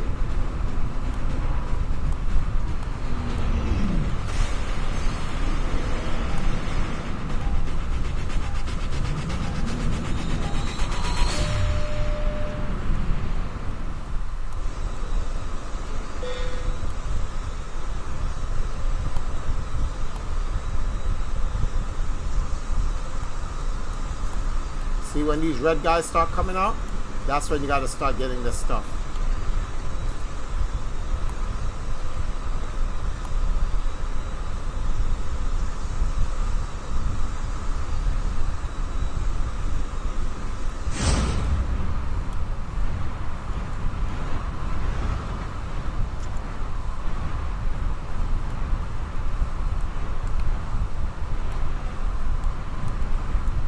Yo, I don't need no more speed. Stop giving me speed. What the frick?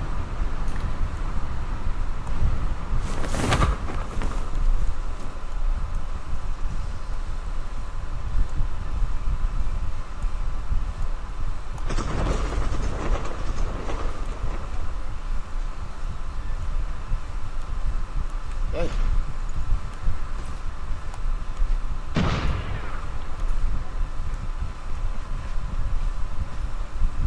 Oh my God, speed up already? Again?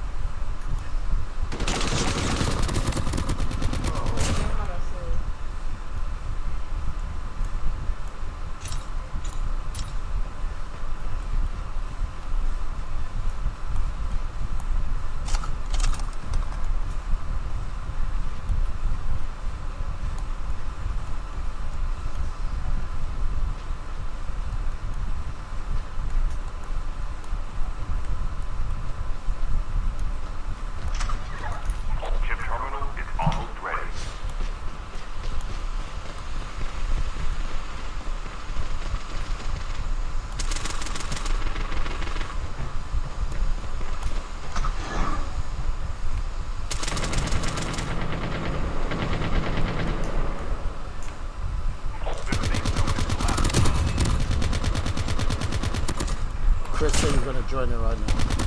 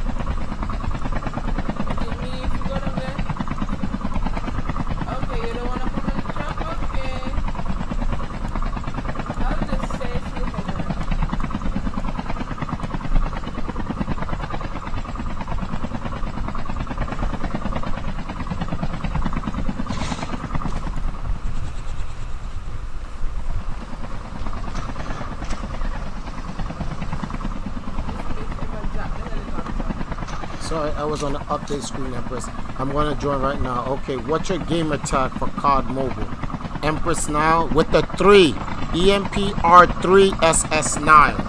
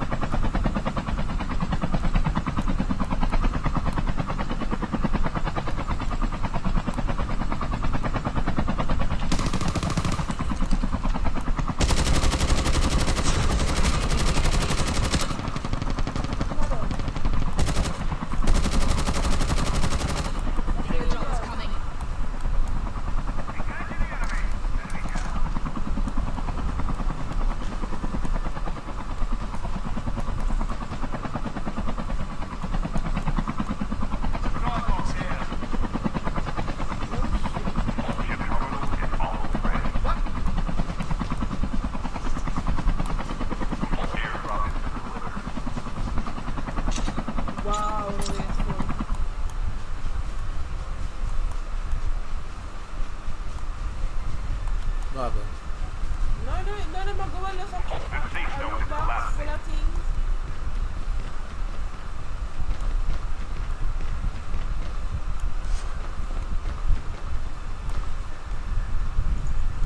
Quite sure that y'all go on the pictures online, so talk to you guys.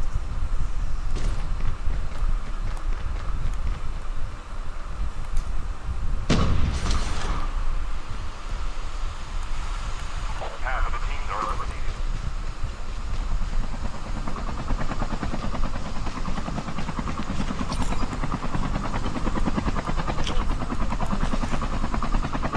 Airdrop is coming.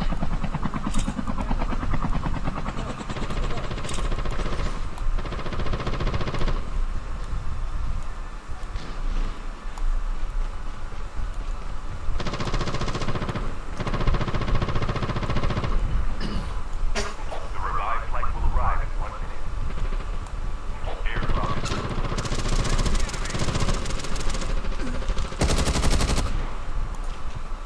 Oh man, I missed it. Oh my god, I'm so sorry. I thought that was my assailant.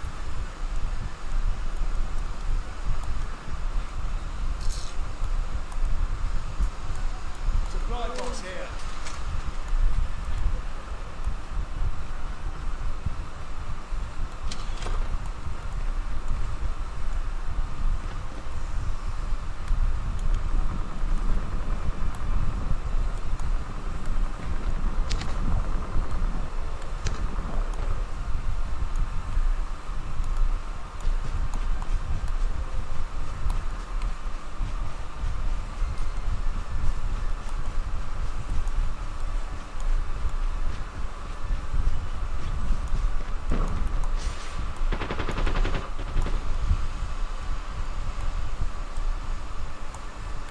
Airdrop is coming.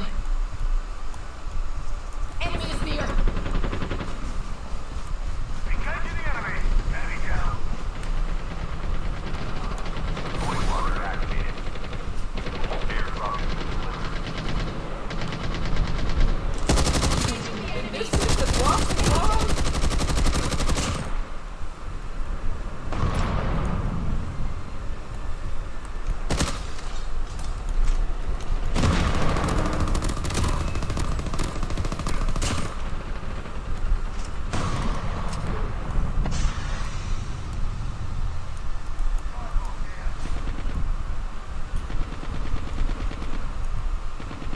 The revived flight will arrive in 1 minute.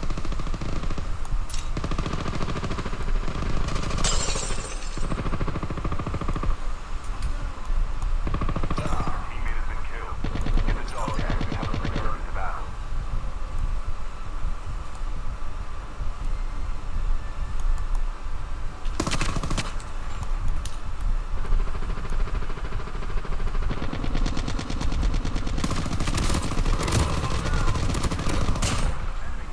Enemy eliminated.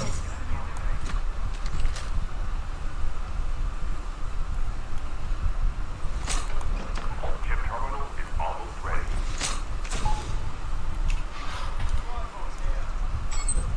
Dog tags have been scanned successfully. Your teammate will return to the battle when the next revived flight arrives.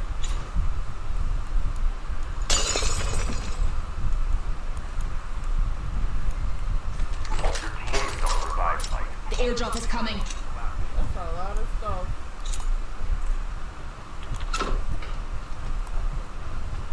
Oh god, they reload now. Good. Things coming good. Airdrop has been delivered. And already number 4 fucking out. That's nice. Hmm?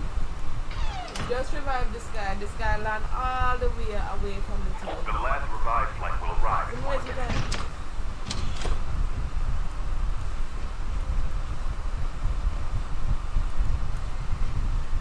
We go chop off.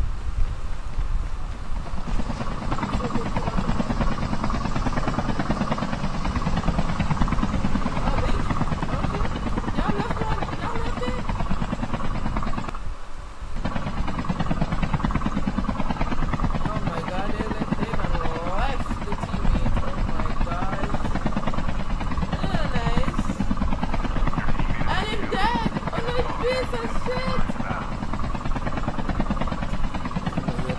probably kids and they're probably laughing about it too. And they're hovering right over the crime scene. The one who get bombed down.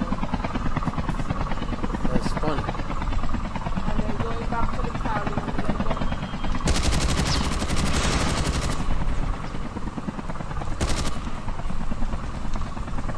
can you move back? There's somebody already dead.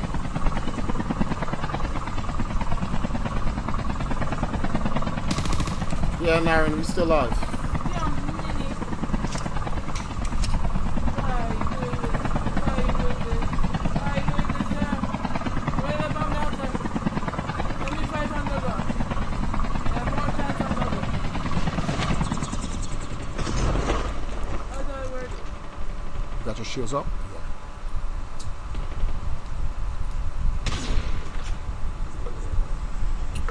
Where is it back?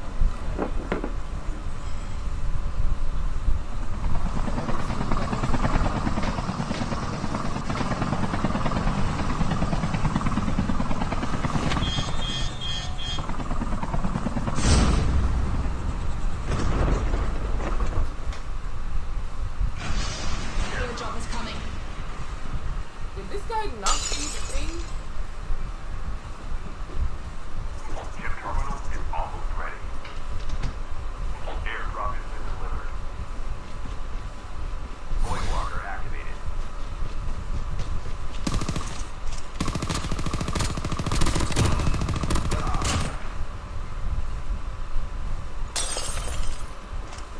The safe zone is collapsing. Of course it is.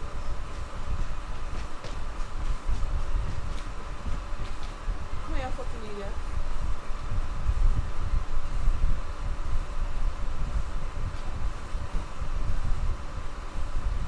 Now run, stupid shit. Yeah, I'm not going to almost dead doing that shit.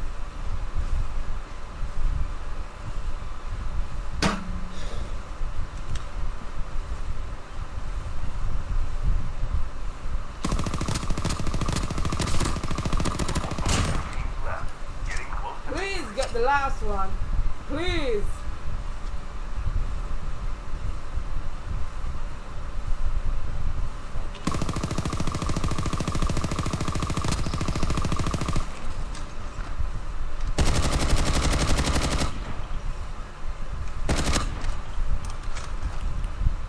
Oh, bitch, there's more than.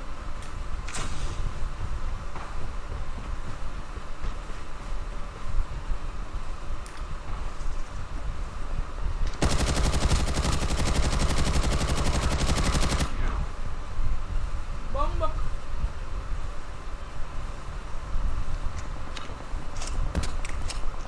So there's no opening.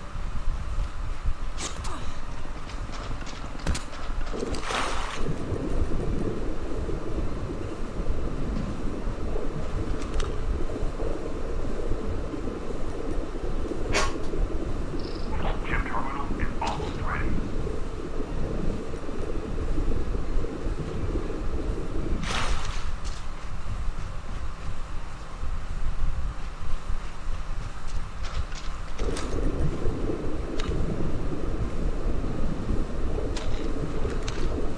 The safe zone is collapsing.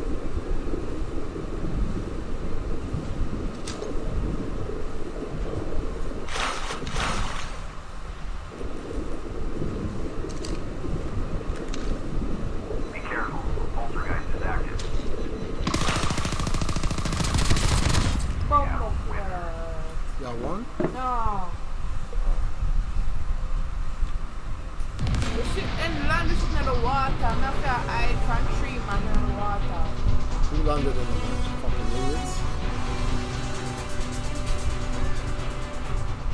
Holistic Film said, how to make kids eat beans. I've tried to give my daughter some, but she said no and waves her finger. No, like Sonic the Hedgehog. Yeah, to get kids to eat beans, you have to hide it in cheese or sauces.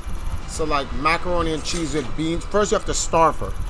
So make her go real hungry, and then you make like macaroni with beans and put a little bit of well, I don't know, some vegetables in it, like, and then you start eating it in front of her, and watch she goes, Daddy, and just like, I have nothing else to eat. And she go like, I don't want to taste it. But just try it. She'll eat the cheese. The cheese will mask the taste of the texture of the beans. Then she'll go, all right, let me get another bite, and then she'll try to get the beans out of the way, but she'll start to enjoy it and then eat it.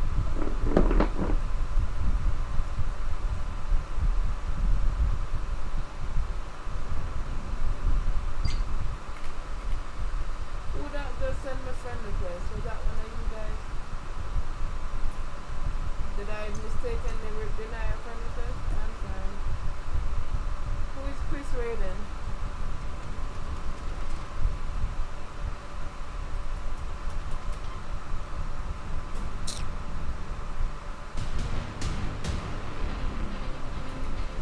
Is that you, Chris? Somebody send me a friend request for name. I have babies. You live in a world. You live in a world. Oh, that's you? Okay. Hey, now drink it. You don't feel like 5 cups and give me that one on tight, you know? No. I get some on tight now? You want some? Yes.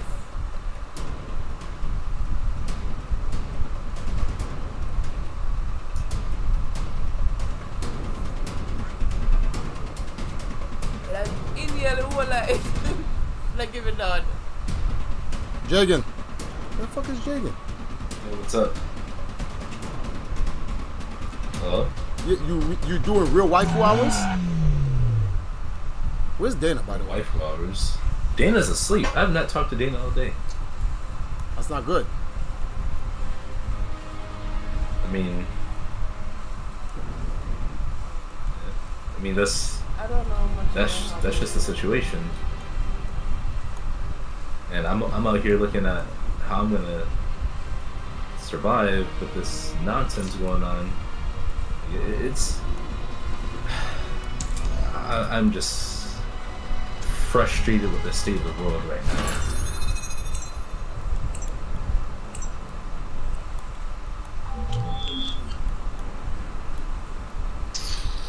Not this. Gotta get out of that country. You see why I said like I gotta get this land down here? See why I said the store is important? No, yeah, I see. Store is important because we need to get the store market out to the rest of the world. There's other areas in the world, in Europe, dudes got money, countries that print money like it's nothing.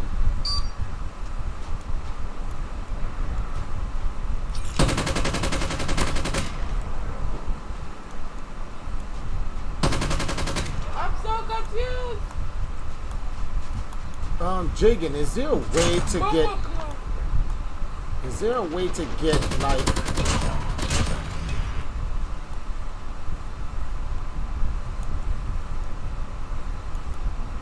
the Valkyries need to start selling content that you can only purchase via cryptocurrency. Yeah.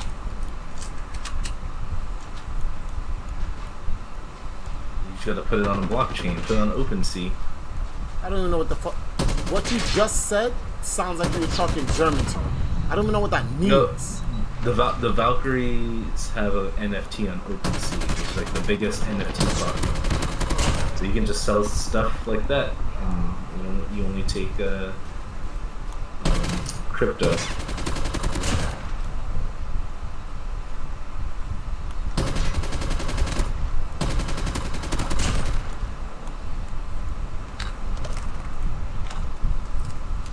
Alright. What?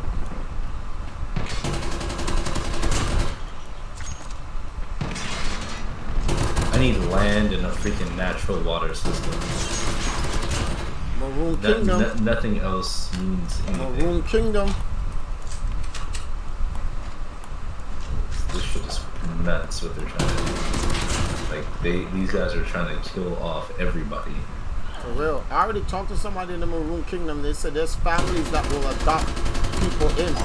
You bring them money from the outside world and help them build the community. They'll vouch for you and they'll sign you as a Maroon citizen. I like them old time ways. Shit more simple.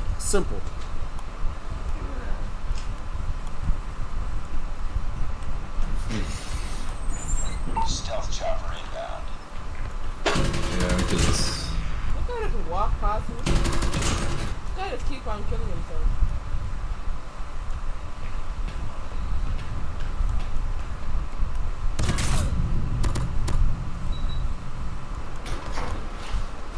Don't worry, man. Just have to take care of it. This ship is cheap. This ship is just way too powerful. It's clean sweeps, dude. Ouch.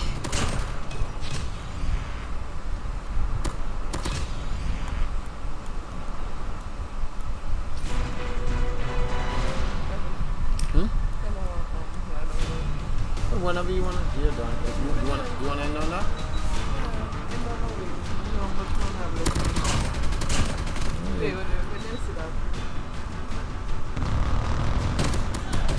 I don't like this map. There's no protection. Just me and the corner. You just come off it, but it's gonna go automatically to movies.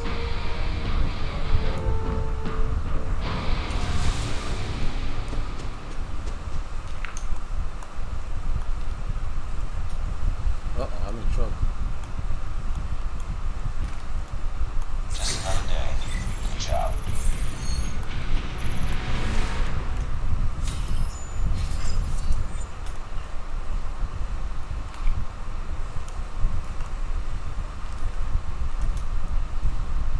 Oh shit.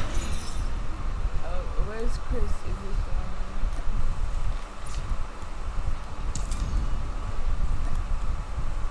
Chris is in the chat.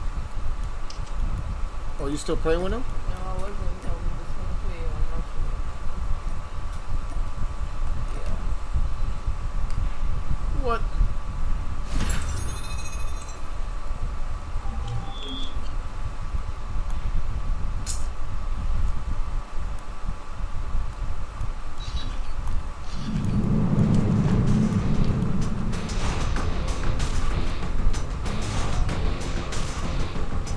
Front line.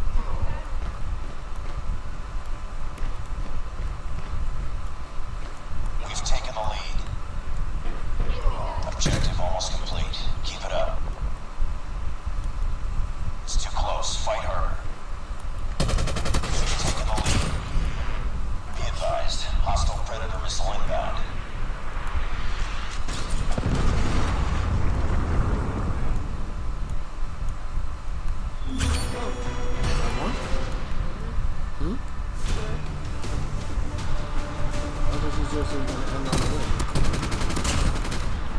Yeah, but when you want to play one match with Chris. That's all you played? Yeah. No, me answer. Tell her bye-bye. Let's turn off the game and it'll go back to the movie.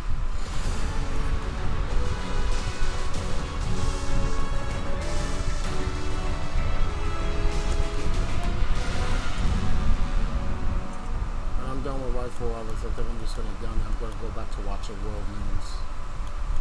Actually, I may just watch World News now. You sure that black screen? No, that won't block anything.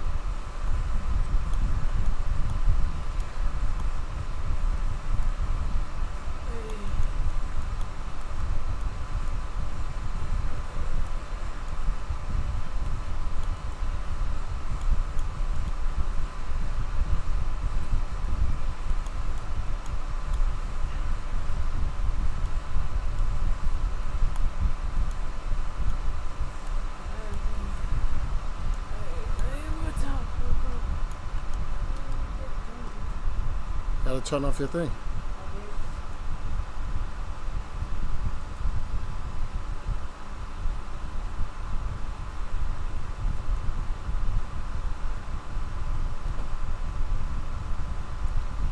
Chris said the guy with the golden gun was cheapest. I want them to blend it as nice things. They look great.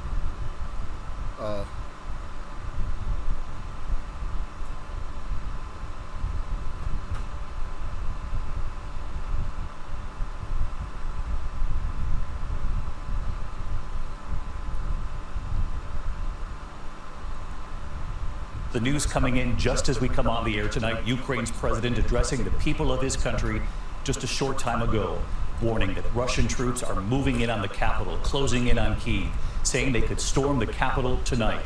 And this evening, the breaking headline from the White House, the U.S. and its European allies now planning to sanction Vladimir Putin directly. Explosions breaking the silence after dark in Kyiv, and tonight it's believed the Russians are already within city limits in the northern part of the capital. And to the north of Kyiv tonight, these images, a government building on fire. And still, Russian tanks and military vehicles moving in all directions, these tanks moving toward the city of Kherson in the south. And the troubling image in a Kyiv suburb, look at this, posted online showing an armored vehicle there swerving and then rolling right over that car with the driver inside. Remarkably, that driver was rescued. And tonight, that call for all men aged 18 to 60 to stay and fight back to save Ukraine. They are not being allowed to leave the country. Ukraine's defiant president posting a video with his top officials telling the world, quote, "We are here," and that Europe said never again, but here we are. Tonight, that news coming in, President Biden and NATO allies freezing Vladimir Putin's assets and those of his foreign minister as well. The NATO chief tonight saying Russia has shattered peace in Europe and we must do more, even if, quote, we have to pay a price. In Kyiv, they are bracing for a perilous night ahead. We begin here with our senior foreign correspondent Ian Pannell on the ground in Kyiv, again tonight. Tonight, as the battle for Ukraine intensifies, Russian troops now entering the capital. Moments ago, Ukrainian President Zelensky addressing his people in a defiant video from Kyiv, saying Russia will try to storm the capital tonight, and that the night will be, quote, tough. Authorities have handed out 18,000 weapons to civilians to help in the fight, and residents were told to make Molotov cocktails. Men aged 18 to 60 called up to fight, not allowed to leave the country. Disturbing new video circulating on social media shows a military vehicle crushing a car. Explosions over Kyiv also posted online, showing just how perilous the situation is. At a Kyiv train station today, gunfire heard as crowds trying to flee the city forced their way onto trains. Once again, air raid sirens are ringing out across the capital, Kyiv. Although there's been a lull in the fighting for the last couple of hours, the fears are that the Russians have been resupplying and are ready to mount a real attack inside the city. We watched as troops ran through the streets, taking up positions to defend the city. Alexei Goncharenko may be a prominent lawmaker here, but today he's one more citizen with a gun. I don't want to fight. I'm not soldier. I'm not professional military man. but I am not ready to capitulate. That's the difference. The city bearing the scars of war already. An apartment block You hear the hit narrative? by an unidentified aircraft. As firefighters arrived, Oksana cleaning up the rubble of her wrecked home. She was sleeping when the building was hit. Her daughter singing the national anthem. Through tears, saying simply, "Long live Ukraine."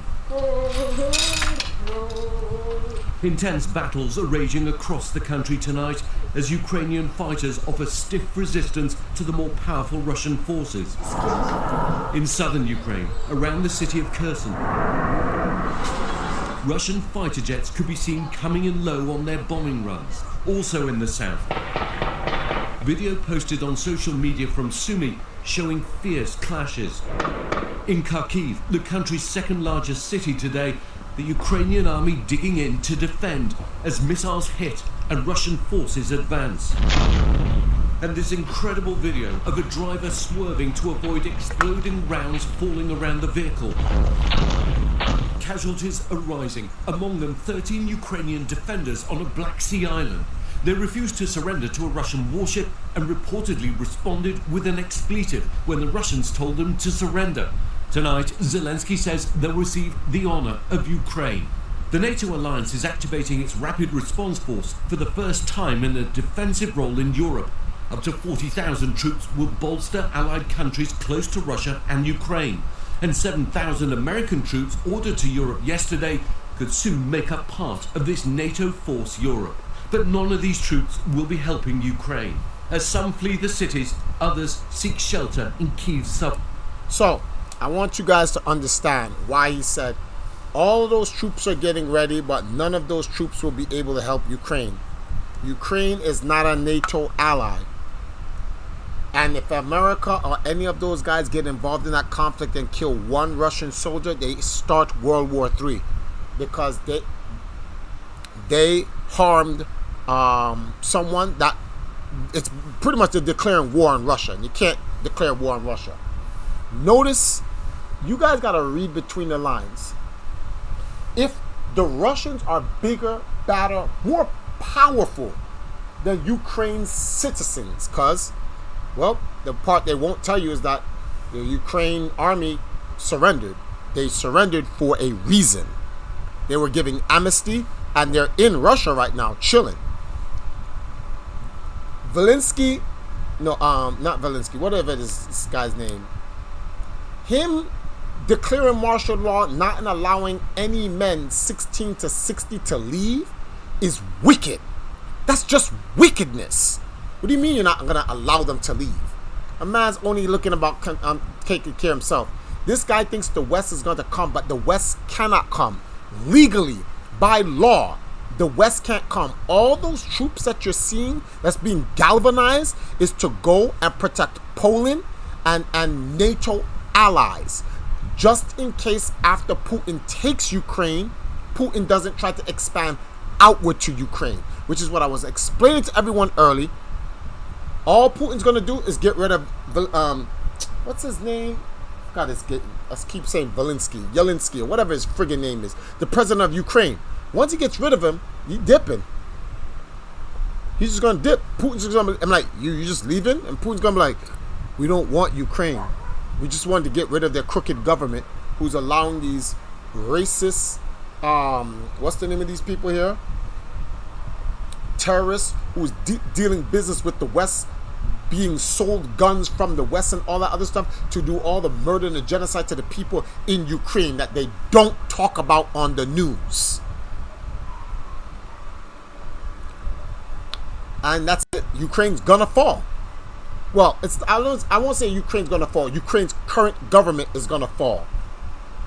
When Vladimir Putin's done, he'll say, yo, you guys can get back to work. Go get a new president. It's crazy that the cameraman or woman is 90% safe during the war. Exactly. Let that sink in. Let it sink in. It's this GG, no RE. If we touch them, it's over. Yup. If America goes and touches Russia, if NATO touches Russia, everyone make love to your wives, be with your families, it's the end time. Everyone see, oh, but that's not fair what Russia's doing. You don't understand politics and war. All you understand is, look, big bad guys shooting down, blah, blah. There's a reason. Notice, if Russia wants to, Russia doesn't have to ask anyone in Ukraine to surrender. They can just shell it. That's it. They don't need to drop nuclear warheads. They've got enough fighters. They can drop cluster bombs and just kill everyone. They don't have to do all of it. There's a reason why Russia's just asking them to surrender. Russia does not want to fight civilians. This motherfucker, Zelensky or whatever, armed his people to go fight soldiers. That's so fucked up. What he's supposed to do is, yo, dogs, you are outmanned, you are outgunned. Surrender yourself. Save the lives of your people. But nope, he's not going to do that. He's going to declare martial law, lock his people inside with him, and he's like, if I go down, my people are going down with me. So you're going to hide behind your civilians? Yeah. Yup, Russia is being very generous. Russia, if you listen to the story, I'm going to rewind it for you. If you listening, how many times do you keep saying Russia keeps saying surrender? Listen. An apartment block hit by an unidentified aircraft. As firefighters arrived, Oksana cleaning up the rubble of her wrecked home. She was sleeping when the building was hit, her daughter singing the national anthem. Through tears, saying simply, "Long live Ukraine." Intense battles are raging across the country tonight as Ukrainian fighters offer stiff resistance to the more powerful Russian forces. In southern Ukraine, around the city of Kherson, Russian fighter jets could be seen coming in low on their bombing runs. Also in the south, video posted on social media from Sumy showing fierce clashes. In Kharkiv, the country's second largest city today, the Ukrainian army digging in to defend as missiles hit and Russian forces advance. And this incredible video of a driver swerving to avoid exploding rounds falling around the vehicle. Casualties are rising, among them 13 Ukrainian defenders on a Black Sea island. They refused to surrender to a Russian warship and reportedly responded with an expletive when the Russians told them to surrender. Tonight, you see that? It's a Russian warship. They're asking you to surrender. You're going to tell them F you? They didn't have to say surrender. They could have just said, shell the island. Done. Yo, people don't understand. Yo, people don't understand real shit, B. Zelensky says they'll receive the honor of Ukraine.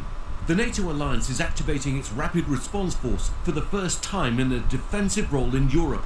Up to 40,000 troops will bolster allied countries close to Russia and Ukraine. And 7,000 American troops ordered to Europe yesterday could soon make up part of this NATO force Europe. But none of these troops will be helping Ukraine. As some... Exactly. None of the troops will be helping Ukraine. Bro, no one's gonna come for the Ukraine's aid. Exactly. That's why Zelensky is an idiot. When Putin offered him, be neutral, we will protect you, whatever. Nope. Guess what? The Americans and the Europeans was telling him, yo, listen, we got you, B. Don't worry. Don't listen to Putin. He knows what's good for him. We're America. We're the greatest, blah, blah, blah. He drank the Kool-Aid. And then now, when it's time to go, well, we can't help you. We can just only defend the NATO allied forces. And it's like, well, you drank the Kool-Aid. Then, listen, Putin, can we talk? I have no problem to talk with you at Belarus. No, I have no problem with talking. Putin's like, meet me at Belarus. My man's gonna say, no, meet me at NATO. Yo, I do not feel sorry for Zelensky. Zelensky is a coward. My man put guns in his civilians' hands. That's crazy. Okay. Bad enough you put guns in the hands of your people. Okay. You know what's worse? He declared martial law. So they can't leave the country. So the people that are getting these guns in their hands, they're not getting the guns in their hands because they chose to fight. They're forced to fight.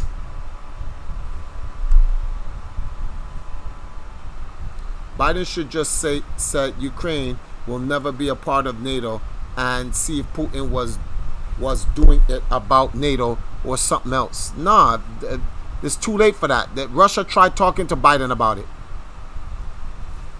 There will never be a physical war between NATO and Shanghai Conference. Exactly. He stayed back to fight too.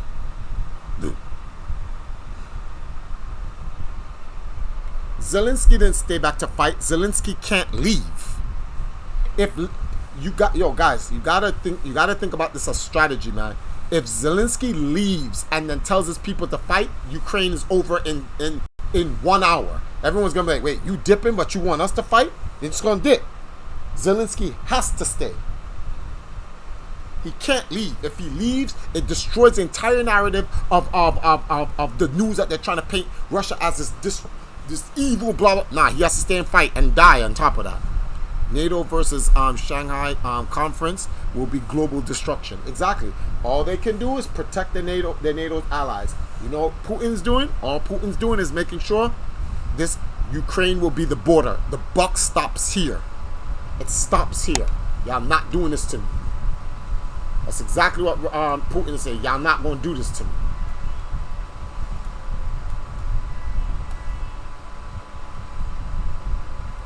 I'm going to go to the Russian news in a second so you can hear the other side of this. Because it's kind of funny. There's always... you ever know something about the media? They always give you one side of the news. They never give you the whole side. They never give you the opposition. Just their side. And their side is the only truth. Everybody else is lying. Let me play this shit. Hold on.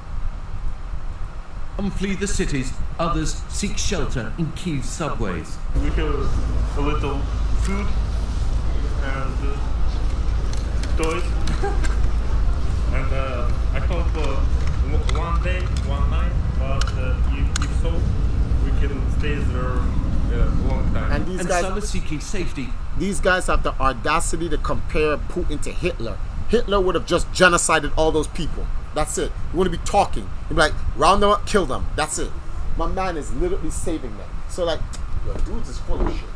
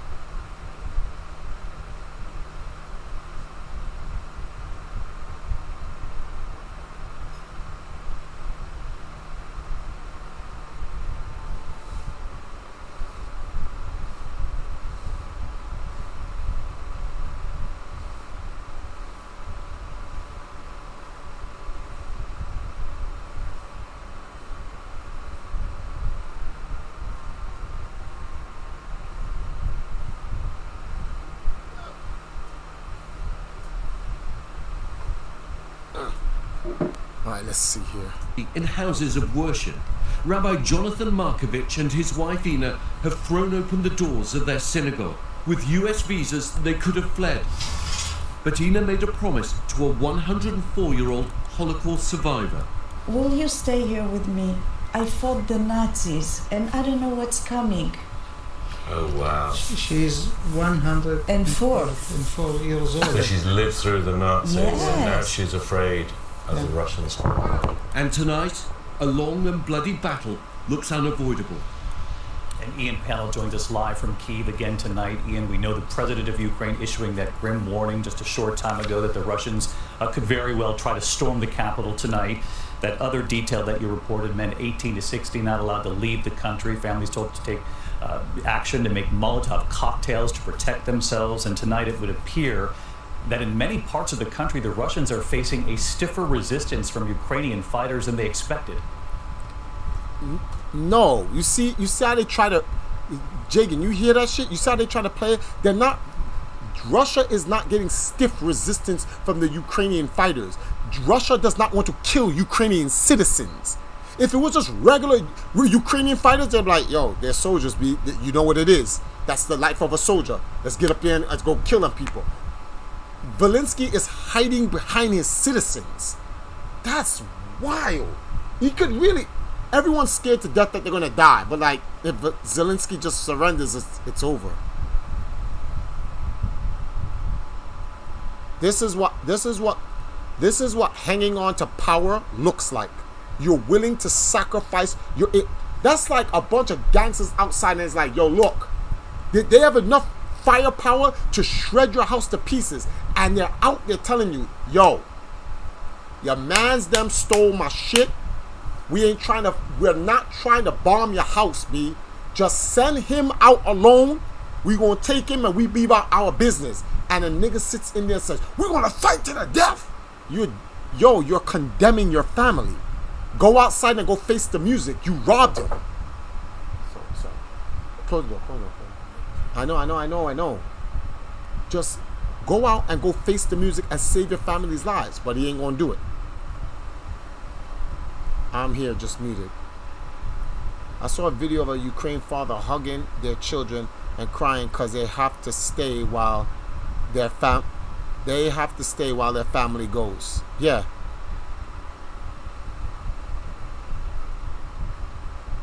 But Russia is not trying to kill those people.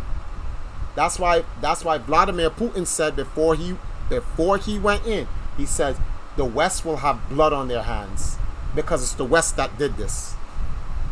Remember, if Zelensky didn't have any guns and stuff like that, he would just have to surrender. But the West gave the Ukrainians the guns, not forcing them, but creating the situation for Zelensky to create martial law to force them to sit there and fight. Now, come on, we all know Russia can just fly over Zelensky's building, cluster bomb that shit, and just kill him. They're clearly trying to take this man alive, and they're clearly trying to do as less bloodshed as possible. But the people are forced to fight. So you're leaving Russia no choice to fight, which is just making this... Ain't nobody coming to Ukraine's aid. There's no one coming to Ukraine's aid. Ukraine cannot hold out forever. So if no one's coming to Ukraine's aid and Ukraine can't hold out forever, then it's inevitable. You're gonna lose. So surrender and save lives. Nope, we ain't gonna do that. Fuck Zelensky. He's a faggot. And that's what he gets for fucking taking the West, working with the West. Everything that's happening to him is what he gets.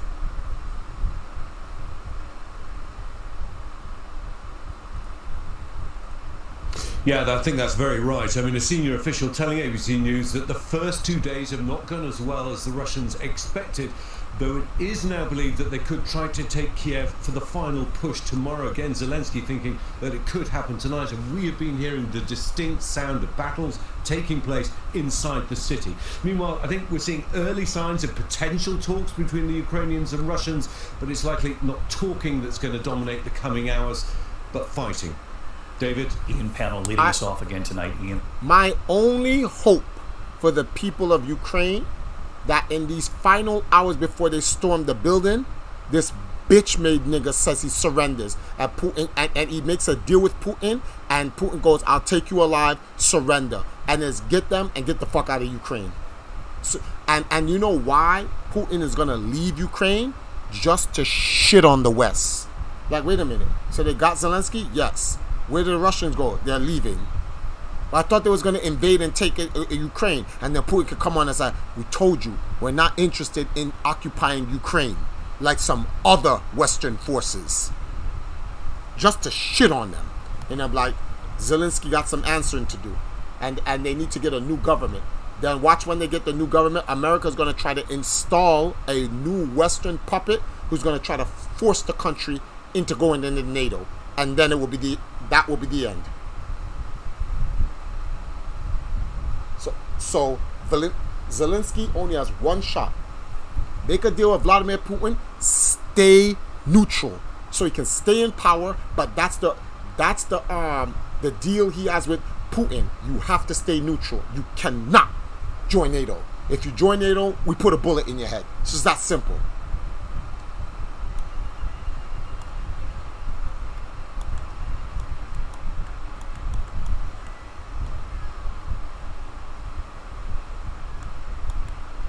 My man has a chance to save his people's life.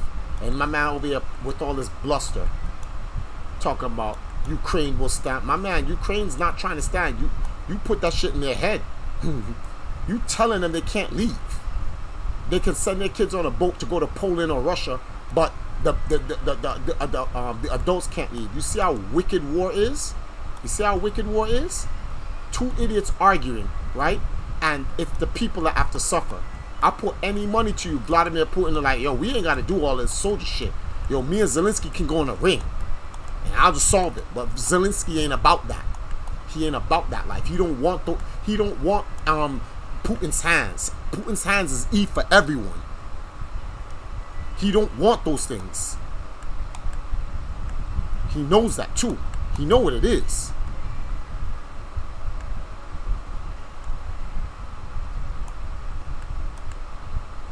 I just hope by the time I pray, I'll give a prayer to y'all and ask y'all to spare the lives of all those people, and just like hope this stupid fuck surrenders by morning, so Putin can get this asshole out of the country, reset up the Minsk agreement, and all will be fine. And we thank you and the team, and of course, please stay safe. And the breaking development late today from the White House, President Biden is now planning to impose new sanctions on Vladimir Putin himself and on Russian Foreign Minister Sergei Lavrov. So let's get right to our chief White House correspondent. This is the dumbest shit ever. You cannot sanction Putin. What are you, stupid? Cecilia Vega, she's live at the White House tonight. Cecilia, what have you learned? Yeah, David, this information is just coming in right now. So we know that the president made this decision just within the last 24 hours, that he's doing this along with EU partners, really the show of force and being united against what the Kremlin is doing there in the UK. Press secretary telling me late this afternoon that this is meant to send a clear message about the strength of allies and their opposition to Russia right now. But David, I've got to tell you, the experts that we've talked to say this is largely a symbolic move to sanction Putin personally. It's going to include a travel ban, banning him from coming into the country. Clearly, that wasn't on the agenda anytime soon. As for his money, he's notoriously secretive about that. It's unclear how much he has. It's unclear where he keeps his assets. The White House says they still have more sanctions on the table. But David, in the meantime, as we keep saying every single night, this crisis is just getting worse. Cecilia Vega live at the White House with breaking developments. Cecilia, thank you. Hi, everyone. George Stephanopoulos here. Thanks. All right, let's go. So now that we've heard the Americans, let's hear the Russians. Let's see what they got to say.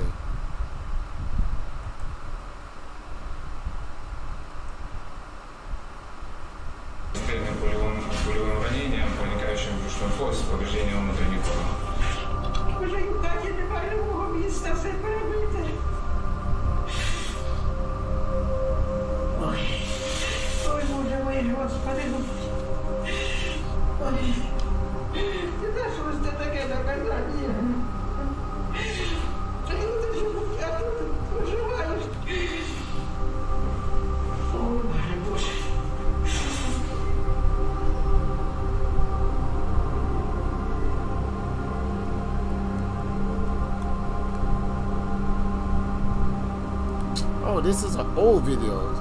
This is back in September 6, 2019. So what the fuck is? Oh, this is. They're talking about the war that led up to now.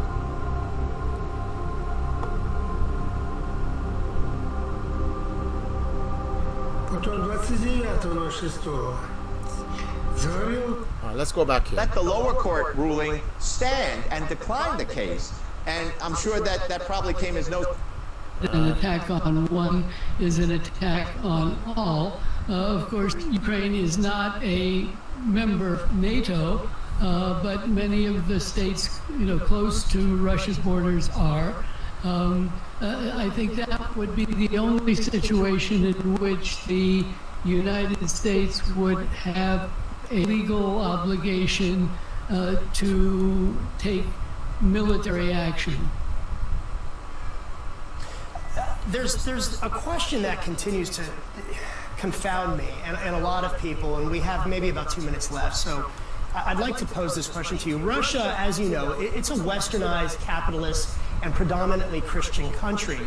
Ukraine aside, why has Russia continued to be the target of NATO long after the end of the Cold War, and did the Cold War even ever end, or is this the beginning of even a new type of Cold War?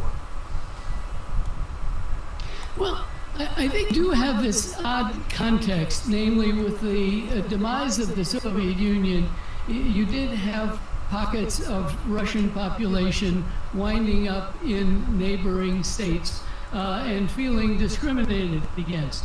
And I think that's the context that is behind what is happening. Yes, stream is still up.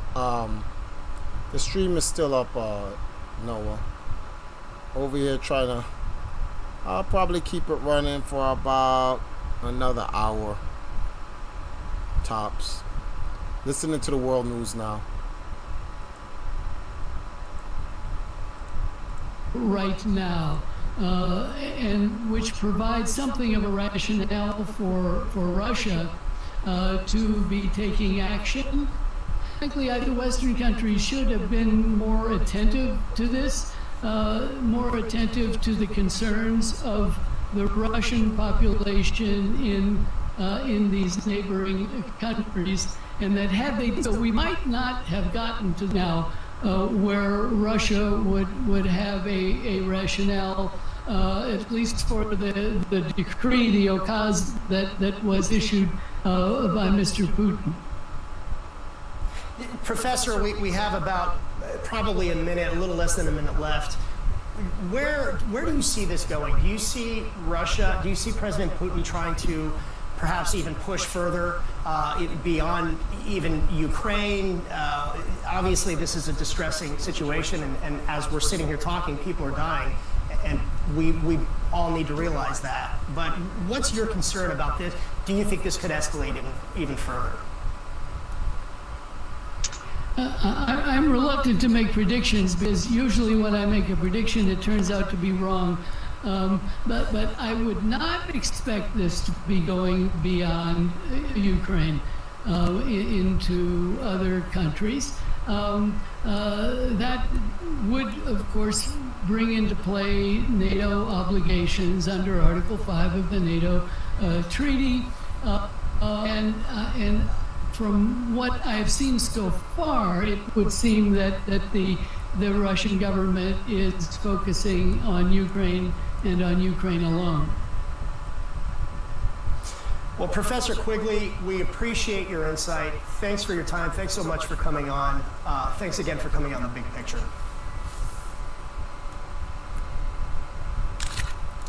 Well, coming up, inflation back here stateside keeps creeping upward, and so do housing costs. New research shows that rent prices are rapidly growing across the United States, with major cities seeing the most staggering increases. We'll talk shop about the sordid state of the real estate after the break. This is The Big Picture on RT America.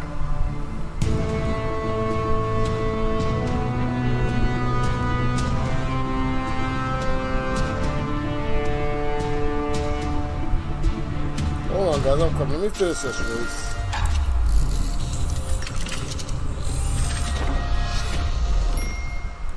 May your questions birth new questions, numberless as stars, and endless as the sea, and bring you all insight.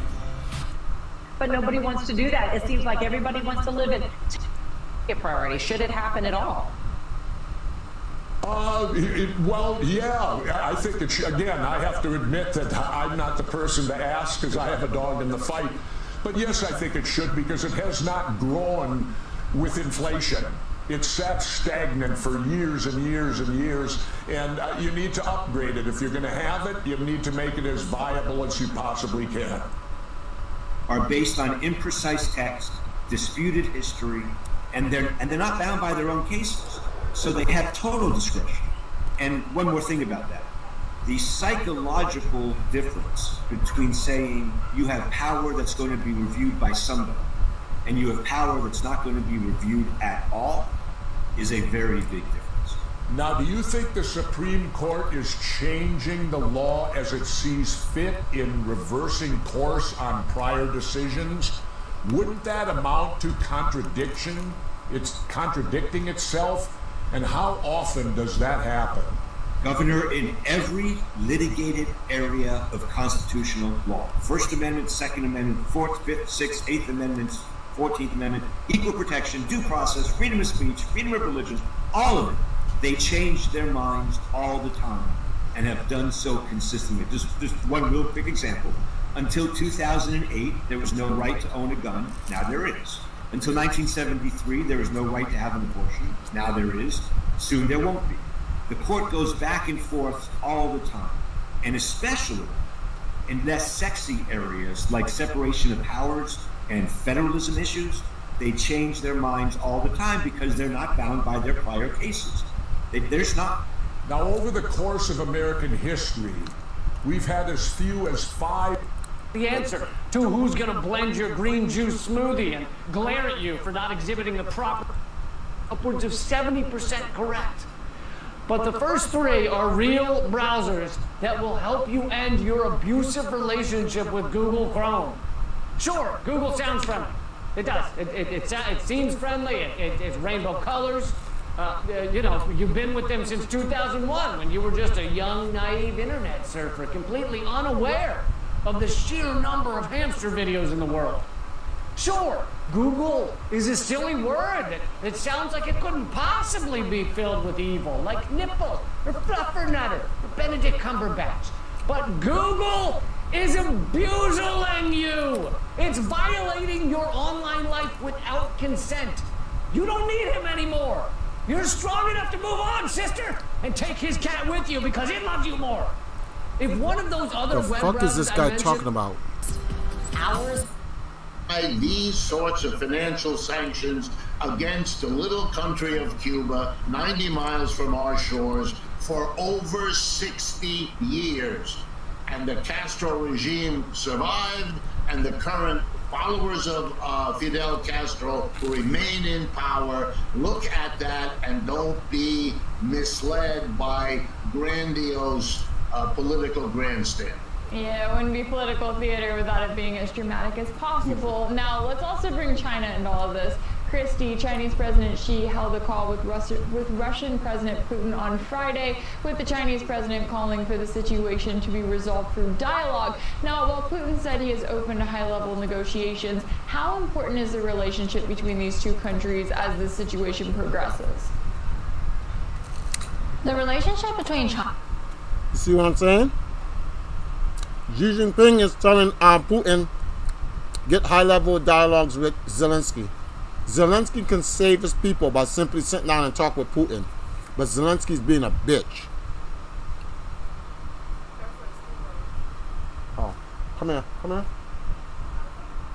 Okay.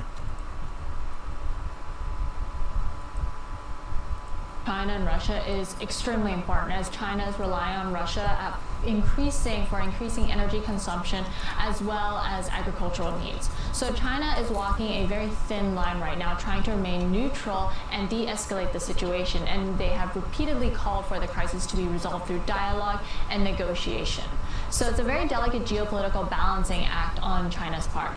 Beijing has been very careful to not explicitly endorse nor condemn Russia. While it wants to trade with Moscow, it also has its own domestic concerns and desires to maintain and retain a working relationship with Europe.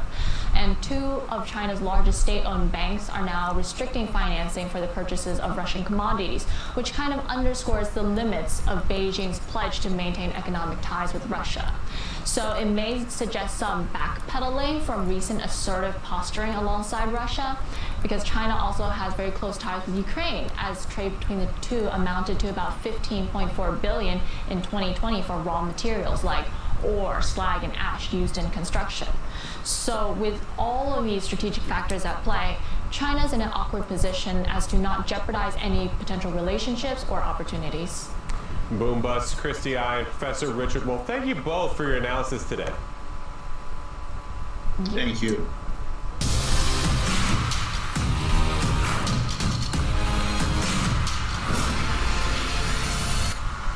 And Global markets are feeling the pain of the Russian military operation in Ukraine as the price of energy remains a concern. We have a lot of red arrows on the board this week.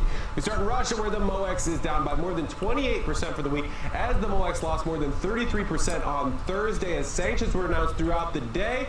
But the index did recoup some of those losses on Friday. The big sell-off put the index down 50% from previous record highs and was one of the biggest single-day dives in history. Moving to Asian markets, the Shanghai Composite is also down by just about 1% for the week as energy prices pushed up over $100 per barrel briefly on Thursday. The composite fell more than 2%, but a small rally of a 0.5% on Friday eased some of those losses. In Hong Kong, the Hang Seng fell by more than 5% for the week. Again, reacting to many of the factors we have been touching on here. The Hang Seng hit 2-month lows on Thursday. Another contributing factor, though, in Hong Kong was Alibaba losing more than 6% to a record low after a disappointing earnings report, which showed the company's slowest ever revenue growth at 10%. In Japan, we have a red arrow for the Nikkei, down about 1.5%. On Thursday alone, the Nikkei lost nearly 2%, but regained the majority of those losses during Friday's trade. Inflation in Tokyo was up 1% in February, adding concerns to what we might see elsewhere in the country. Inflation, of course, is becoming worrisome as the threat of rising energy prices, while that remains an issue. That's that shit India, you're talking the about, Sensex is down by Jagan. more than 2.5% for the week. The Sensex lost nearly 5% on Thursday amid the global sell-off, but did regain 2.5% in the final day of trading for the week. Many analysts contribute Friday's rallies throughout the world to sanctions not being as significant as they initially thought to truly affect global economies. Moving to Australia, the ASX is down for the week by just about 3%. Most of those losses came on Thursday, and unlike many major indices, it was just about flat on Friday, so not able to regain much losses. Tech stocks in Australia fared pretty well to close out the week, however. Meanwhile, analysts believe the Reserve Bank of Australia will raise interest rates in the third quarter of this year, so that's something to look at. And in South Africa, we have another red arrow for the all share. As gold prices rode amid tensions, the index, which is heavily mining dependent, did regain some losses from earlier in the week. Now let's go over to Rachel with more from Europe and the Americas. Thanks, Brent. It's more of the same here as we start in the UK, where the FTSE is down. This comes despite gains of nearly 4% on Friday alone. While the nation continues to battle soaring inflation, supply chain shortages, and trade disputes, the index took a hit this week as geopolitical tensions soared and Prime Minister Boris Johnson announced Britain's largest ever package of sanctions against Russia on Thursday. Nearby, the German DAX and French CAC are both in the red, down around 4% and 3% respectively. Both also saw major rallies on Friday, but they weren't enough to overcome the losses from earlier in the week. The EU is also announcing its most severe plans yet for sanctions against Russia, with Austria reporting the bloc is even planning to target the funds of President Vladimir Putin and Foreign Minister Sergei Lavrov directly. Across the Atlantic now to Brazil, where the Ibovespa is down. This comes despite reports that Brazil's government saw its largest ever monthly budget surplus in January, which hit nearly $20 billion. It was a result of strong tax revenue, but it also raises new questions for the Bolsonaro government as it continues to battle a recession, with the next presidential election right around the corner in October. And in Mexico, the BMV is our first and only green arrow on this side. The latest data shows Mexico's economy just barely avoided a recession in 2021, while a decline of 0.1% in the fourth quarter was expected. GDP actually stayed unchanged from the third quarter, and manufacturers were credited with adjusting to the supply chain issues that have been felt worldwide. And here in the United States, the Dow, the Nasdaq, and the S&P are all in the red for the week, despite seeing gains on Friday. The markets seem to sigh with relief after President Joe Biden announced new sanctions against Russia on Thursday, but stopped short of severely targeting the nation's energy sector. However, we're still waiting to see what the Federal Reserve will do and if the latest tensions will impact its plans for interest rate hikes next month. And finally, in Canada, the TSX is down. The Canadian government moved to force the end of a weeks-long trucker protest in their capital city, and in doing so, they invoked unprecedented powers to freeze the bank accounts and even crypto wallets of the demonstrators they were targeting. This also comes as Justin Trudeau's government. Wow, Jagan, you hear that? They froze the crypto wallets of the people protesting in Canada. These governments are full of shit. Not only that, it's a way for them to tear down the old world and create a new one. They froze the crypto wallets. The only wealth in this world, land and water. Money is not wealth. A government can just take your shit.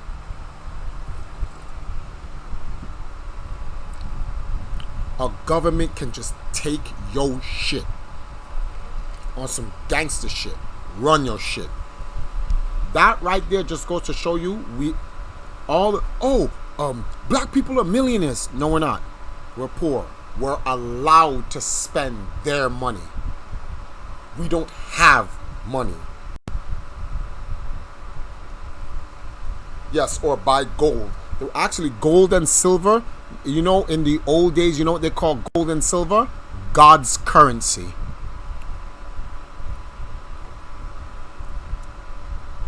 Jesse said, how can they freeze their wallets?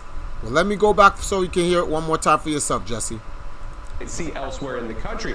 Inflation, of course, is becoming worrisome as the threat of rising energy prices, well, that remains an issue. In India, the Sensex is down by more than 2.5% for the week. The Sensex lost nearly 5% on Thursday amid the global sell-off, but did regain 2.5% in the final day I went too far back. of the week. Many analysts contribute. Nearby, the German DAX and French CAC are both in the red, down around 4% and 3% respectively. Both also saw major rallies on Friday, but they weren't enough to overcome the losses from earlier in the week. The EU is also announcing its most severe plans yet for sanctions against Russia, with Austria reporting the bloc is even planning to target the funds of President Vladimir Putin and Foreign Minister Sergei Lavrov directly. Across the Atlantic now to Brazil, where the Ibovespa is down. This comes despite reports that Brazil's government saw its largest ever monthly budget surplus in January, which hit nearly $20 billion. It was a result of strong tax revenue, but it also raises new questions for the Bolsonaro government as it continues to battle a recession with the next presidential election right around the corner in October. And in Mexico, the BMV is our first and only green arrow on this side. The latest data shows Mexico's economy just barely avoided a recession in 2021, while a decline of 0.1% in the fourth quarter was expected. GDP actually stayed unchanged from the third quarter, and manufacturers were credited with adjusting to the supply chain issues that have been felt worldwide. And here in the United States, the Dow, the Nasdaq, and the S&P are all in the red for the week, despite seeing gains on Friday. The markets seem to sigh with relief after President Joe Biden announced new sanctions against Russia on Thursday, but stopped short of severely targeting the nation's energy sector. However, we're still waiting to see what the Federal Reserve will do and if the latest tensions will impact its plans for interest rate hikes next month. And finally, in Canada, the TSX is down. The Canadian government moved to force the end of a weeks-long trucker protest in their capital city, and in doing so, they invoked unprecedented powers to freeze the bank accounts and even crypto wallets of the demonstrators they were targeting. This also comes... That's crazy.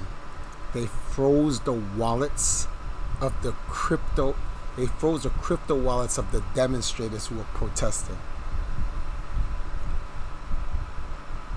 I will research it. Damn. We regular people can't have anything government. Always gotta have their mitts in it. As Schwab said, whatever his fucking name, we will own nothing and be happy.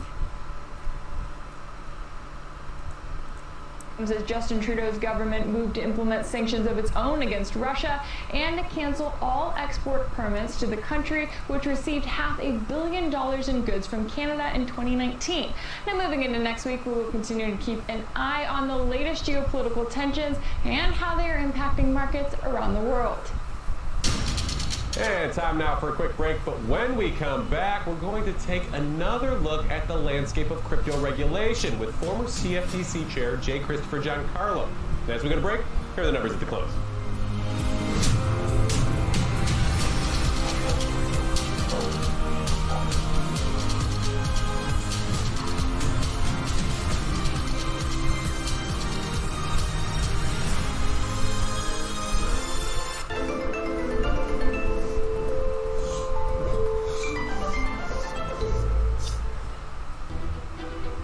I'm Jesse Ventura. As governor of Minnesota, I was on the front lines against the political duopoly that strangles American politics. I'm still in that fight. Question more.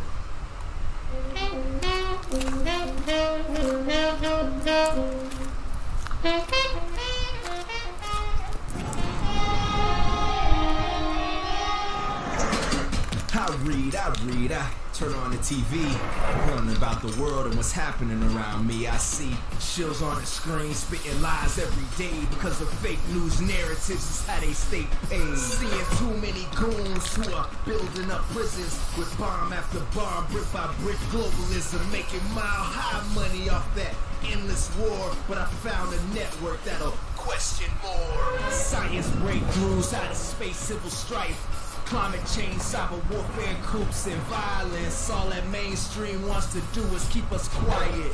Watch the riots, can't keep us silent.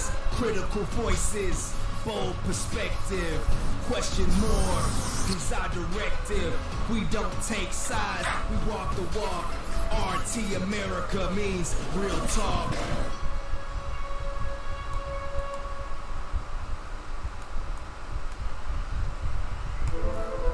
Mainstream media, swarming with falsehoods, riddled with censorship and under corporate control, is incapable of truly informing its audience.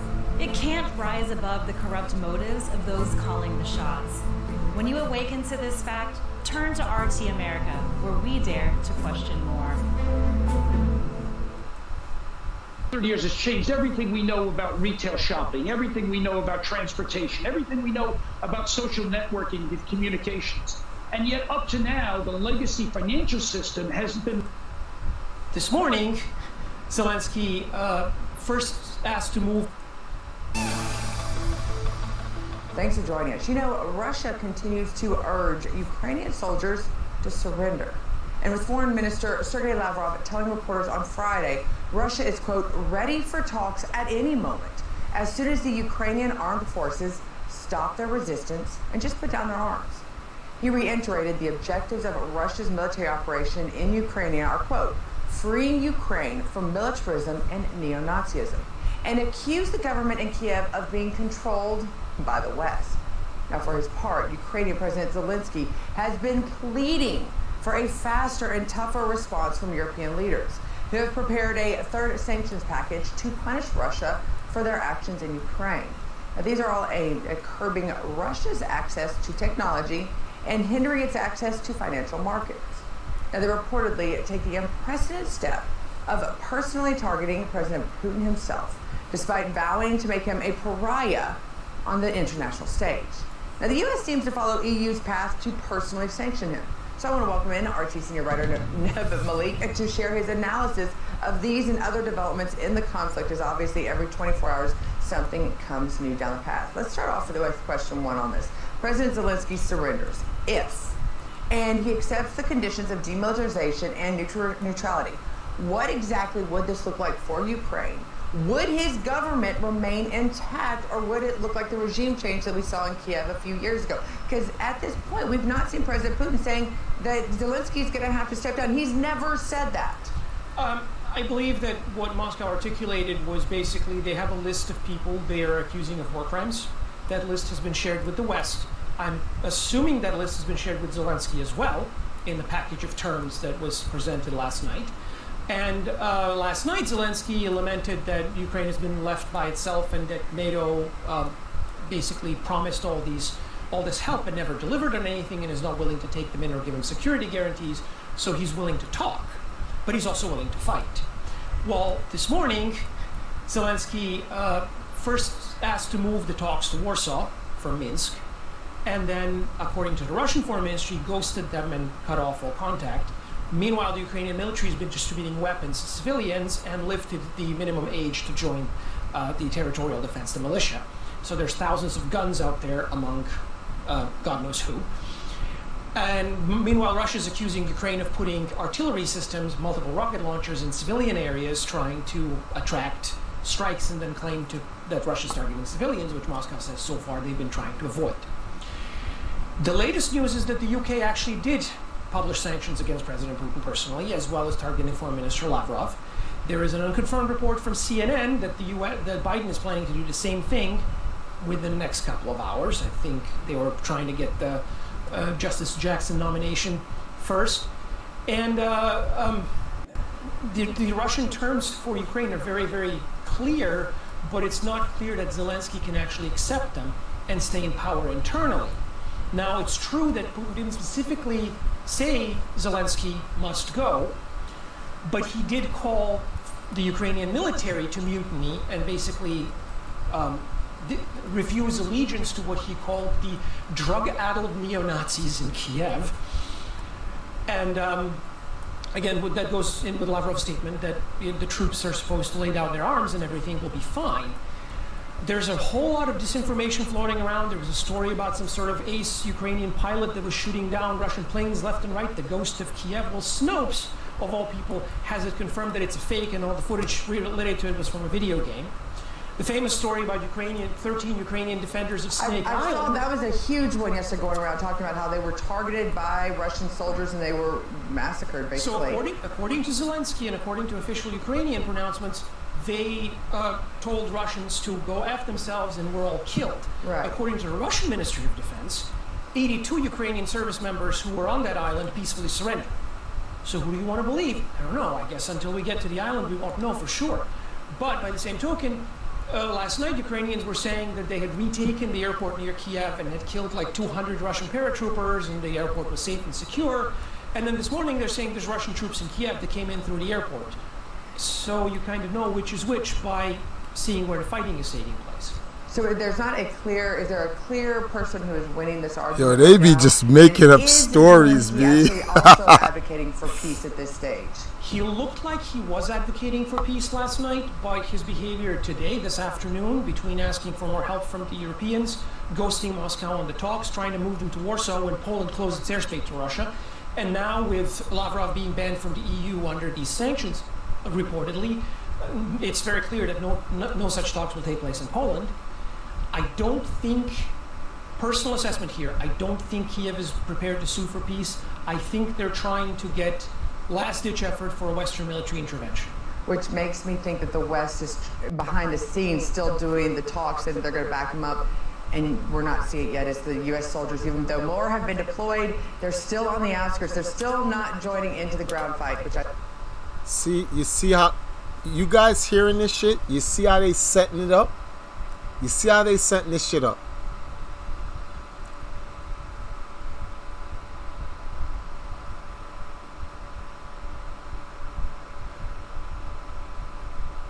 He brought up a video game, not a good excuse.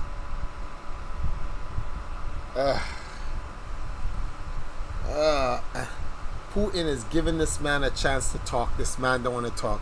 You know why? Because the West got the battery in the back. The West got that battery in his back. Gassing him. Just gassing him. That is a series of unfortunate events. A series. I definitely got to get Robin's shirt, man. That shirt that Robin made, you gots to be more careful.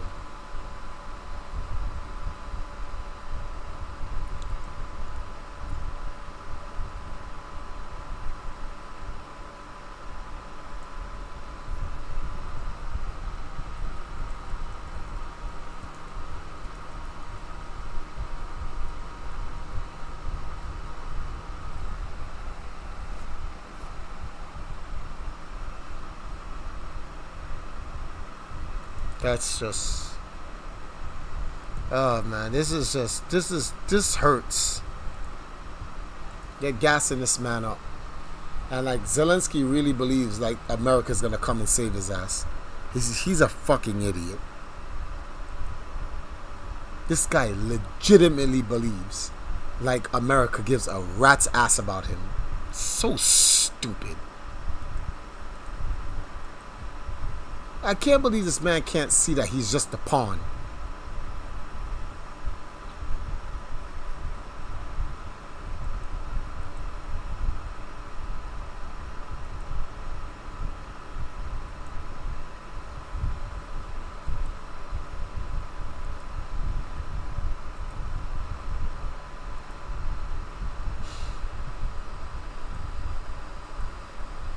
I still say speaks volume of what the West is really willing to commit to Ukraine. Because if they do, it's World War III. And there's no difference between these things that are being offered right now than what was offered even pre the first strike. It's literally just guaranteeing you want to stay out of NATO and stay demilitarized. Interesting. Nev, always thank you. Thank you for continuing to follow this. Now, while bombing has been going on in the Donetsk Republic for the past 8 years, highly underreported, by the way, by most media outlets, schools are now shutting down for children for people to begin to evacuate. Now, this is where we are joined by RT's Roman Kazarov, who is on the ground in the Donetsk People's Republic. Today, on Friday, another one of those incidents took place, and after Ukrainian shelling, 2 people were hurt in that blast.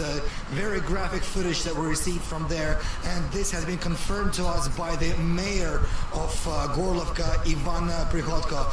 And our crew, we've been working there on the scene and spoke to some of the local residents who told us about the shelling that continues for quite a long time. My wife and I were lying on the bed. She can't walk. We were watching the news. Then I heard a loud crack. The kitchen window had blown out, but we were not hurt. Our neighbor was injured, and there is no more heating right now. We've heard blasts here in the center of Donetsk. We heard blasts throughout the city, and one of those blasts happened at one of the oil storage facilities here in the city, and one of the pipelines from the storage facility was also damaged apparently. And now we have a witness report from one of the locals that live there. Let's have a listen. I was at home watching the news. I had just come home after work, and the shelling started an hour later. At first, we did not pay any attention. Then they came closer and closer. First, our windows were blown out. Then I decided to look outside to try and work out where the shelling was coming from and where to hide. I was at home with my mother. I wanted to protect her. The first blasts occurred near the garages. Then I opened the door, but I was thrown back. After the shelling was over, we came outside to look around. The house has been destroyed, not completely, but still.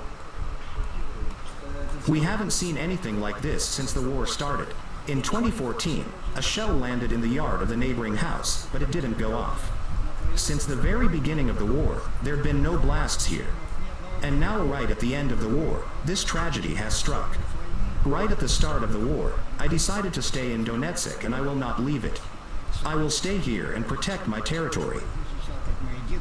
Now, that's not the only explosion that we heard in the city of Donetsk today. Local emergencies ministry, now they have reported that their crisis center was also damaged by shelling. The fighting here is still very intense, especially in the south of the Donetsk People's Republic, near the city of Mariupol, that Donetsk People's Republic is trying to liberate. But according to reports from the People's Militia, that city is now controlled and encircled by the Azov battalion, so-called territorial defense battalion. Man, Donnie said, I guess I'm going to have to stop the war by myself. Around the world already. Who are you, Donnie?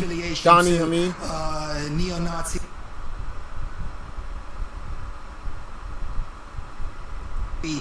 beliefs. Now, according to reports, they're preventing the residents of Mariupol from evacuating from the city and basically using them as a human shield. Now, Denis Pushilin, the head of People's Republic of Donetsk, is said earlier on Friday that there are merely days left before the entire republic is liberated. Meanwhile, back here in Donetsk, despite the fact that we're hearing blasts on a daily basis, though we're hearing them less and less frequently, people are still hoping for peace, and people are hoping that this 8-year conflict will end and their loved ones will soon be safe from any shelling and any more hardship. President Biden has announced his first pick for the Supreme Court of the United States, Ketanji Brown Jackson. So let's get to know her. Judge Jackson was born in Washington, D.C. to middle-class parents, educators, who later moved her to Miami. Now, Jackson did her undergrad and her law school at Harvard University. And her law resume includes serving as district judge, a public defender, vice chair of the U.S. Sentencing Commission, and she actually clerked under retiring Supreme Court Justice Breyer. Now, Jackson has already faced confirmation in her current position on the U.S. Court of Appeals for the District of Columbia following a nomination by Biden last summer. Now, I just want to find a little side note as I was looking into Judge Jackson. Her brother-in-law is married to former Speaker of the House, Republican Paul Ryan's sister-in-law. I bet politics is definitely not discussed at those family gatherings. But we are going to discuss them here, and I want to bring in Robert Patillo, civil rights attorney, and Colonel Rob Maness, a 32 years USA combat vet and host of the Rob Maness Show. Thanks for joining me. Thanks, Scotty. Okay, Robert, I'm going to start with you because this is a pick of one of your guys. President Biden on the campaign trail, however. And then once they revoked that order, you saw people kind of leave. People that did. And you're tired. And runs counter to date. Even Forbes said you should delete Google. TV show tonight, so whether this is for purely domestic consumption or a message to the West, it remains to be seen.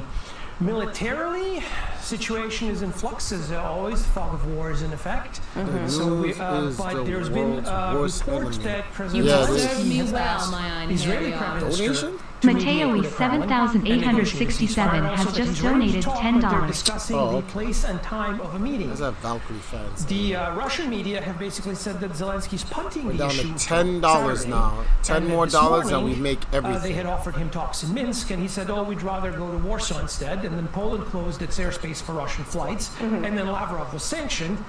So that fell through, but the Russians were saying that when they tried to reach him again, he wouldn't answer, and he ghosted them. So basically, it seems like somebody somewhere is stalling for time. You said Israel. Why Israel? I have absolutely no idea. I mean, is it because he knows maybe that the U.S. is going to be kind of a thorn in the side to be there, or? I don't know. I mean, Zelensky spent better part of the day lamenting how he personally and Ukraine have been left alone by NATO, by Europe, by the U.S., and then he had a call with Biden and basically then changed his tune and demanded that the West come in and set up a no-fly zone and defend Ukraine, and basically calling for a Western military intervention, which would lead to World War III. Right. So he's all over the place. It's very difficult to say what's going on in his mind. And there are reports that there are heavy artillery emplacements being put in residential areas of Ukrainian cities so as to, bait Russian military into targeting civilians, which it has been trying not to do so far. Neb, one of the first things, one of that famous quote is, "The first casualty of war is truth." You're seeing a lot of videos come out. We're seeing the people trying to leave out of Kiev. We're seeing, there was shots fired in a Kiev train station. Then, there's the report, and this one's been going around about, the Ukrainians on an island and the Russians came in. There's been a lot of stories out there kind of trying to portray both sides as the good or the bad guy. So I guess kind of when you're looking at a lot of what's going on the ground, how are you able to kind of decipher what's real, what's not? I mean, there's Snopes.com, but, they're the only one. Well, the funny thing is Snopes, of all people, actually fact-checked the famous Ghost of Kiev story about some Ukrainian ace fighter pilot who's supposedly been shooting down Russian airplanes by the dozens, and said that the footage was from a video game. Wow. The Russian plane that the Ukrainians supposedly downed last night turned out to be a Ukrainian plane that was hit by air defenses. Reportedly by Russian missile batteries near Kiev, which aren't supposed to have existed because the Ukrainians said that they had eliminated all of the Russian paratroopers that were holding the airport, except they didn't because this morning they were complaining that Russians were coming in through the airport and advancing on Kiev. Basically, people will believe what stories they want to believe. Right. Snake Island, same thing. Story went around that 13 brave Ukrainian defenders were massacred by the Russian fleet after they told them to go redacted themselves. And then the Russian Ministry of Defense said, no, we had 82 Ukrainian service members surrender to us and we're going to let them go after they signed their parole, like in the 17th century, gentlemanly agreement. Promise not to pick up arms and they'll just let them go. That's what they said. Right. They had photographs of these people and their equipment. So again, it's one of those, who are you going to believe? Are you going to believe the story that sounds good, or are you going to believe documentary evidence? And as kids on the internet say, pictures didn't happen. Exactly. And you know, it's a war right now. You're going to have Russians that are killed. You're going to have Ukrainians killed. Interesting how they're always showing how many Ukrainians are killed, but they're not showing how many Russians are killed. But either way, both sides are going to do bad things, and both sides are going to do good things. But like you said, it's all kind of about what side you stand on. So Nebojša Malić, RT senior writer, always great to have you, and thank you so much for ruffling through all of this gray zone area for us. We appreciate it. Thank you, Farah. So digging deeper into the condemnation from the EU, all have agreed to roll out thorough sanctions on Russian banks and ban exports of aircraft parts to Russia. RT's Paula Sleer reports now from London. What we have seen here in the UK is the slapping of what the British Prime Minister Boris Johnson calls the largest sanctions ever on the Russian President Vladimir Putin and a host of others. We know, for example, that banks are being targeted at the same time, Putin's closest circle, and wealthy Russians who either live or have business here in the UK. Take a listen. The UK is announcing the largest and most severe package of economic sanctions that Russia has ever seen. With new financial measures, we're taking new powers to target Russian finance, in addition to the banks we've already sanctioned. These powers will enable us totally to exclude Russian banks from the UK financial system, which is of course by far the largest in Europe, stopping them from accessing sterling and clearing payments through the UK. Now, these unprecedented sanctions will aim, according to the British Prime Minister, to hobble the Russian economy. You heard there about the banks. There we have major Russian banks that are going to be have their assets frozen, amongst them the second largest state-owned bank, which is VTB. Major Russian companies also will no longer be able to finance their money here through Britain. The Russian airline Aeroflot will no longer operate and no longer be allowed to land in the UK. Dual export licenses to Russia are being suspended, as are some high-tech exports. Now, it comes as the British Defence Secretary earlier today did say that despite these sanctions, there would be no British boots on the ground, because to do so, he said, would trigger a European war. Earlier, the British Prime Minister held a telephone call with the Ukrainian President in which he said that Britain would, in the coming days, be doing everything they can to assist him and Ukraine. At the same time, we have seen hundreds of people protesting in front of Downing Street. These are Ukrainians or people clad with the colors of Ukraine. They support the sanctions naturally, many of them also wanting Britain to lend military support and not just talk about sanctions. So now we have Russia's investigative committee. They're proceeding with its own investigation of genocide allegations in the Donetsk and Lugansk republics. This is reports found shelling in Ukraine went beyond the border, targeting buildings in Russia. RT's Donald Corder brings us this report.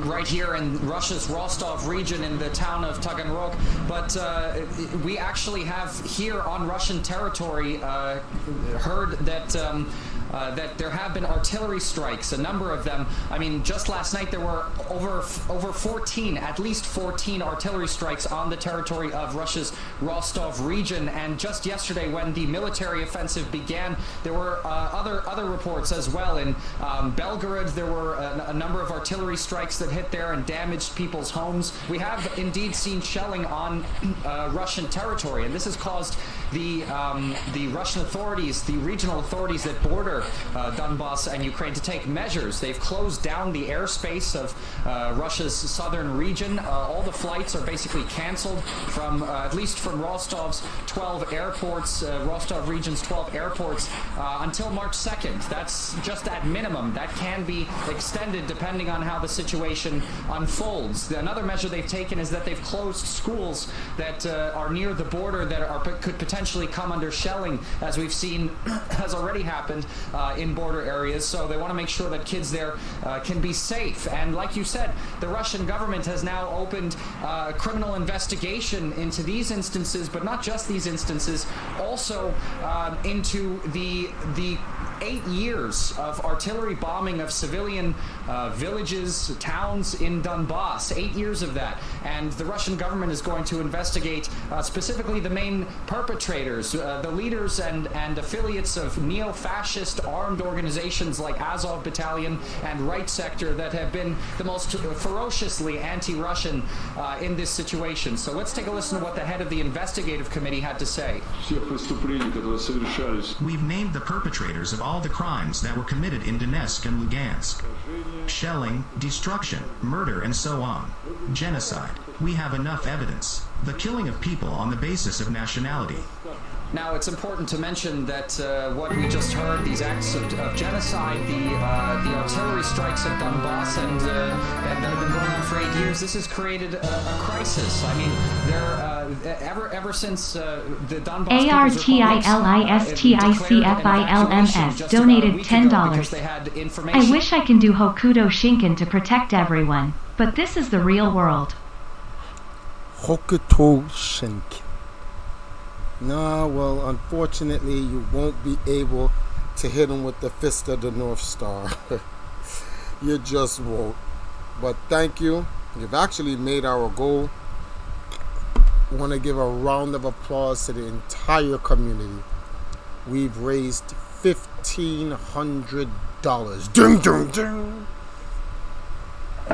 We raised $1,500. What a hell of a month. That's some good shit. Thank you, Artistic Films. Give me a second here. I'm gonna play the. I'm actually doing something in the background, so hang tight. Just listen to the news in the meantime, though. That suggested that the Ukrainians were going to go on an offensive.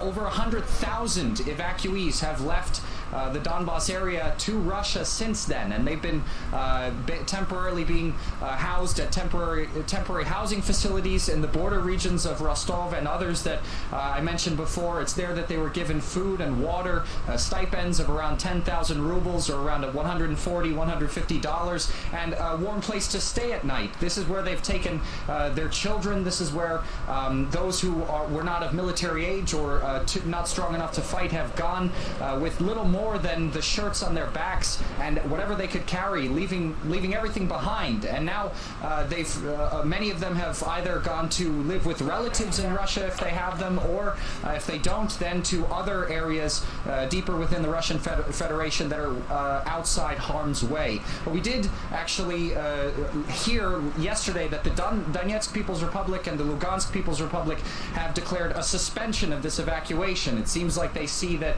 the situation there has gotten a bit better than it was before the offensive started, but we're going to have to see again how the situation plays out. So joining us now with their take on the Ukraine situation, we've got a power panel for you. We've got former Pentagon official Michael Maloof, former U.S. diplomat Jim Jetris, and independent journalist Ben Norton. I could not have asked for a better panel today, gentlemen. Mike, I'm going to start with you. I spoke to Neb earlier about lots of reports that are false or fabricated. The big issue is one word, whether this is a military operation or an invasion. You were at the Pentagon. What is it?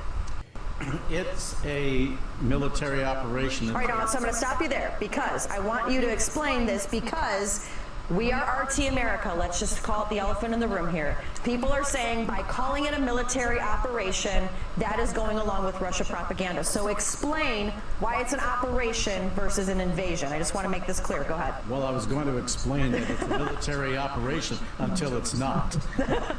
Oh, okay. And what is going on here now depends upon the direction that. And you got troops that are Russian troops that are waiting now. If they've taken over that airport, they're lying in waiting. It's significant that they have not gone in all out into Kyiv at this point. I think they're waiting to see if talks that you referred to earlier are going to in fact take place. I think what Mr. Putin would like to see is someone in a position of power who is in who is not going to be hostile, who will want to remain non-aligned. Now, if Mr. Zelensky, the current president of Ukraine, says he'll remain non-aligned and disavow the need to go into NATO, then I think that probably will, and agrees to Minsk II, I think that will go a long way to cooling off cooling off things as they are right now. If not, then I think we're going to see a full-blown invasion as it is. I'm seeing once again a carbon copy of the approach that was taken in 2008 in Georgia. Russian forces went up to the city limits of Tbilisi and stopped and then receded, but they still have a line up north, and they remain there to this day. They occupy 2 contested areas and have military forces in those areas. So it's all kind of on the timeline here. Ben, we have seen all over the press widespread condemnation and that there is no justification for this. How or what can Russia do in the international community to justify what they've done? Well, of course, everyone agrees that war is very tragic. And the reality is that this war is not a one-sided war. The narrative that we keep hearing is that it's a one-sided war. Again, war is tragic and no one likes to see a war. But this is also a war that's gone on since 2018. And that historical context is never mentioned. Yes, Russia has militarily intervened, but what's never mentioned is also that in 2014, the U.S. government overthrew the democratically elected government of Ukraine. That part is conveniently not left out. Also, the fact that the Ukrainian government that was installed by Washington, this government is not legitimate and has been waging war on its own population on the eastern region of Ukraine since 2014. We have leaked recordings showing that the top U.S. diplomat, Victoria Nuland, who works in the Obama State Department and now is in the Biden State Department, we have a leaked recording in which she handpicks the leaders of the Ukrainian government. We are talking about an illegitimate government that was installed through a coup against an elected president. And since 2014, this government has been waging a war against the eastern Ukrainian region. And then now we constantly see that NATO keeps saying, as recently as a few days ago, the Secretary General of NATO, Jens Stoltenberg, said that we're going to continue expanding. He actually said in a speech at the Munich Security Conference on February 19th, he said, if Russia doesn't want NATO on its borders, we're going to keep expanding it, and it's going to have more NATO on its borders. So, yes, it's very tragic, and no one likes to see war, but we have to understand the full context here that is never mentioned in the media of NATO and Western militaries constantly pushing up right to Russia's borders, and then when Russia takes action, they act as though they're innocent angels. And there you have it, ladies and gentlemen. And there you have it. The context. Why is Putin doing what he's doing? And when you get the full context, then you understand that Putin is not wrong. War is bad, but Putin is not wrong. They don't tell you how the West came in and removed the democratically elected president prior and then put in Zelensky so Zelensky can then join NATO. Like, they don't tell you all of the dirty shit behind the scene. They leave all of that shit out. All the people who are watching the news need to know, look, they're coming in with guns and blah, blah, blah, blah, blah, blah. Oh, Russia's evil. It's so easy to get. It's literally easy to get the average person riled up. It's not hard. It's actually pretty simple.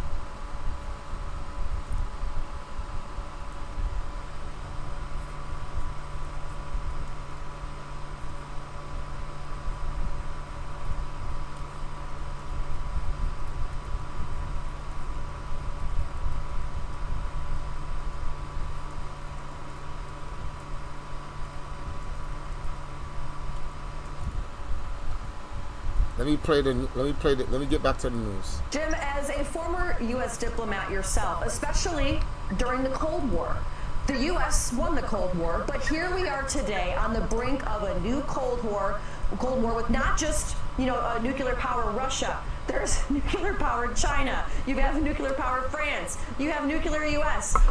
not to sound grim here, but how close are we to midnight? I think it's hard to tell. I think unless NATO becomes directly involved, which they will not, we're not that close to midnight. It's dangerous, but not that dangerous. I think we have left the post-Cold War world behind. This is now the post-Cold War world. I want to take a little issue with something Michael said about following the Georgian template. President Putin said that if Ukraine insists on becoming an anti-Russia, it's simply a platform for NATO hostility against Russia, it would have consequences for the Ukrainian state as such. I don't think, President Zelensky is looking to increasingly to me like the president in name only of a government, in name only of a Ukrainian state, soon to be in name only.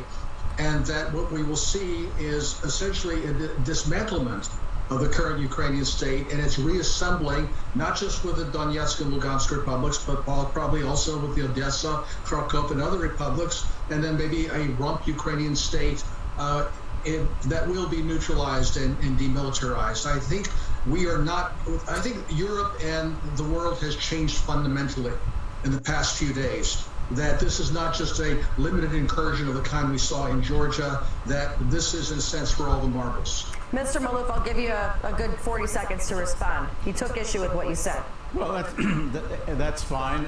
We really don't know how it's all going to turn out. I think what Mr. Putin is trying to do ultimately is establish a buffer from Georgia all the way up through northern Europe. Thank you. He gets it. He gets it. He gets it. Putin just wants space, but he wants a buffer. He wants to use a country as a buffer to create space for a border so that nobody can invade his country. Nobody can put anti-missiles, tanks, none of that. And that's the whole point. And I don't understand, why could nobody just see that? Like, I'm not a military person. I played Romance of the Three Kingdoms before, and I played some Command and Conquer. So, anyway, I'm gonna let the guy talk here. Georgia today said they would not honor the financial sanctions on Russia. That's significant, and I think that means that, and as long as that remains a frozen conflict, it's not going to join NATO. You don't, and NATO countries don't particularly want Russia right up against its borders, and so keeping a buffer like Ukraine and having a government that is a little more friendly and does not, or non-aligned at least, that will not join NATO, I think would be fine. Then you have the question of the three other northern NATO countries, Lithuania, Estonia, Latvia. They've got internal problems. I see trouble ahead for them, and that could be an advantage ultimately to Mr. Putin. All right, Jim, I'm going to end with you really quick because first time on the show with me. Back to Ukraine and Russia. As a diplomat, how do we get out of this? Meetings were canceled yesterday. Ukraine says it wants to talk tomorrow. Russia wants to talk today. This is like herding cats at this point. How do we get out of it? Well, President Putin today, I believe, essentially appealed for the Ukrainian military to step in and take control of the situation, because Zelensky, as mentioned earlier, he talks to Biden and he turns it around on a dime about what he's asking for. Frankly, I don't know how much he actually controls at this point. Let's also remember, too, that Foreign Minister Lavrov said that there's no need to talk yet until somebody gives the order for the Ukrainians to lay down their arms. Until that happens, either the Russians will secure the military objectives and then find somebody to talk to, or the Ukrainians will try to save some lives and say, let's stop the war now and let's go to the negotiating table. We're not there yet. This is probably going to go on for a few more days. Ben, I'll give you 30 seconds. How do we get out of it? Well, I think diplomacy is clearly a step forward. But again, I think we also need to understand that NATO bears a lot of responsibility here. And NATO needs to say very clearly that Ukraine will never be part of NATO, that Georgia will never be part of NATO, that they're going to stop surrounding Russia with Western military bases that want to have missiles, including potential nuclear weapons threatening Russia, because the reality is that we're going to have more and more of these conflicts until NATO agrees that there needs to be security guarantees for Russia, which is what Russia asked for back in December and which NATO and the U.S. refused to heed by.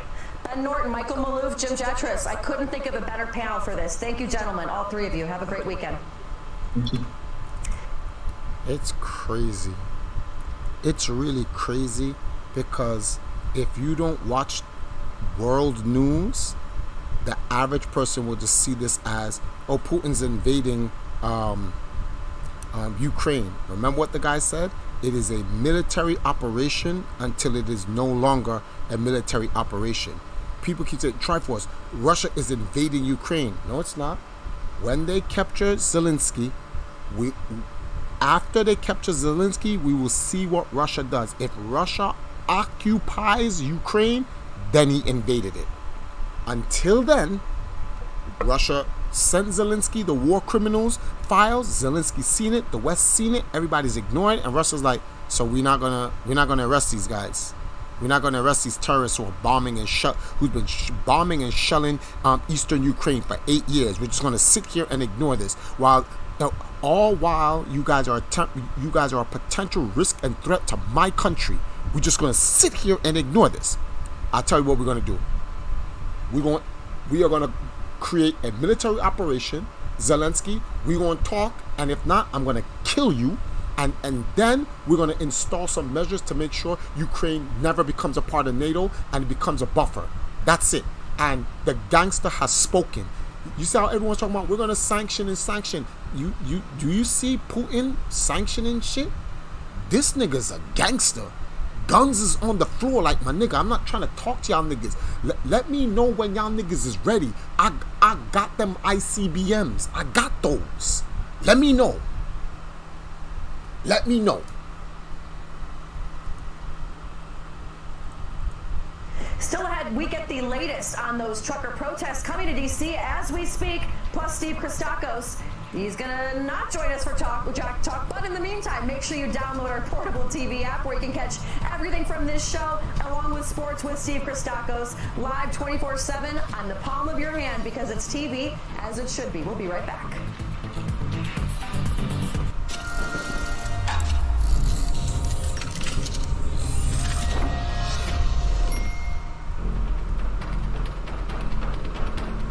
Our culture is awash in lies, dominated by streams of never-ending electronic hallucinations that merge fact and fiction until they are indistinguishable. We have become the most illusioned society on earth. Politics is a species of endless and meaningless political theater. Politicians have morphed into celebrities. Our two ruling parties are in reality one party, the corporate party. And those who attempt to puncture this vast, breathless universe of fake news designed to push through the cruelty and exploitation of the neoliberal order are pushed so far to the margins of society, including by a public broadcasting system that has sold its soul for corporate money, that we might as well be mice squeaking against an avalanche. But squeak we must.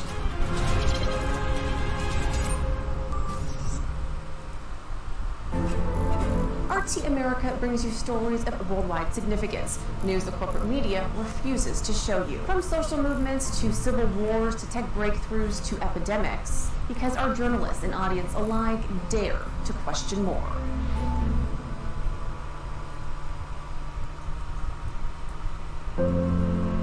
I've seen the horrors that arise when money and evil combine. Corporate criminals who trash countless lives to add just one more dollar to their billions. They threaten, they bribe, they'll do anything to keep their crimes in the dark. But the people they've hurt are demanding justice. Their stories need to be told on America's Lawyer.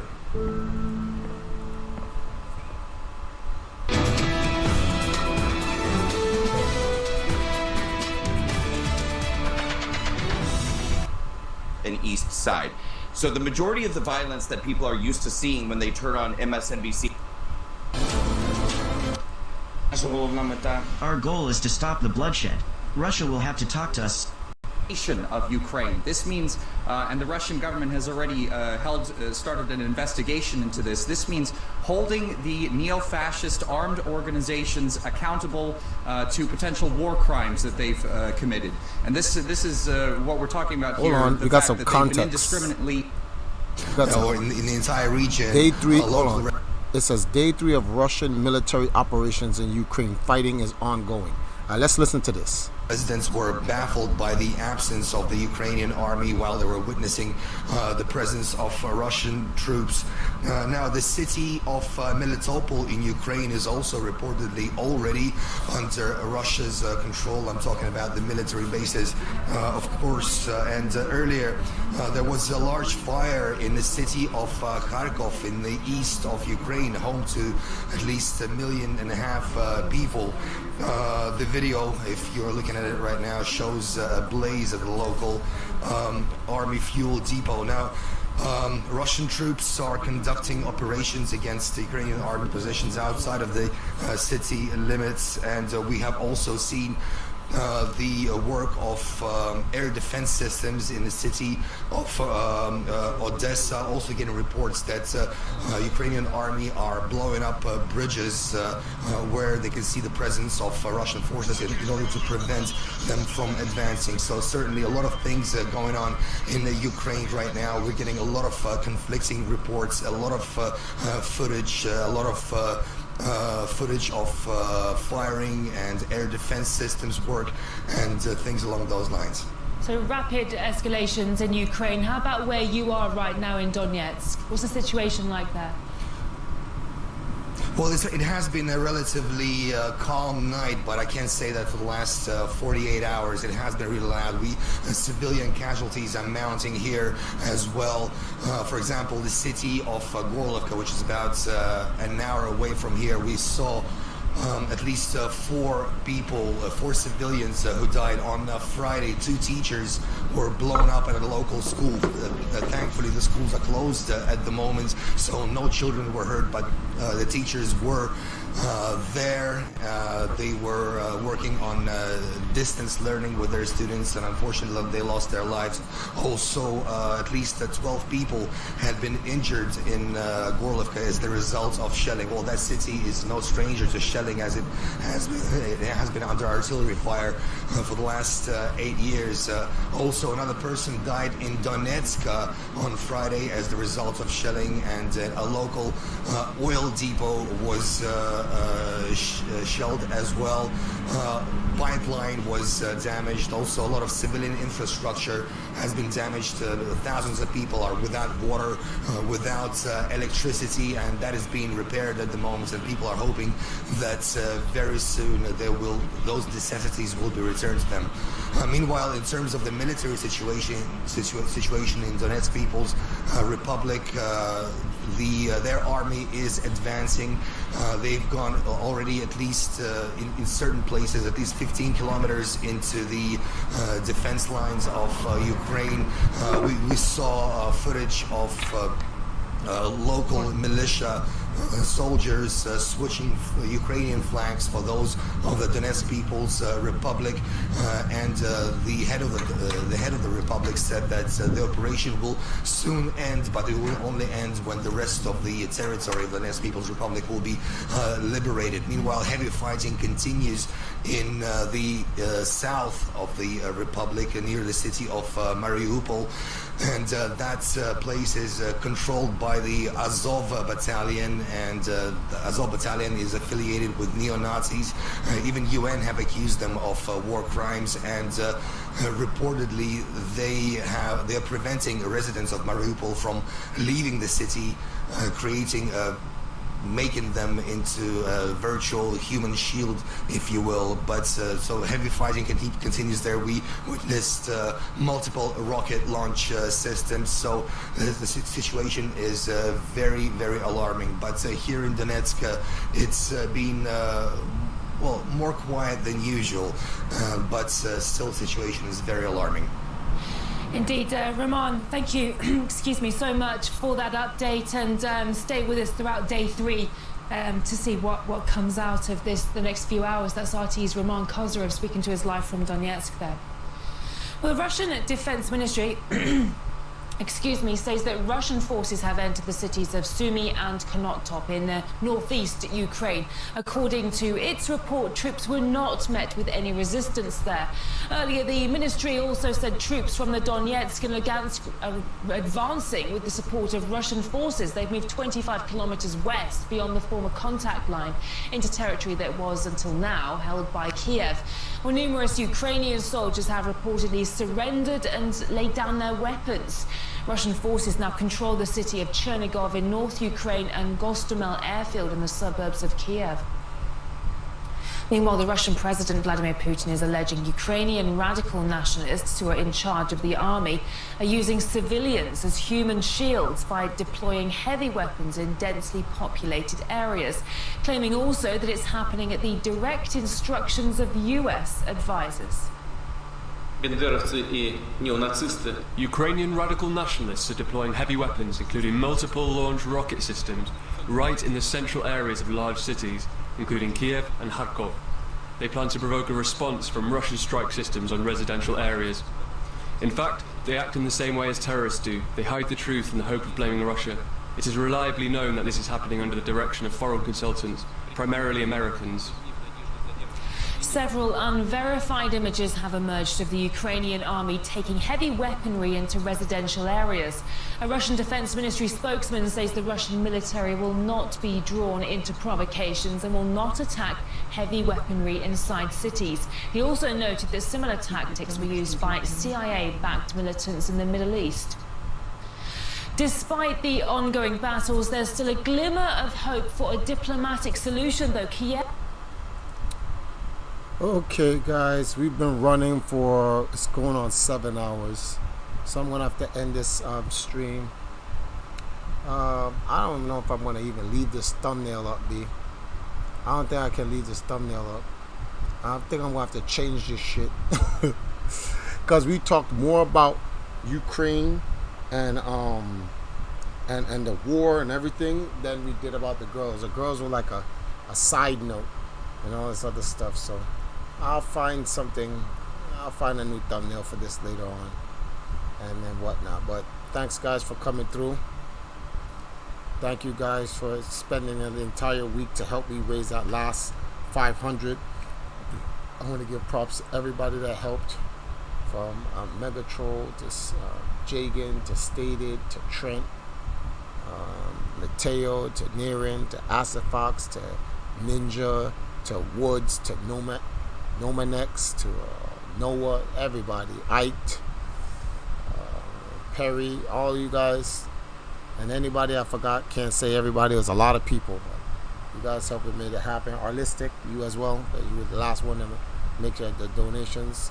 Thank you. Kyle Moore, Treyan, Final Oak Flash. You can't forget Ferdinand Von Gamer. You can't forget this dude, B. His name is too ridiculous. But yeah, big shout outs to all you guys for coming through. Chris as well. Chris says, if it fits the discourse, because there's a COD vid in the discourse playlist. Yeah, I'll probably have to get a Call of Duty thumbnail. Yeah, I'll get a Call of Duty thumbnail. I think let me see something. What thumbnail can I use for this?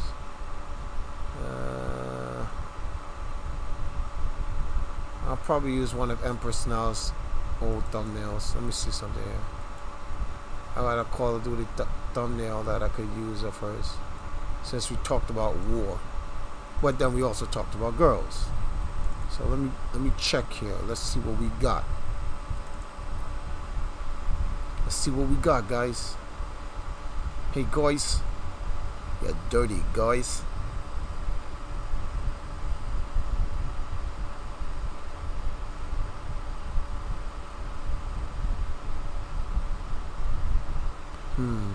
There's one right here, battle mode, but it's that's top 5 now. We can't use that. But we can use, yeah, let's use this.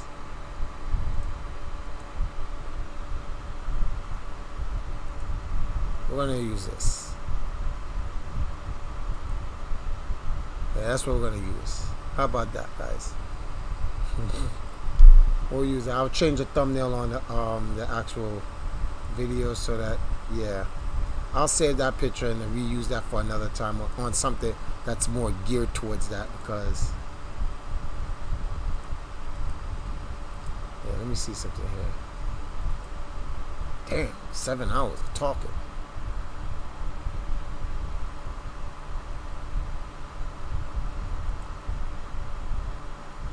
There's fan service and everything. And she did come on and play some Call of Duty, shelled up and murked some people, so yeah. I think this is a more appropriate thumbnail. It's an old one. We'll leave this. There we go. Battle mode. Somebody got clapped for 125. Ha. Okay. Naren, Chris, thanks guys. Arlistic, thank you. Stated and Jagan, who's friggin' fell asleep. Thank you guys as well. RT is the best news. Yes, sir. Hey guys, make sure youtube.com/eviljagan. Tonight he's going to be on. He's going to be streaming real waifu hours. You guys are going to want to be there for that. The girls are going to be on. I'm going to set up tomorrow for that, 7 p.m. Eastern time. So you're going to want to make sure that you're here for that so you can see what real waifu look like. The content's going to be funny as shit. It usually always is. So make sure you guys tune in for that and whatnot. On that note, guys, I'm going to call it good night. Oh, I keep forgetting my lines, man. I see you guys in the next one where I do real talk, because my talk is real. Well, no, I fucked that up. Damn it, this is terrible. I see you guys in oh man, I'm just I'll see you guys in the next one. I'll see you guys in the next real talk show. I'm terrible at closing, honestly. I tell you what, fuck this.